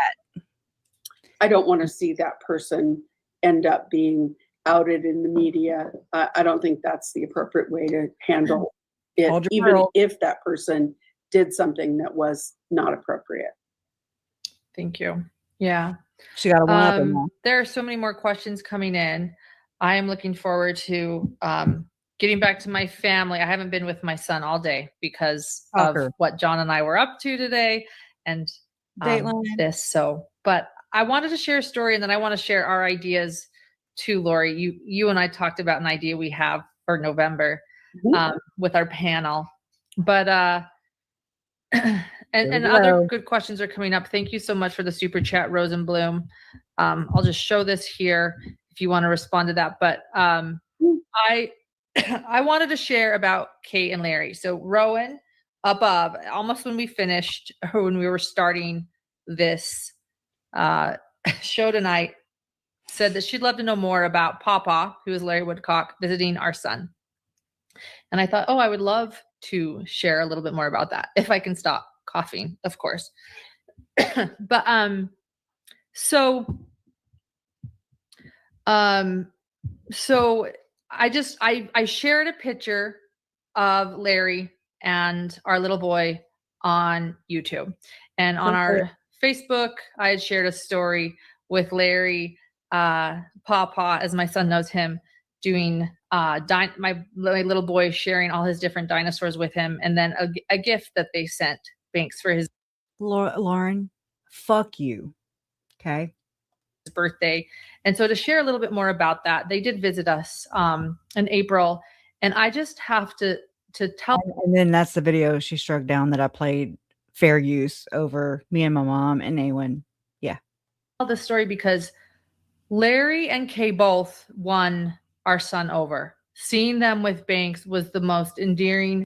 You heard that, right? I didn't bleep it out because I'm not, won our son over. Seeing them with Banks was the most endearing thing. But Larry Woodcock, Papa, is like a toddler whisperer. That man, he got our little boy's attention and admiration and love so quickly. He still, to this day, she'll say, "Where's Papa? Is Papa coming in? Have you talked to Papa?" And I just want to say, sorry for her, dude. It was really, you couldn't not think of JJ and the wonderful grandparents that these two are. And I just want to share that really. You just want to talk shit on them, touching story. They have been Look, so sweet. And this is where it pops up. That's how YouTube used to be. And I was like, I started typing. And then Banks calls Kay Woodcock. Papa and Kay Woodcock. And they are such good, kind people. And I guess I just want to share that to not lose sight of the victims. They loved JJ so much. Everyone should have grandparents like Kate and Larry, and JJ loved them so much. And let's see what this is. This is my video, by the way, so just know that. Oh, you know what this is? This is a tow truck. That is cool. No, is that a tow truck? I told you so. That's a corny joke. Oh, that's a heavy rescue. It got towed. So that must be a firefighter's truck. Let's see what this is. Yes, that is cool. That is really cool. Does the hood? Does that fly good? No. Banks, does that fly good? Your plane? We tried to do a paper airplane earlier today, and it was bad. So I'm glad you got a You regular know what that one. is? I worked on airplane. What? Uncle died in a plane crash in Joplin. That's a news truck. You know what they used to call them when Pawpaw was here? That's a love machine. Never mind. That drone was living all the time. Tell your daddy that. Daddy, that is a love machine. Oh, no. That's a Scooby-Doo van, Pawpaw. Was this a shaggin' wagon? It's a shaggin' wagon. The mystery Oh, machine. and you know what this is? Yeah. That's a VW, a Volkswagen. Oh, yeah, girl. When You gonna turn it back on Pawpaw me, Kirsten? when Pawpaw was little, like you, Oh, God. Yes. everybody had a Volkswagen. Okay, this all smells so delicious. Like, Right. Thank you. I'm like, That's Sarah's voice. You can hear. I don't So, want to eat the snacks because I'm. So what That's a are you doing? machine. Nani's recipe? Station wagon. No, I'm just doing mine. Thank God. It's nice. I don't like my Nani's. you need your mixer. My mixer. No, that's Oh, what the hell? Uh-oh. The powers that be. No, I'm kidding. Come on. No sense. I haven't worn it in 2 years. Well, I'm so happy. Talking about her dress. bought it, and I'm like, I don't know. I wonder if we could take. Oh, yeah. Let me take a picture of it and I'll try and find it. Tiff found it on Amazon. I know, but hey, I'm not Tiff. I'm not. Come on, turn around. And it's got pockets. I just wanted to share that. I saw that question that someone wanted to share a little bit more about that, and it was so sweet. They wanted to make sure to meet him before they left, and I just wanted to share that a little bit. I would say that I've had a couple of conversations with. Now hold on. Let's go back to this and watch this again. Thank Clip you. that Judy. Lauren Matthias took at the memorial for JJ and Tylee. That is JJ Vallow and Tylee Ryan. Now, there's more going on here than what we saw in my live stream earlier, than her just, bum rushing up on Kay. I think that she saw Kay come into the room and targeted her on purpose. Let's walk through the video together. Yeah, my mom was on the phone because I ended up. First, you're going to see filming it. Lauren walk into this room where the memorials are set up with all of the mementos of JJ and Tylee. And I'm going to show you the exact moment where I think she spots Kay Woodcock in the room. Oh, and I just met a hidden gem here, everyone. I'm keeping your privacy, but I'll come say hi. Caw. She has spotted Kay Woodcock. Now watch what she does next. And Kim, I just met Kim. You just said you were going to keep it private. I'll come say hi in just a minute. Oh, she'll talk to her in just a minute because she's got to go exploit Kay first. Oh, yay. It's beautiful. Here she is pretending she didn't see Kay, panning around to the other tables. She knows damn well what she's going to do and what she plans on doing. Here she goes in for the kill. Oh, the flowers are beautiful. Thank you again to Hidden Gems. Oh, and I saw there was one from a Facebook group too. Even though this is her second live of the day, she's so interested in this Facebook group bouquet that was sent. So much so that she's got to get right over Kay's shoulder and invade her I space. want to show you. She did not keep it moving. So Following it's this, they're no. called 50 Shades of Guilty. And that's Kay right there. Kay's daughter, Kresha, informed me that Kay was FaceTiming her son, Todd, who is JJ's dad. And was in prison. Okay. So they were not, it wasn't just the easiest, way to communicate. But this floored me right here. Showing him these arrangements. This is so intrusive.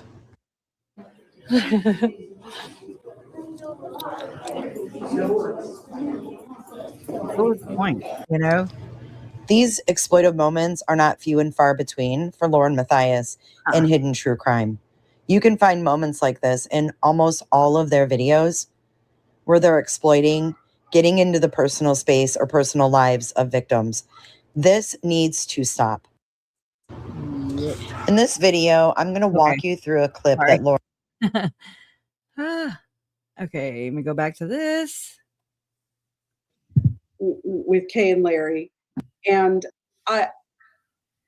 I think that I would say that they are every kid's dream grandparents. They are so loving and so delightful. And I know that Larry has told this story before. When JJ was first born, he was born to Kay and Larry's son, and he was born drug affected.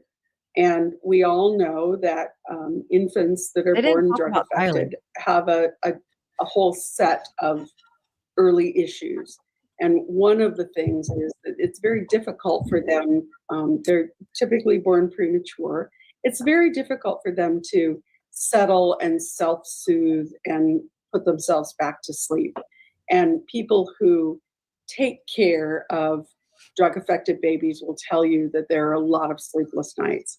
And early on, Larry was somewhat hesitant about the idea of he and Kay taking care of a newborn at their ages. But Larry tells the story of laying down on the couch and laying JJ on his chest where JJ could hear his heartbeat, and night after night sleeping with JJ on his chest, because that was the only place that JJ would settle and go back to sleep. And I had just had that precious image in my head of them and what fine and loving people they are. And they didn't. This is how this works, y'all. So I've seen this over and over and over again. That's not her story to share. I never shared it because it's not mine. That's precious. That's sacred. You know what I'm saying? It's not my story to tell. Like in the moment though, also you're vulnerable. I loved hearing them talk. I loved hearing, and I still do. I love hearing stories about my family members when they were alive. Okay. It just is special. I've got chills right now. But you know what I'm saying? Like, it's not my place to go and repeat that story. I never told the story about Larry believing that he was poisoned by Lori Daybell back in 2017. Lauren did. And I was just like, wow. I mean, I don't know if she got permission to or not. It just wasn't my place. You know, I mean, yeah, I could too. To make me more interested. You know what I'm saying? Like, I'm not an exploiter. I'm not going to hijack other people's stories or ideas or work to make myself look better. That's the difference here. So I'm saying red flag, learn to look for this kind of language, take your feelings out of it and just be like, oh my God, they're called storytellers. Okay. And they can spin the story and they like ingratiate themselves into the story. And then it is now their story and they are the victim. It's crazy to watch, but there's a fine line and you'll start to see it. I mean, I'm not saying I know everything. I don't. But anyways. Deserve this. JJ didn't deserve it. And we're all here in one way or another to see that justice is done for Tylee and for JJ. Thank you for sharing that. You're not jacking anything. You're not taking anything away from the victims. You know, when you say how it affected you, how it reminded you of a relationship, you know, that you've had. I think that's kind of what happens in all this. We relate and we connect with different, like in our case, it's like different victims, you know, some people connect with Tammy, some people connect with Charles, some people connect with Joe, some people connect with the kids, one or the other or both. And I mean, whatever, you know, love is love. Love is love. It's hate. It's the exploiting. It's the taking something sacred and then making it as your own so you can look like whatever it is, you know, you're trying to look like you were there. And it's very manipulative. I don't know what to call it, but I'm just kind of trying to point these things out. But that's beautiful what you said. I obviously didn't know JJ, but please let me Please allow me to convey just how much his smile lights me up in photos. I can't imagine your grief. Never, ever. Thank you, Colleen. I mean, yeah, it's wild. It's wild. And let me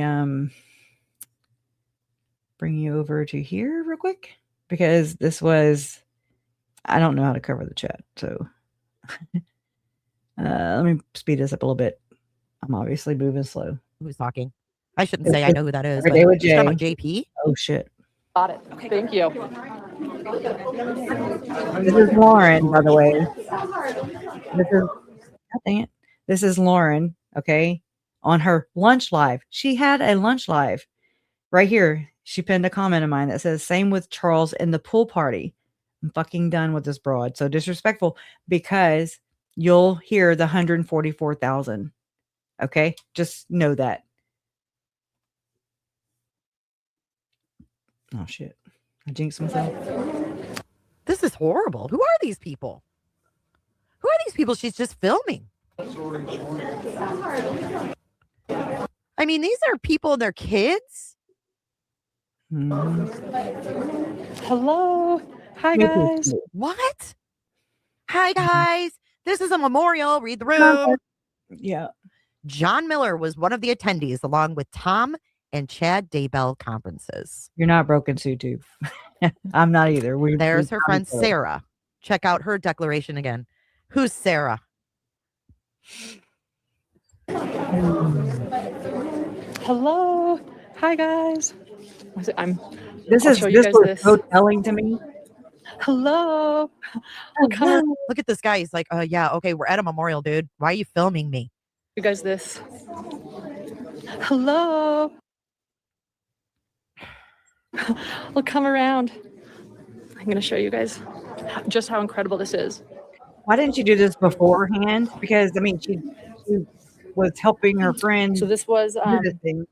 this is a candy tray with a lot of JJ and Tylee's favorite treats. Listen to this. This blew my mind. Nothing shocks me anymore. Sherry, have a good day on. More flowers from different people. I'll show you. Oh, different people. Not us, though. Different flowers from different people that were sent. Not us. Yeah. Hey.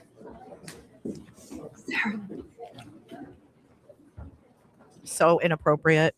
She could have videoed this and showed parts of it later. This is sick. Yeah. Going live. You don't do lives. I'm sorry. Okay, this is one thing. You don't do lives at situations like this because you can't take it back. If you want to do a short video showing what's at the memorial, what's the memorabilia, things like that, but going live, completely and utterly disgusting. Yeah. You don't know what's going to happen and you can't take that back. This is not journalism. This is people's grief. This is the public being invited generously, right? They allowed the public to be there. This is someone taking advantage. 150%.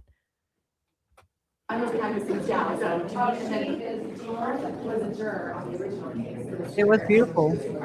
But she's right. He's pouring his ass off right now. I love that.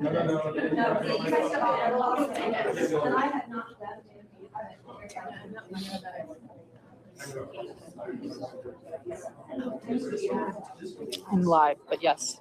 No, it's okay. It's okay. Do you have a can talk. permit It's to be filming there, ma'am? I doubt it. I've been meaning to tell that to Christina. If they hear this or somebody can convey it back, Lindsay, Janice, anybody, just you're like a lot of cities, you have to pull permits to be able to film. I was just like, well, I don't know if while she was filming you or filming Janice going into the courthouse where there was no filming, right? I'm just saying, like, did she pull a permit to be filming? Because she could be in trouble. Okay, I'm just showing everybody some stuff. They don't want to talk. Here, hold on. Listen, they don't want to talk while you're live. Yeah. everybody some stuff. Here, hold Like on. he's at Let's see. Costco. Let me just show again. them this, and then I'll. Hi guys. Okay, I'm gonna take off. I just want to show you guys the rest though of everything. Somebody, hi guys, and then she's gone. Unbelievable. Sure. Okay. Look at his diaper. His jacket. And he's got a book coming out. There's Tom Evans, Jur. I'm live. Bam. Jesus Christ, you just what? Guess who sponsors the building theater we were given for our use? Vandersloot, East Idaho News. Hoping everyone begins to see what I mean when I say they exploit victims forever. Every wow, step Krisha, of the I'm way. extremely sorry. I see Every it. turn. CrimeCon. She just threw the fucking camera in a juror's face who showed up to pay his respects. There's Tom Evans, Jur. She can't help herself. Shout out, like I don't know, but Kat, if you go take a dump on her porch, I need video because that'll be funny as shit. Oh, No pun intended. Bing He's bong. extremely uncomfortable. Uncomfortable. Ruby Frankie does that too. There's Tom Evans, Jur. I'm live. Hey, it's good to see you. Okay. You can hear Anyway, it too, just and wanted you guys to we're done. see this. So 11 o'clock is visitation, 11 to 1. So the next 2 hours, people will be coming in and enjoying this. So it just barely started. Enjoying. And then that threw me. And then oh shit, on the wrong screen. She just said everybody will be enjoying this. I was like, enjoying what? Enjoying what, Lauren? So 11 o'clock is visitation, 11 to 1. So the next 2 hours, people will be coming in and enjoying this. So it just barely started. And then at 1 o'clock, the entire memorial will be live streamed East Idaho News. Yeah. And East Idaho News, I believe, got the venue. Hey, Dental Lori. They got the venue. So East Idaho News, I just learned right here. You heard it here. Well, 50th. East Idaho News is the one who got the venue, which explains a lot to why they sponsor the building, and Lockheed Martin sponsored the reconstruction of that strip mall, of this theater, Colonial Theater. At 1 o'clock, the entire memorial will be live streamed East Idaho News. And East Idaho News, I believe, got the venue. Hey, Dental Lori. So I just want to show you those, how beautiful. There you go. Krisha just said. Oh, thank you, Penny. I didn't catch that. Let me check. Penny, I'm sorry you had to tell me. Oh, thank you. Hi, Jay. Early Crimbo Prizzy. Have lots of fun. Have tons of fun with your granddaughter. Penny, thank you so much for your generous PayPal. I don't know if oh my gosh. And Flo, thank you so much for your PayPal. I think that went through the tip. Oh, I'm I not didn't. sure, but thank you. Thank you. Yeah, I'll go back to it. You guys are amazing. Thank you. I am gonna, you know what I'm doing this weekend, Penny? I am taking her to the lights in my town. The park has everything lit up. I'll take videos and show you guys. But I'm taking her there, and we're gonna bake Christmas cookies. I'm so excited. Thank you. That's awesome. This is. This is beyond Bullhorn Betty. All right, guys. I'm going to take off, but I had to give you guys a preview. Wow. Thank you You for had the to? Oh, look, I just noticed she has her duck necklace on, which is in remembrance, I'm sure, of Tammy, right? I'm sure she's got all her Justice for Tylee and JJ purple and blue, bracelets on, I'm sure. hours from the Hidden Gems, and I'm going to go get some pictures on there as well. Ew, why are you smiling? You're at a memorial. This is sick. Hours from the Hidden Gems, and I'm going to go get some pictures on there as well. Sadist. Yeah, she's chewing gum as well. Thank you. Anyway, I'll be in touch with all of you. Tonight, I usually go live with Dr. John. We will not, but I'll try to jump on after the memorial sometime today and let you guys know how how everything went. And thank you. Okay, we'll see you guys. Bye. Okay. Oh, but wait, there's more. Oh shit. I had these all saved in my watch later. Here's part 2. She just couldn't help herself. She came back for part 2. Part 2. All right. And did fun. Oh. So we are still Hold on, who was behind her? Oh, I know. I just realized that's just people. I don't know. oh. So That's that video we are where still preparing for the memorial. where JJ says, "I love you from my heart," and then thank you. Okay, that's what I heard. For the memorial for JJ and Tylee in Idaho Falls, Idaho, She's at the going Colonial into Theater. where- The public is Oh my welcome to God. attend. If anybody sees this, it'll The Colonial Theater. be Yeah, I starting in already dug another into it. 30 minutes. I dug into this as soon as I returned flight from this memorial because this was during Chad's trial. So I think it was April 22nd, 2024, which was a year to the day later, April 22nd, 2025. That's when she was convicted or found guilty in Brandon's trial, I believe. Am I right? Why did I feel like June? What's June? Anyways, yeah. Yeah, because it wasn't as long and it started. They all started the same time every year, 4 years in a row. 2023, 2024, 2000. Well, I'm sorry, 3 years in a row. 25. 4 trials, 3 years. My birthday, May 3rd, was always this. But my best friend's birthday, who was raised a Johnson, just like her maiden name, Johnson.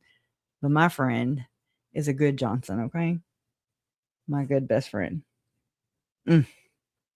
But her birthday is April 22nd. Oh, I'm kind of, Anyways, and so it'll always stick in my mind.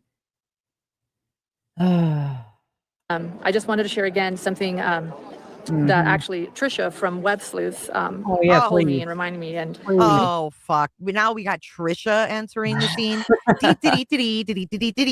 Actually, Trisha from Web Sleuth told me and reminded me. And if anybody wants to offer a gift or a donation to JJ and Tylee in their memory, they are accepting donations to the Life Academy in the Phoenix, Arizona area where JJ went to school.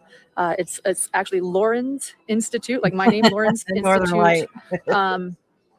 Jean-Paul. Oh, great. Now I forgot it. But it's L.I.F.E. Lauren's Institute of Something Education. Keep the name now. This is me, but I just want to share it with you guys. What are you talking about? Me. Bitch, what are you talking? I can't stand her. Why does everything she wears have puffy sleeves? Puffy, puffy, puff. Oh, great. Now I forgot it. What is she talking about? It's in the Phoenix, Arizona area where JJ went to school. It's actually Lauren's Institute, like my name, Lauren's Institute. Oh my God. Jack that too. She got to take that too. Oh, great. Now I forgot it. Oh my God. Life Institute for Education. Oh, I thought she was but lying. It's It's really called Lauren's Institute or something. So what I'm, I guess I'm not going to have time to show you. I want to show y'all everything, but just know this is the feeling I get from what I believe Trisha at Web Sleuth is up to, and Megan, perhaps. I don't know. Again, it's just a vibe. I have to kind of go on my fifis, what my gut's telling me, don't dismiss it. And whenever, it was about a week ago, and there was, Megan was on Trisha's Web Sleuth, right, which is normal and a common occurrence. But this time, the way that Trish did that, I don't even know what to call it, not an interview, but when Grayson was on with Web Sleuth with Trish after the 9-hour live,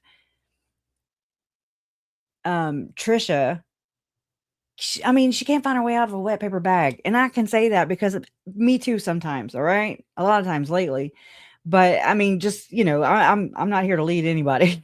Don't look to me because I go everywhere because my brain takes off in 50 freaking thousand different directions because I just get reminded like I'm doing right now.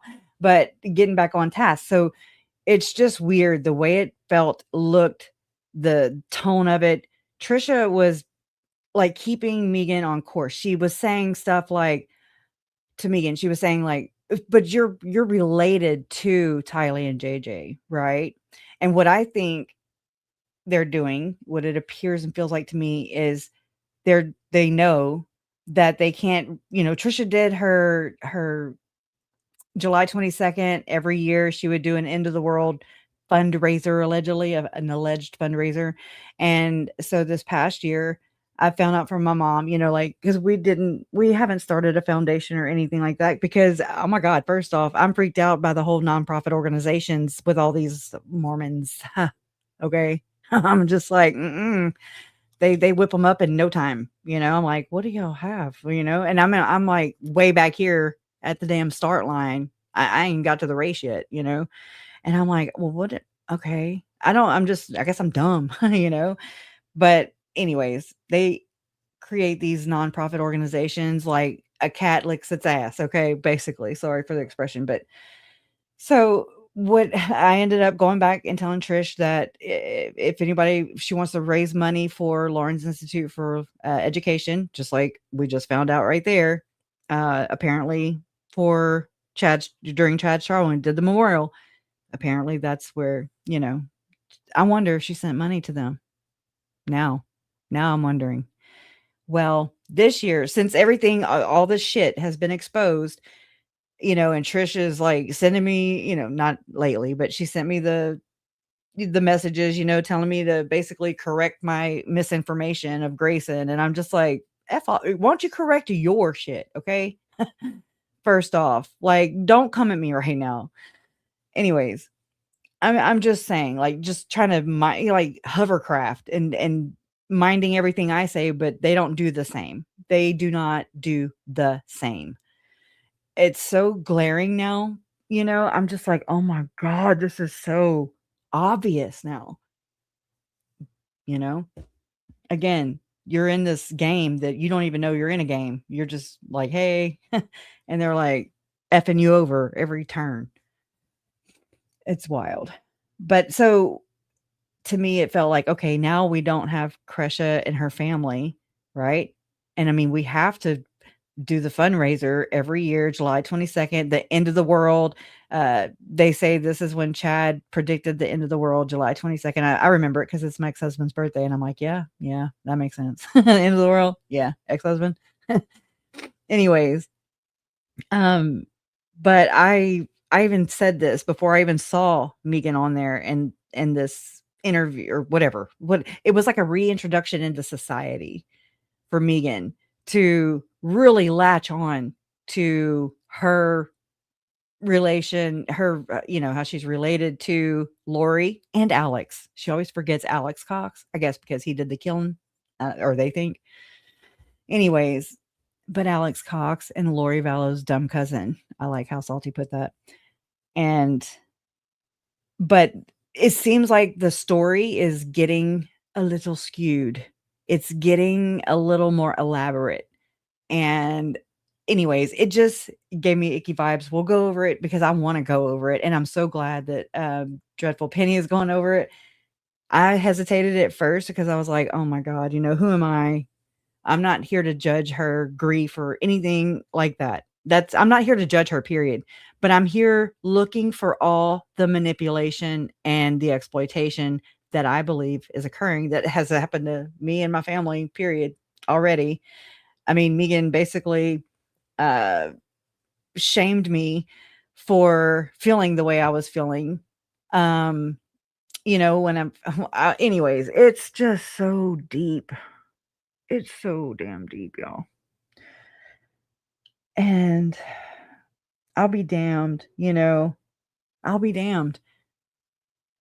I'll be damned if they're going to dehumanize and minimize and erase and just create their own narrative. Okay. Because nobody's there to fact check. And anyways, it's just gross. But stories are changing. They're, to me, it seems like Megan is exaggerating, like knowing Tylee and JJ. I mean, I'm just saying.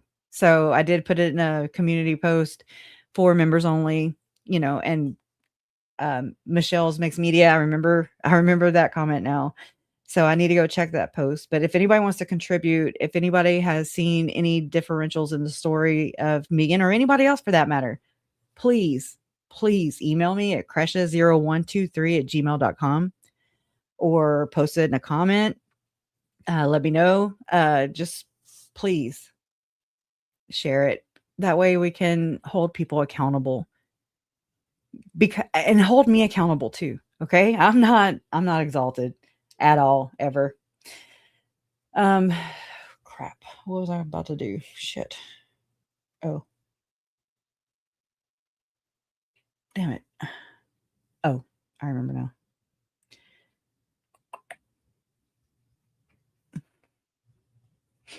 Hold on just one second.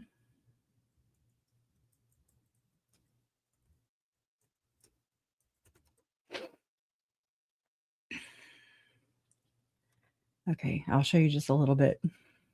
Search this. I'm questioning everything. I Oh, me cannot too. take anything that I once knew as verifiable truth unless I go and find it out for myself. Amen. Well, you said that there came a moment, and I missed which trial, but can you tell us about that moment that, as Oprah would call it, the aha moment? You realize that this just wasn't true. This having everybody's back in your family. You know, I had suspected for a long time. You know, I had lots of evidence many times that we were not a family that actually supported each other. But what I was, I guess, afraid of discovering was the idea that many of my other family members were complicit in helping Lori and Alex carry out their horrible deeds. Right. It was in Lori.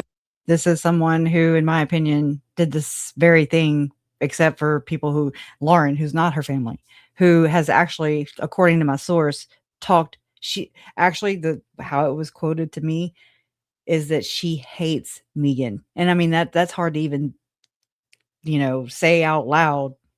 I don't hate anybody, but that was, I mean, and it was repeated. It was, she hates Megan. She hates Megan. And she talks a lot of shit about Trisha, according to my source. A very trustworthy source.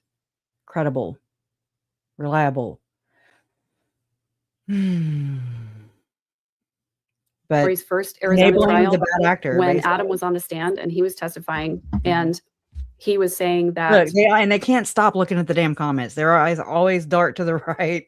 you know, he was talking about how he was trying to help Charles, and you know, he hadn't heard from Charles in a couple of days, and then he found out that Charles had been killed. And he went to his mom's house and confronted his mom, and he said, Allegedly. "What is going on?" And his mom, my aunt Janice, my dad's sister, said, "You Name tell drop. me what's going on." And Oh, I know where this is going. Oh my God, that's right. it was just this moment where I realized that Janice and Barry and Summer and Alex, they were all Team Lori 100% at whatever cost. Yeah. Feel you. And I had to Look, realize I've never noticed Tylee and JJ in her background. Have you? Wow. is that they were complicit. They helped her. And whether they realized that the real plan was to kill Charles or not, I can't believe that they didn't know, given Alex's history, given Lori's history, given all the lies that she told and everything, the way that she set everything up. They were pawns. All I know is that Megan, met Charles once and didn't have much to do with Lori, with when her and Joe, when Lori started terrorizing Joe, basically, when they divorced and went through the contentious custody battle. So I'm just saying, but it's an infiltration, it seems. In her game, but they also played along because there were consequences when you didn't comply with what Lori wanted. And they didn't want those consequences. And so they went along with it. And so for me, to me, that was confirmation that they were all Team Lori and that they helped. And I didn't want to have anything to do with any of them ever again. And didn't they tell Lori that that Adam was coming in to help Charles, and they just revealed the whole plan? They did. And that's what, in my opinion, led to his death. I mean, they didn't care. They just, I'm proud of you, Trisha. You just said my opinion. All right. Now we got to do allegedlys, and y'all will be on. Yeah. point. Adam had told Alex that he was coming into town and asked if he could stay with Alex. Alex said, sure. And then told the whole family that Adam was coming in, and then stopped responding to him and just shut him out. Allegedly, according. Yeah. No, wait, Adam told who that he was coming? Adam told Alex. Alex. That he was Okay, coming that's into right. town. Yeah. That's right. Okay, right. Alex. Okay. Yeah. And I'm waiting for her to do that. so they just they told Lori everything. Yep. And they helped her. They helped her isolate Charles. They helped her and Alex, isolate Charles and get him alone. Horrible. Yeah. Oh, she might do it right now. Hey everyone, welcome to Webslow's YouTube Live. What What the hell did I just do? Okay, sorry. Research this. I'm questioning everything. I Oh my cannot God, take no. anything that I with any of them ever again. And didn't told Alex that he was coming into town and asked if he could stay with Alex. Alex said sure, and then told. Okay, hold on. I gotta pause it so it don't escape me. All right, I'm gonna do kids. Let's see what comes up. Where are we at here? I hate the way YouTube updated. My iPhone updated. Everything updated. And I'm like, oh my God. And nothing looks the same. 122. So let me go backwards here. It might drop down to the comments. Just know that. Oh,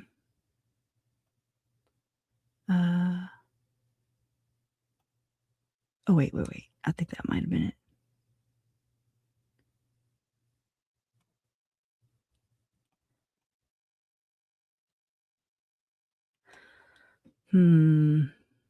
No, that's not it. Okay, hold on.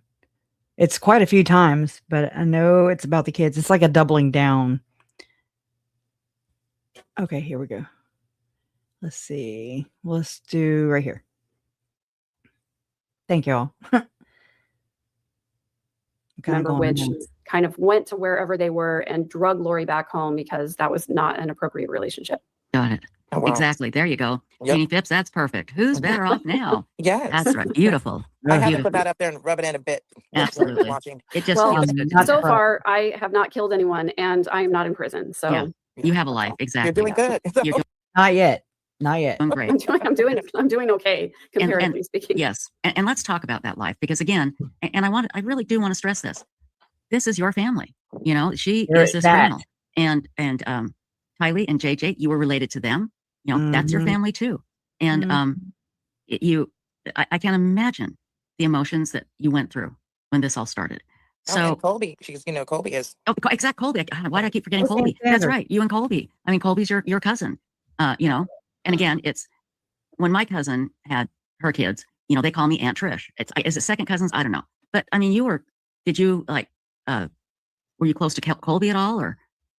Well, when my daughter and Colby were younger and they were hanging out together, I saw Colby pretty frequently because Lori would drop Colby off at Janice.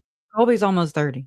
And Barry's house, and then leave for like days at a time. What, days? She Wow. left Did you Colby do at that too? Janice and Barry's house so that she could work in Austin. Were you at Barry and Janice's house all the time as an adult?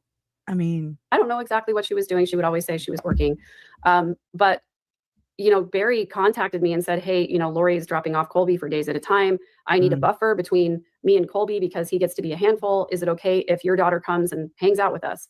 And so, you know, I would allow that to happen. And then from time to time when Lori would actually be in town, she and I would take Colby and my oldest daughter to like the Target portrait studio and get pictures taken of them like they were siblings, you know, how cute. for like the That was first so 3 or cute to 4 see years that. of their lives. Yeah. Mhm. And I still have some of those pictures. I need to send some of them to Colby, but yeah, I mean, so we were really like raising our oldest kids together. You know, I was pregnant and then she got pregnant and then, you know, it was like, this was all happening around the same time. And so we were trying to keep our kids close the way that we had been close as kids as well. Right. And then once she married Joe Ryan, that kind of fell apart a little bit. And then, and as happens, you go your separate ways. But when did you start the channel where you started the healing, helping people heal? How did that start? And give us the story behind that. So I started writing my book when I was going through my therapy and healing process. And that started like in 2016. And it took me a long time to write that book because it was so heavy. It took me, you know, I would write something and then it would take me a long time. okay. I don't want to continue right here, but I mean, it's one of those things. Okay. If anybody wants to dive into that with me, I mean, this is something I want to do too. I just got to do it in fair use, right? Because and strike. Paula White, right? All right. I think we have to maybe go back. Oh now, shit! Pat. Yeah, we do. I've got too many things going on. I'm thinking, oh my gosh, we didn't finish we did not finish, which I do want to finish this. Yeah, another story Larry shared with us was that he would, when they took him right after he was born, they had him and he was an infant and Larry would give him massages every night. He said he just loved it. And so Larry would massage infant JJ every night. So these are loved girl. children and innocent children. And so thanks for Thank you. sharing that. Yeah, Thank Lori, you for thank your you. service, Jay. But yeah, Janine Hansen, I agree with you. I see your comment. Well said. So before we end tonight, actually, I've wondered, not that I don't think I'm important, but I'm questioning everything, right? That's what I'm doing. That's what happens, I think, in these kind of situations where you find out you've been lied to and manipulated. Okay. She started her channel, Love Always True, says, after the kids' memorial. Okay. So after Jay, God, I'm so glad I did not watch Lauren's lunch live of memorial. Okay. Because I was actually there and feeling and going through the motions and just, oh my God, it was horrible. I bawled and bawled. But anyways, I mean, I'm just saying, like, I'm like, did Lauren put Megan up to it? And then was she the go-between? Because I got along with Megan really well. I was actually grateful and relieved whenever she came along. At first, I was like, well, who's this chick? Oh, Lord, somebody related to Lori. And then again, I mean, we didn't strike up a friendship or anything immediately, but it was after Chad's trial. I met her for the first time at I didn't go to Chad's trial, but during Chad's trial, after the memorial, we went back from Rexburg to Boise, and then from there I flew out and came back home. I didn't go in the trial one time for Chad because he's like watching paint dry. Okay, straight up, he's about as boring as a day is long. So, I mean, but I did meet Megan there. She came to my parents' condo that they, rented. And anyways, I just was relieved because she had left the church, allegedly. I'm gonna just say allegedly because I don't freaking know anymore. And she spoke really well, and I so admire that. Like, I strive, and I mean, I know that's not obtainable. For me, it's like I have trauma brain. It's like I'm so scatterbrained. I have ADHD already on top of that. So it's like, okay, yeah, I know, but she spoke it. And so it's like if I could translate it to her, then I knew that the message would get out. The information would get out. But again, is it controlled? Is it a narrative? These are a bunch of, in my opinion, control freaks. Okay. So I doubt that it was getting out, and I'm sure there's some text messages between the two of them talking shit. I can just imagine. So anyways. Lori Hellis. So we did a panel. We did our first panel last week, and we want to do more of those panels with more of our listeners. It was a blast. It was a blast. And I think Trisha was on that panel. It was a little bit of a different format. People liked it. Some people said it was hard to follow. You're right. It's a little bit of a different format, but we want to keep them going. We think they're so fun. And one thing that was talked about were recipe exchanges. We know that Kay has a great, is it potato salad recipe? People were talking. This is my picture. There was I guess not an inside joke, because it was on one of Lauren's live streams one night when Summer Shiflett was in chat too. There's a Reddit post about it somewhere on Reddit. And so Summer and Mom, and then I was like all protective, right? But Mom, like, I guess, what do you say, that gave out an olive branch or whatever to Summer. And so I was being protective because it's my mom, and that's Lori's sister, and oh my God. In my opinion, I mean, she was named as a, oh my gosh, what's that term the police used in the FOIA docs? An unwitting participant is what they labeled Summer. So, I mean, she was calling the next, July 11th, the day that they shot my uncle. She was called before she left to fly to New York to make sure that Alex was going to be there with Lori for the next morning. That's, I can say that, but I can't prove that. And because she was worried about Charles,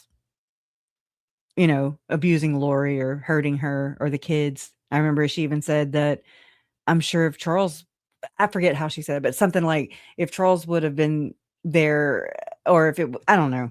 She was like, the kids would be on the news for a much darker reason, or whatever she said, something like that. She insinuated that Michael Charles was going to hurt Lori and the kids, basically.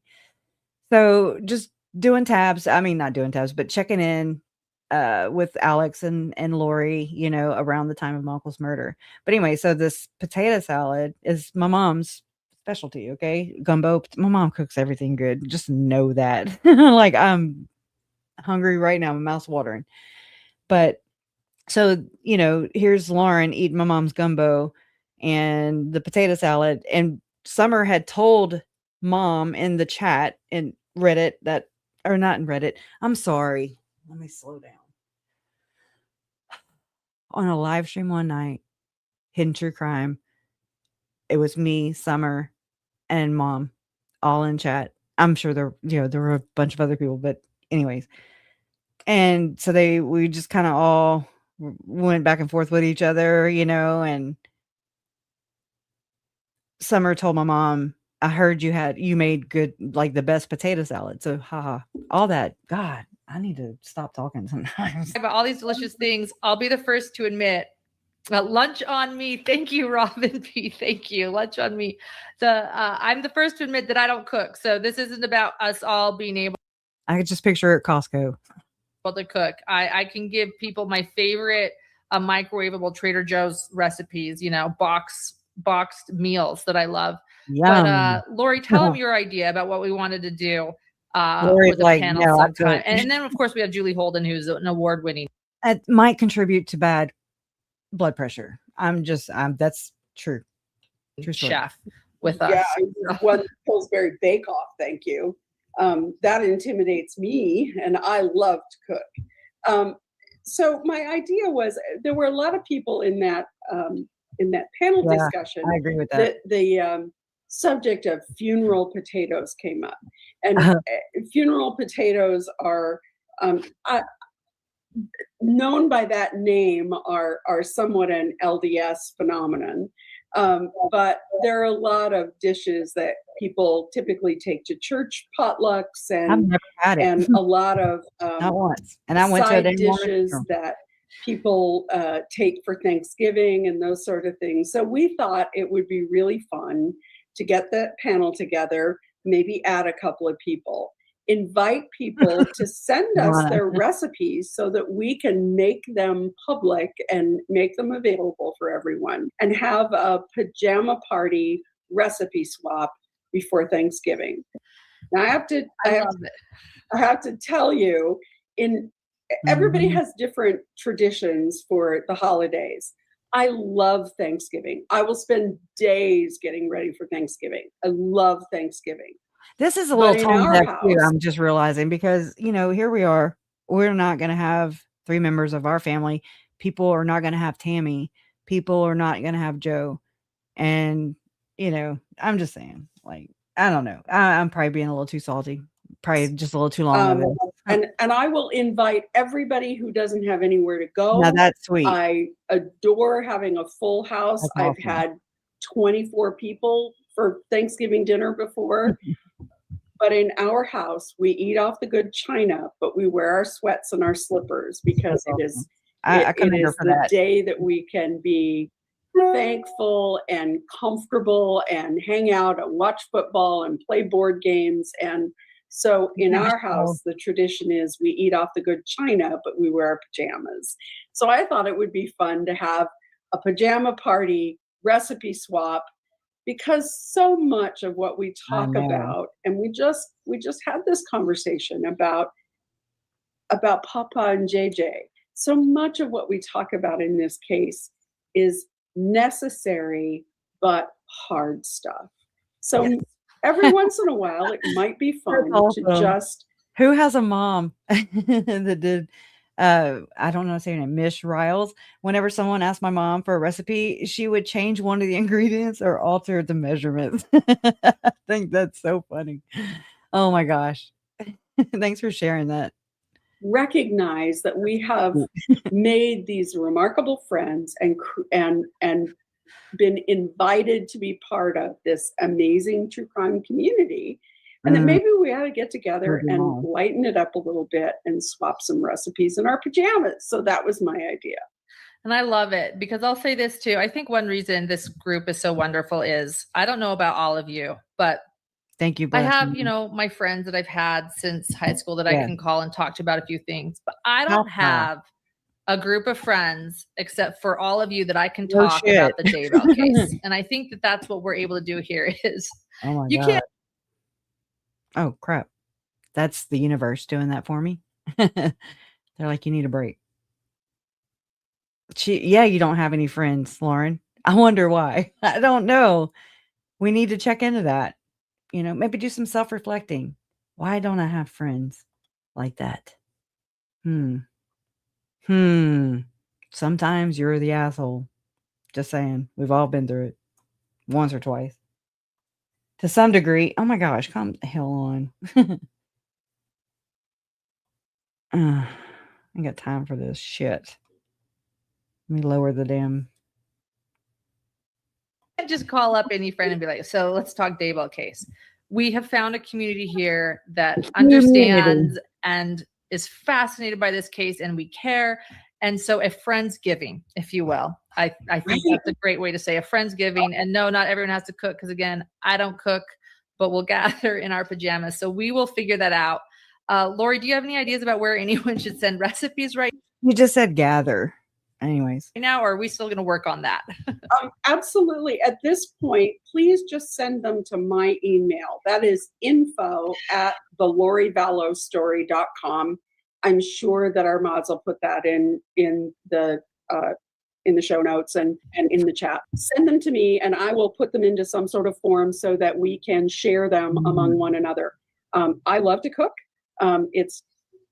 To me, it's art therapy. It's also that lovely feeling that you have nurtured someone and loved someone by what you've created, that you've nourished them, body and soul. So dogs are cute. But not everybody feels that way. A lot of people feel like it's really fiddly and too much trouble. And there's room for all of us. So Lauren, I suspect we're going to get your favorite Trader Joe's recipe. Yes, my favorite microwavable dishes. I'm already testing the water. I got such a craving for funeral potatoes after last week that this is so real. I went to Trader Joe's and I found a box of scallop potatoes. I think funeral potatoes are mostly shredded, but the scallop potatoes, cheesy scallop potatoes, because I was like, this is it. And I microwaved them to eat the entire thing by myself. And y'all, I just got an image of her like with her hair in a ponytail and like wearing some boxer shorts or something and just a t-shirt and like going to the microwave, and heating her up some damn macaroni and cheese in the microwave. Ugh. Oh my God. How do you live like that? What the hell? That's they crazy. didn't do the job. It was not funeral How do you potato. get nutrients? So I'm back. I will keep looking for the best microwavable instant funeral potatoes for all of us. Oh, no, thank you. Anyway, yes, send your best dishes to info@lorivallowstory.com. And exactly right. So while as Judge Bresky would say, I'll take a pass on that. We talk about serious stuff and informative stuff here and journalistic things and speculate, we also are a community of friends, and that's what we want to form here and have a friendsgiving. Like we said, we are the friends that get together that can talk the Lori Daybell case, and we can't do that with everyone. I'm going to be talking about this case around my Thanksgiving dinner. Right. I just caught your. I don't know if it's what you meant by it, but like just the context of everything. Funeral potatoes is just so inappropriate, But we need a Thanksgiving meal where we can talk about it. So, and difficult research, Kresha, we're so glad to see you here. She is sharing that story that Larry would put JJ on his bare chest and some other stories. Thank you so much, Kresha. She is sharing a story, and I'm missing a bit of your comments, Kresha. So I think I missed a couple of comments. So I apologize if I'm not sharing that story perfectly. So for those that want to see the story that Kresha is sharing, you can check that out in comments. This is JJ's aunt. No, you deleted the damn episode, Lauren. All right. I got him, though. Well, I got him. All right, everyone. Thank you for being here tonight. Thank you, Lori, the good Lori, for filling us in. And it's Lori Vallow. I forget what she said. Lori. Oh, right here. info@thelorivallowstory.com. She would publish I don't know if she still has it or not. Probably a newsletter. Lots of info in there. Next week, depending on what happens with the case, we'll either have a panel or we'll either have the good Lori or It sounds like she's trying to break up with her because she's going and this is when the breakup started to happen. Okay. So around this time, I want to say, no, I could be wrong. I'm probably wrong. But it was around the time that Lori Hellis was motioning, the court to unseal documents and things like that. And it was after A1 happened. And I have the hearing right here of Lori Hellis. Let me try and get away from music. Oh, I did this. Sorry. Goodbye, Brenda.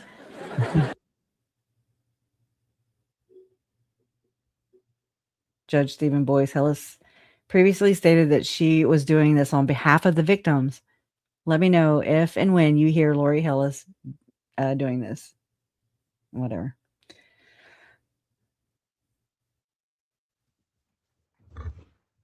October 13th. Good morning, everyone. This is case CR 22-21-1623, State versus Chad Guy Daybell. This is the time we have scheduled for multiple hearings this morning.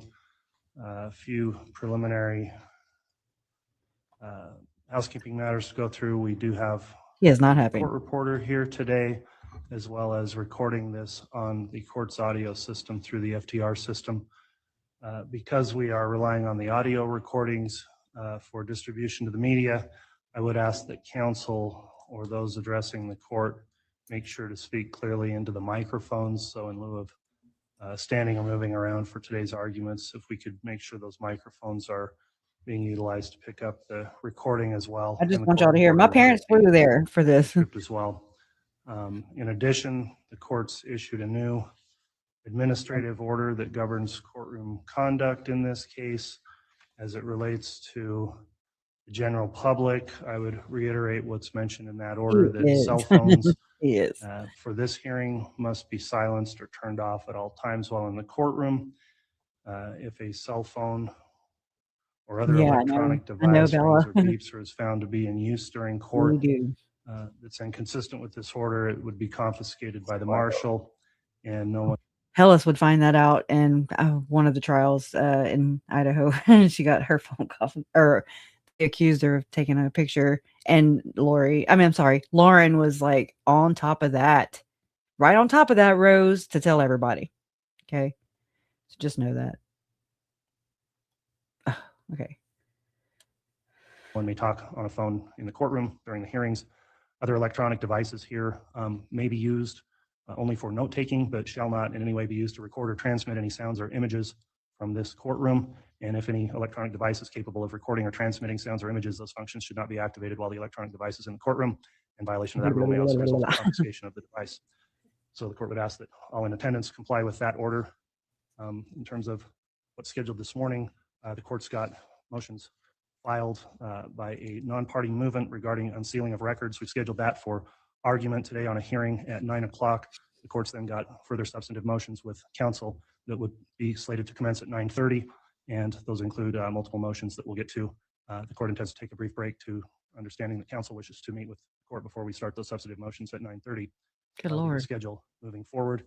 At this time then, the court is in receipt of motions filed by a non-party movement, Lori Hellis, and has requested a hearing pursuant to Idaho Court Administrative Rule 32. I don't remember doing Court's this. received a motion filed September 3rd, along with a declaration and memorandum in support and a supplemental Oh shit, I messed with it. declaration or memorandum that was filed on September 14th. So we'll take that matter up first. Ms. Ellis, if you'd like to come forward, please, I would ask that you stand at the podium and you can present argument in support of your motions. Thank you, Your Honor. Your Honor, I'm a retired criminal attorney. I'm an author. And as such, I've asked the court to recognize me as an interested party in the case pursuant to ICAR 32. Your Honor, the court has my, sorry, I'm a little rusty. I haven't done this in a while. The court has my memorandum and my supplemental memorandum, so I won't go any further into those things. But Your Honor, I do have a few preliminary remarks. Anybody who remembers their 8th grade civics can tell you that our founding fathers thought highly of checks and balances. And although we often talk about the 3 branches of government, our founding fathers didn't limit their intent to build in checks and balances to that matrix. One of the essential checks and balances is the First Amendment and the right of the public to access to their government. And in order to facilitate that, we have the First Amendment protections again for free speech and for freedom of the press. Nowhere is that more essential than in the criminal justice system, where liberty and, in this case, life is on the line. In a government that is by the people and for the people, it is the responsibility of the electorate to provide oversight to their government. That's not possible without the First Amendment. Your Honor, there is no exception to the First Amendment for protection of elected officials, even in a small town. Your Honor, I did want to point out that the court in State v. Clapp, which is 168 Idaho 67, Idaho Court of Appeals in 2020, the court points out that a party seeking to seal the record bears the burden of demonstrating that the party's privacy interest predominates over the public's interest in disclosure. That's not possible if the court is not following the law as it applies to sealing documents. Unfortunately, up until the court's last order, there is no indication that the court has followed the ICAR 32 procedures outlined in the statute. Let me ask you a question about that then. The court issued an order January 4th, 2021, where the parties requested that a hearing and records be sealed. The court specifically indicated, we went through that procedure of ICAR 32, and for the factors in ICAR 32, I denied the motion to seal, and that's the procedure I followed throughout this case in sealing. So why do you say there's no indication I followed the rule when there's a previous order where I expressly cite to the rule? I agree that in that particular case, in that particular order, the court did go through those findings, but there are many, many orders in this case where there's perhaps you did, Your Honor, but there's no way of knowing that because all of the documents are sealed. It's just awkward. I believe, Your Honor, that the court has already validated my argument with your last order in this case. The last order very carefully outlined what had happened, the court's reasoning for concerns, and the court's identifying the necessity for sealing particular parts of the record, and then redacted an entire paragraph of sensitive information, rightly so. And it's clear from that last order that the court has changed your procedures or your policy when it comes to those orders, because that order was not sealed, unlike all the orders having to do with Ms. Vallow's previous mental health issues and with the court's previous rulings on those. So it seems to me that the court has already conceded that the procedure that you followed in this most recent order is the proper one. My question is, what happens to the documents and the proceedings that have been sealed for the last 2 years? The public does have a right to know why documents are sealed, and the court very appropriately outlined the reason why those documents were sealed in the most recent order. There was certainly no way to find fault with that order. Going back, though, there are probably at least 4 or 5 entries in the court's database that just say order. There's a motion, there's a seal, there's an order to seal, and then there's an order. Okay. There's no way for anyone in the public to know what that order's about. Is that an order that was properly sealed? Or is that an order that was sealed out of convenience or out of protection or out of some other motivation? I don't think she was hired by them. The court has denied the public's right to oversee their government and their elected officials.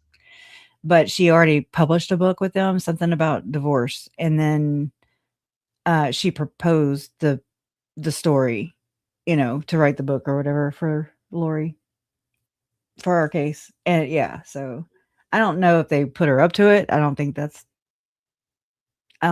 what happened, but I'm trying to think. I will have to think and brush back up on that. I've forgotten, right? By the wholesale sealing of these documents. Let me know if Your anybody Honor, can. I mean that the law requires that the court make written findings on the record, as you did in your last order, as to why the documents need to be sealed. What does wholesale mean to you? Because to me, that would mean I'm just sealing vast parts of the case, and the court has sealed Any documents in this case related to specific exemptions under ICAR 32G, specifically G10 and G26. And But I mean, Lauren, if you think about it, Lauren and John, in my opinion, because they're partners and, married and community property, they're in this together. This is their brand. And I mean, think about it's reminding me of the diagnosis or the schizoaffective disorder that was pinned in a comment on on Patreon. Okay. Hidden True Crime Patreon. And then how Awen Reese, had obtained the document or whatever about something to do with Lori's mental health. I've been scared to talk about it because it's like, I don't want to accidentally, uncover something that Lori can use to get her ass on appeal. I'm not trying to help, but I also am like, no. Y'all threw Awen Reese under the bus, whether you like her or don't like her, whatever, however, whatever. I'm just trying to understand what happened. And if it come to find out, it really does align with what it felt and looked like from afar, but just observing things in my peripheral, because I was hyper vigilant and I watched and I observed and I was careful, who can I trust? Can I trust this person? No. It's usually no. And then just having just few little interactions. And then anyways, I mean, I kind of pick up, the energy or vibes or whatever you want to call them. And how they treat you, how they interact with you. Do they acknowledge you? That's a biggie. And I mean, it became very clear, and I don't know if anybody else can see this. I don't know if anybody else paid attention to it, but how they pick and choose who's going to give them the most, I guess, recognition or credibility. Lauren did it in her 9-hour live where she was like, Colby was here. Look, Kelsey's right there, pinning those comments, pinning my comment too.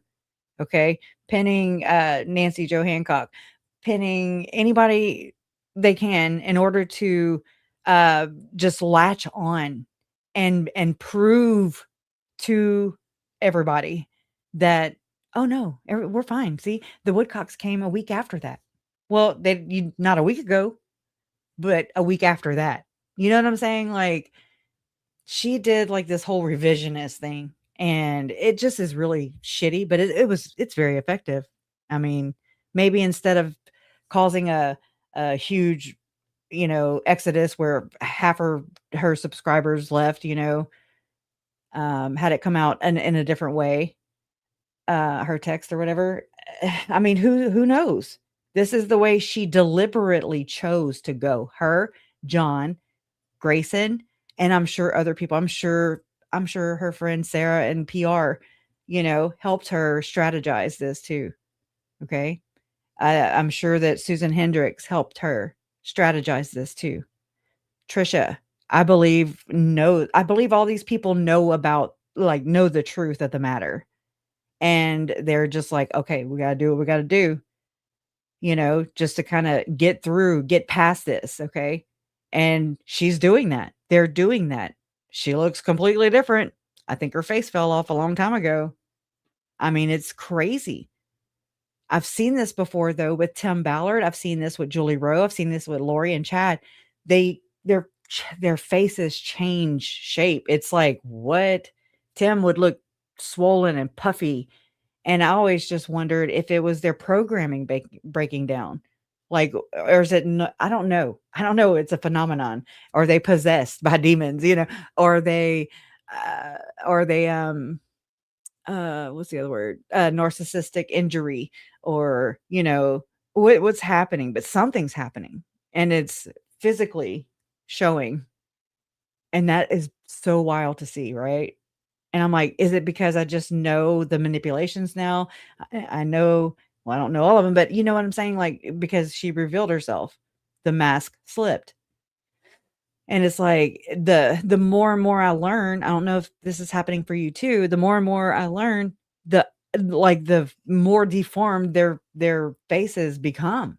It's bizarre. So I don't know if it's in the eye of the beholder, or if it's, or if it's actually happening. Yeah. Anyways, I sound like a dork.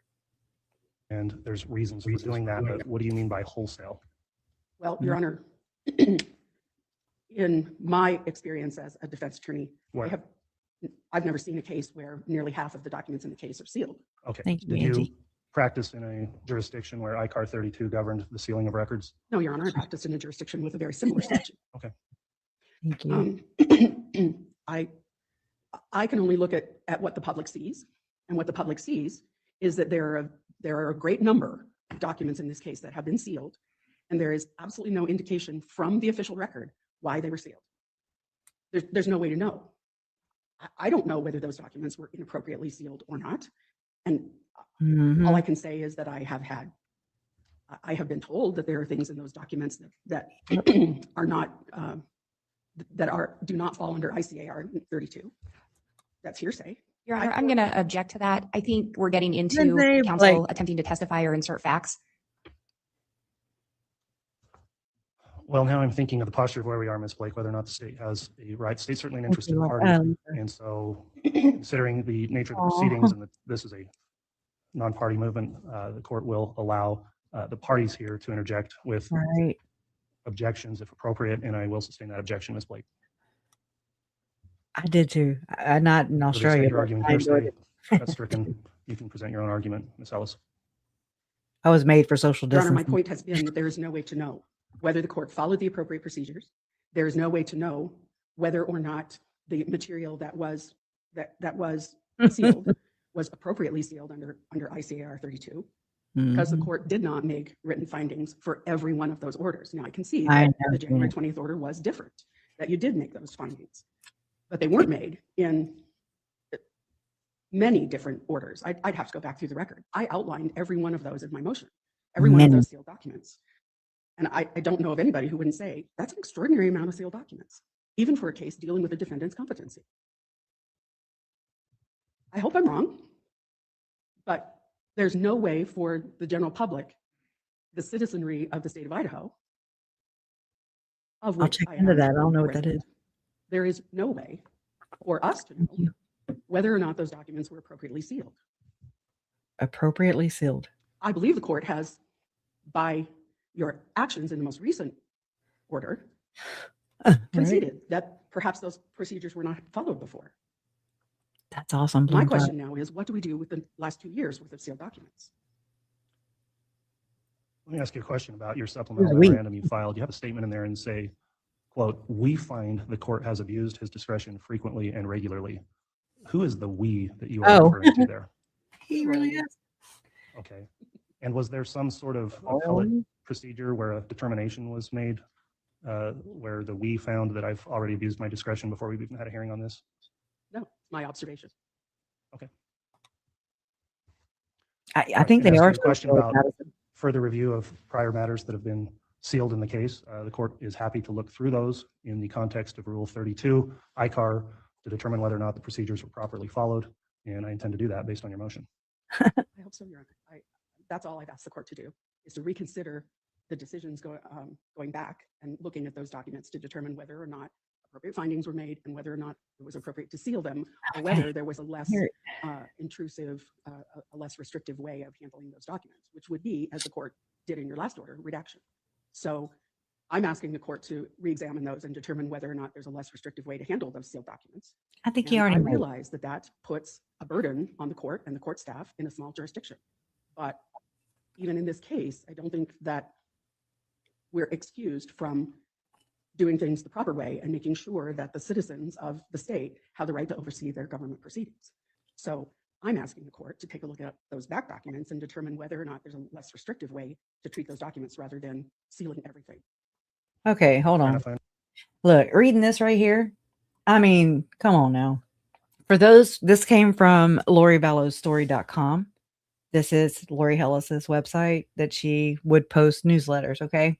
For those familiar with the motions I filed to unseal documents, this is an interesting development, not because of Lori's competence, but because of how the court handled the documentation and sealed files. For the first time, the court made written findings that outlined his decision process in sealing the proceedings and the documents. Changing how they do things clearly indicates that I was right. They were not doing things correctly before. I know many people are frustrated and upset with this development, this part right here. None more so than JJ's grandparents, Kay and Larry Woodcock. You don't know that, Lori, and I don't think they told you that. You're assuming and you're saying that they, like they made a statement to you and that you're like sharing this as if it's fact. I don't know if it is or not, but that's where my mind went. Like, oh, okay. So the reader is going to say, oh, okay, well, Kay and Larry, yeah, and I bet it did upset them. So yes, I'm going to be upset because Lori is upset and the Woodcocks are upset. You know what I'm saying? So stop it. Oh my God. I understand the request. And I think Oh, I didn't finish it. Anyway, some people seem to think Lori is malingering or faking her condition, but as someone who has dealt with clients in this situation, I think it's difficult, but not impossible to pretend to have this level of mental illness. the rule, you do have standing to bring that request on behalf of the citizenry, and the court does intend to go back through the prior sealed filings in the case to determine whether or not ICAR 32 has been complied with, and the court would issue a written ruling upon review of those documents.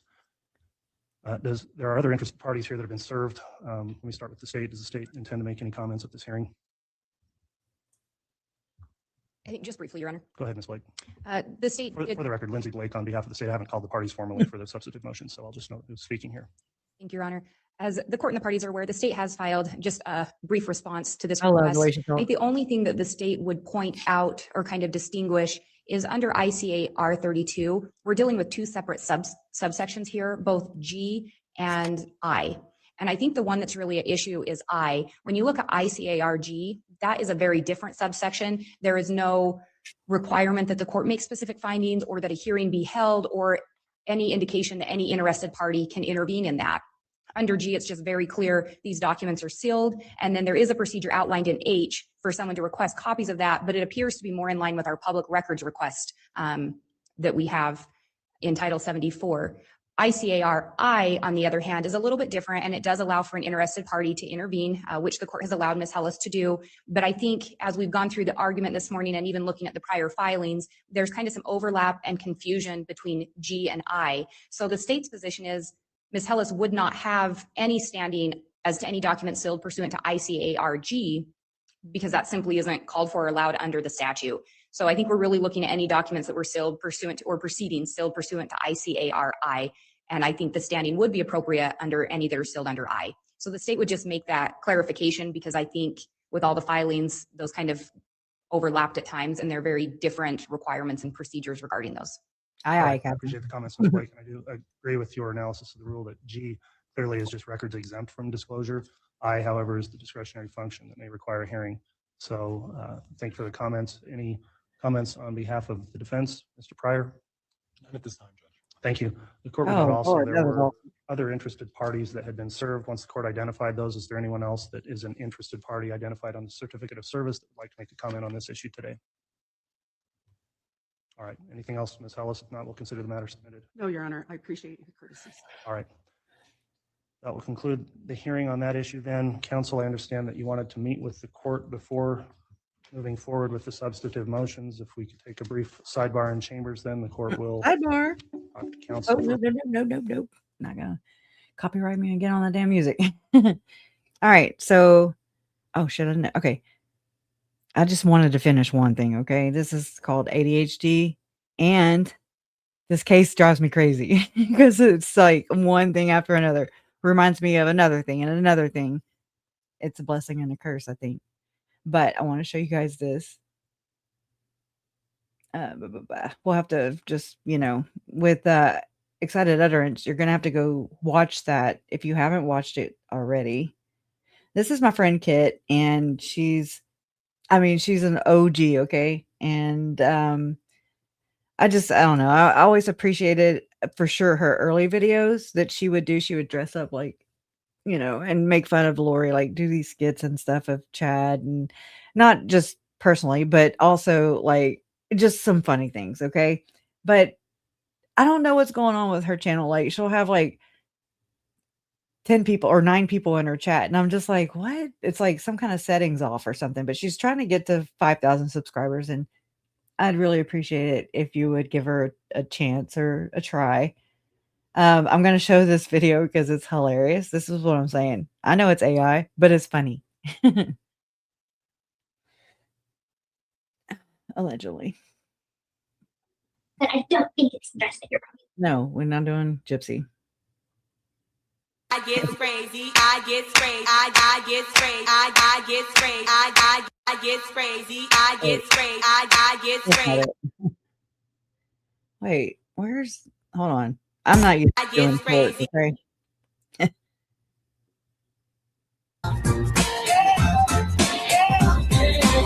What really went down at the Crown Call Casino, the stalker got escorted out of their webs. We recorded John Ramsey. I had my hidden gems, Joe Schmo, Grayson. Do my dirty work, I had 911 speed dial. Johnny Boy was not at the crime con. Yeah, yeah, oh, yeah,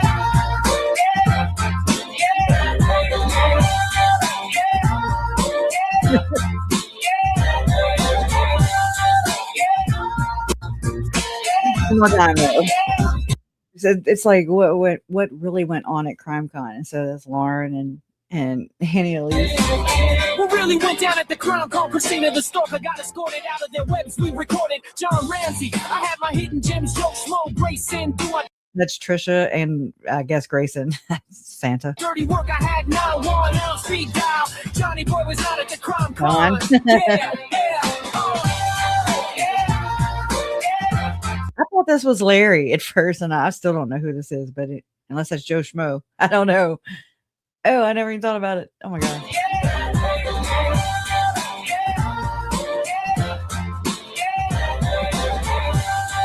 Anyways, it just appreciated this little laugh. Okay, I get them wherever I can. I collect on them, but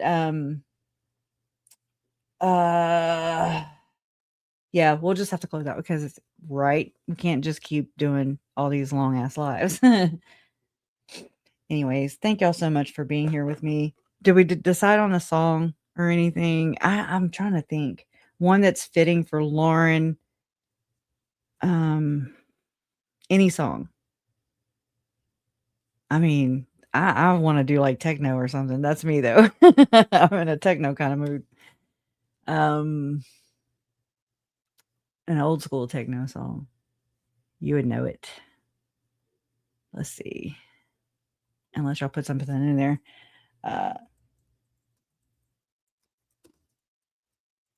Let's see here if I can land on it. Anyways. Okay, I found it. Whoa. Don't be giving it away. Okay. I got it ready. I got it queued up. Oh, that is a good one. You're so vain. You probably think this song is about you, Lauren. Lauren.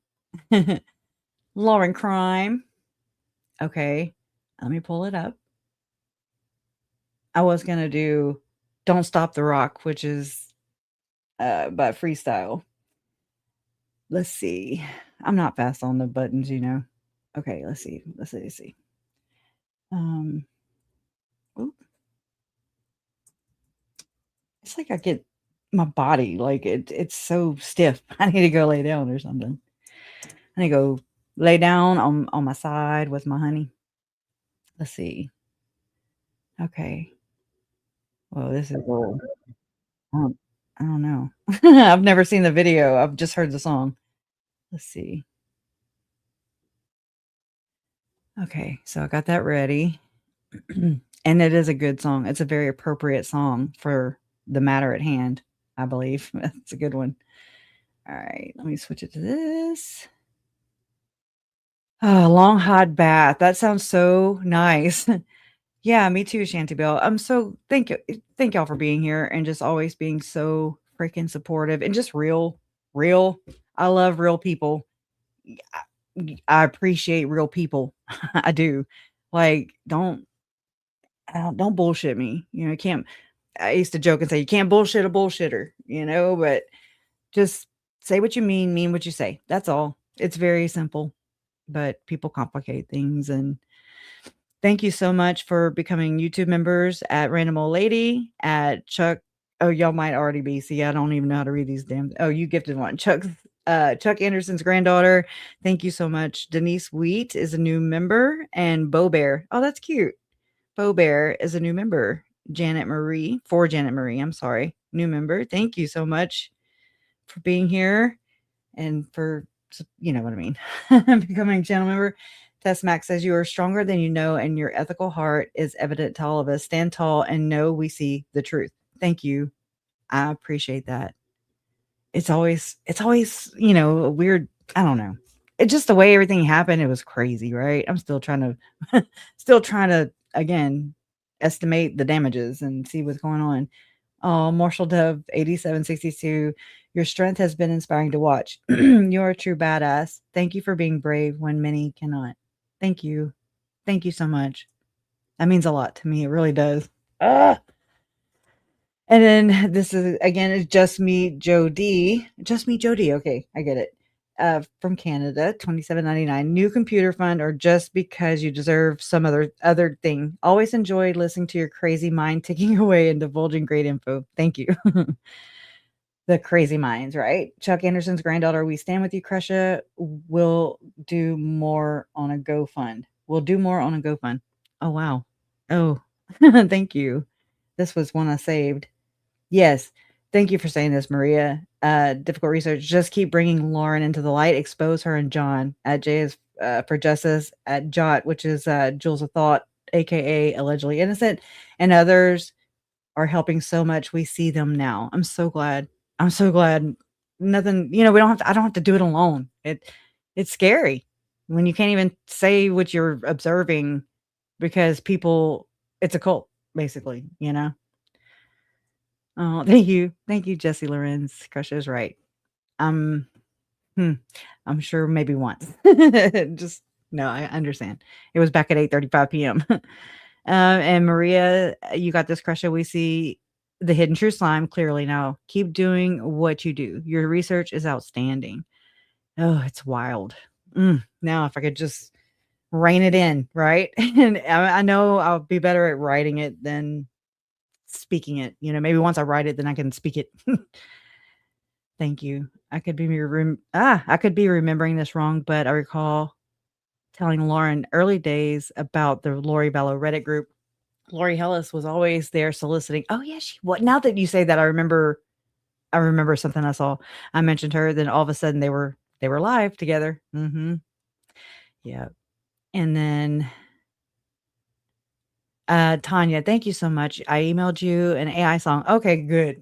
Thank you so much. I appreciate that. I'll check it for the next time we go live, which I will do some in between here. And I always go live on Sunday evenings, just like tonight at 7:30 p.m. Central Time. We have Christmas coming up right around the corner, and I'm not much for holidays. I am going to go, we're going to go to Mom and Larry's Christmas Day for a little while, but I would love to hang out with you guys or anybody who doesn't have plans and bah humbug, just like me, except not bah humbug, but I would appreciate anybody who wants to be here. You're more than welcome. I would be honored to have you. And then I'll check that though, Tanya. And then Two Birds on a Wire. Chris, I emailed you about a video I found where Lauren Matthias' dad's name drops key SRA players. What? And one of them was in the live. Oh my God, I'm going to check. Oh my God. Yes. That's one. Yo, oh shit, I just forgot. I mean, I ain't got enough time in a day. I had just ran across Tom Harrison, but I don't even know what to call it. It was on the LDS website, the actual church website.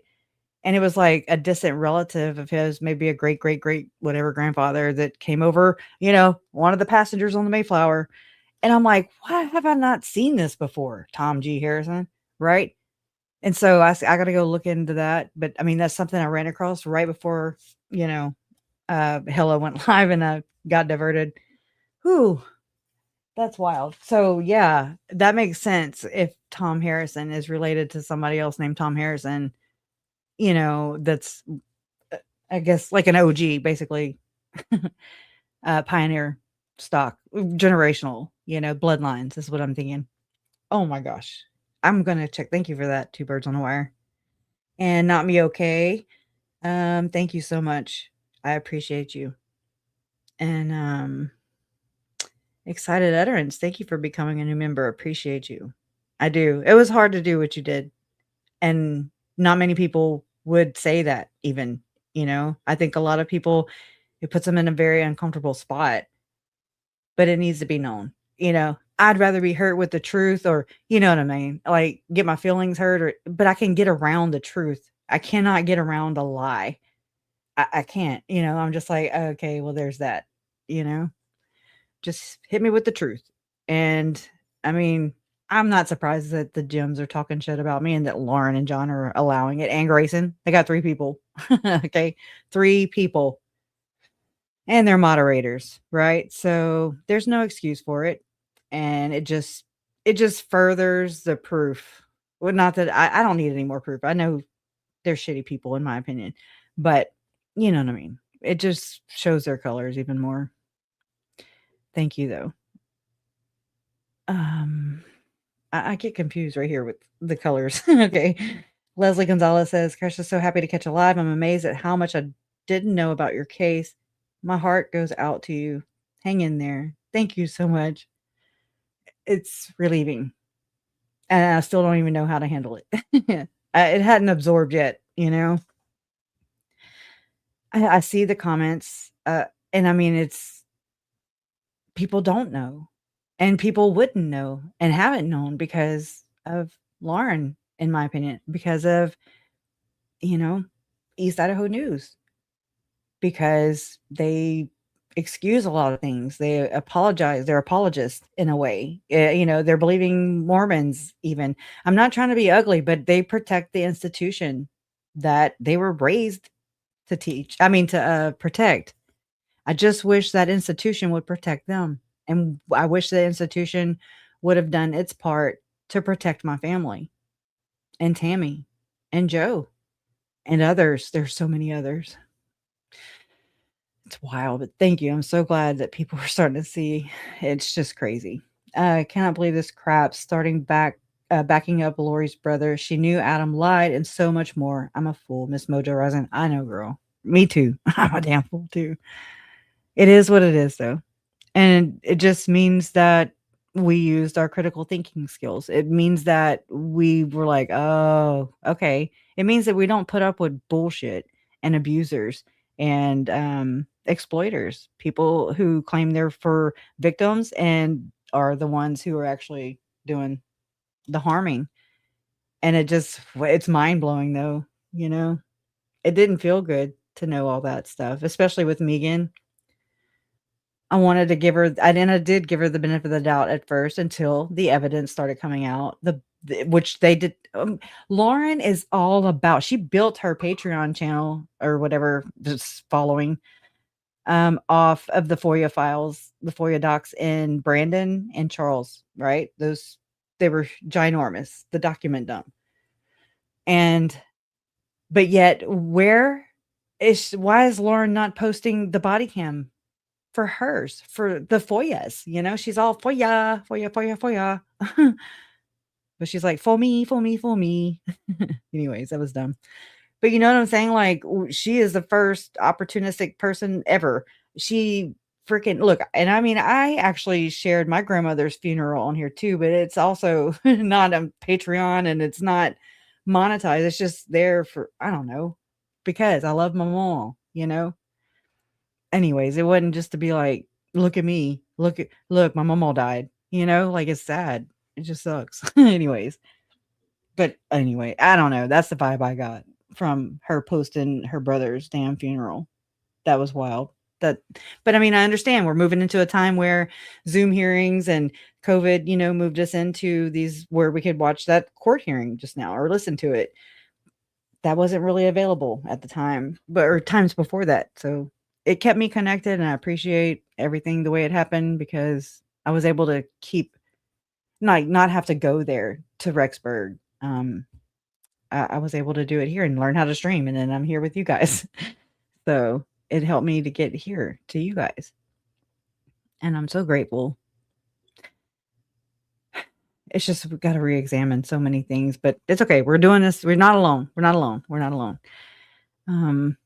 And thank you. And I remember getting the email from Mr. Mojo too. I got to respond. Hawkeyes loves nature. Thank you so much. Merry Christmas to you too. And I really like Jay's. I love Christmas Vacation. Okay. And he's like, shitter's full. You know, I'm just like, ha, ha, ha. I die laughing with that stuff.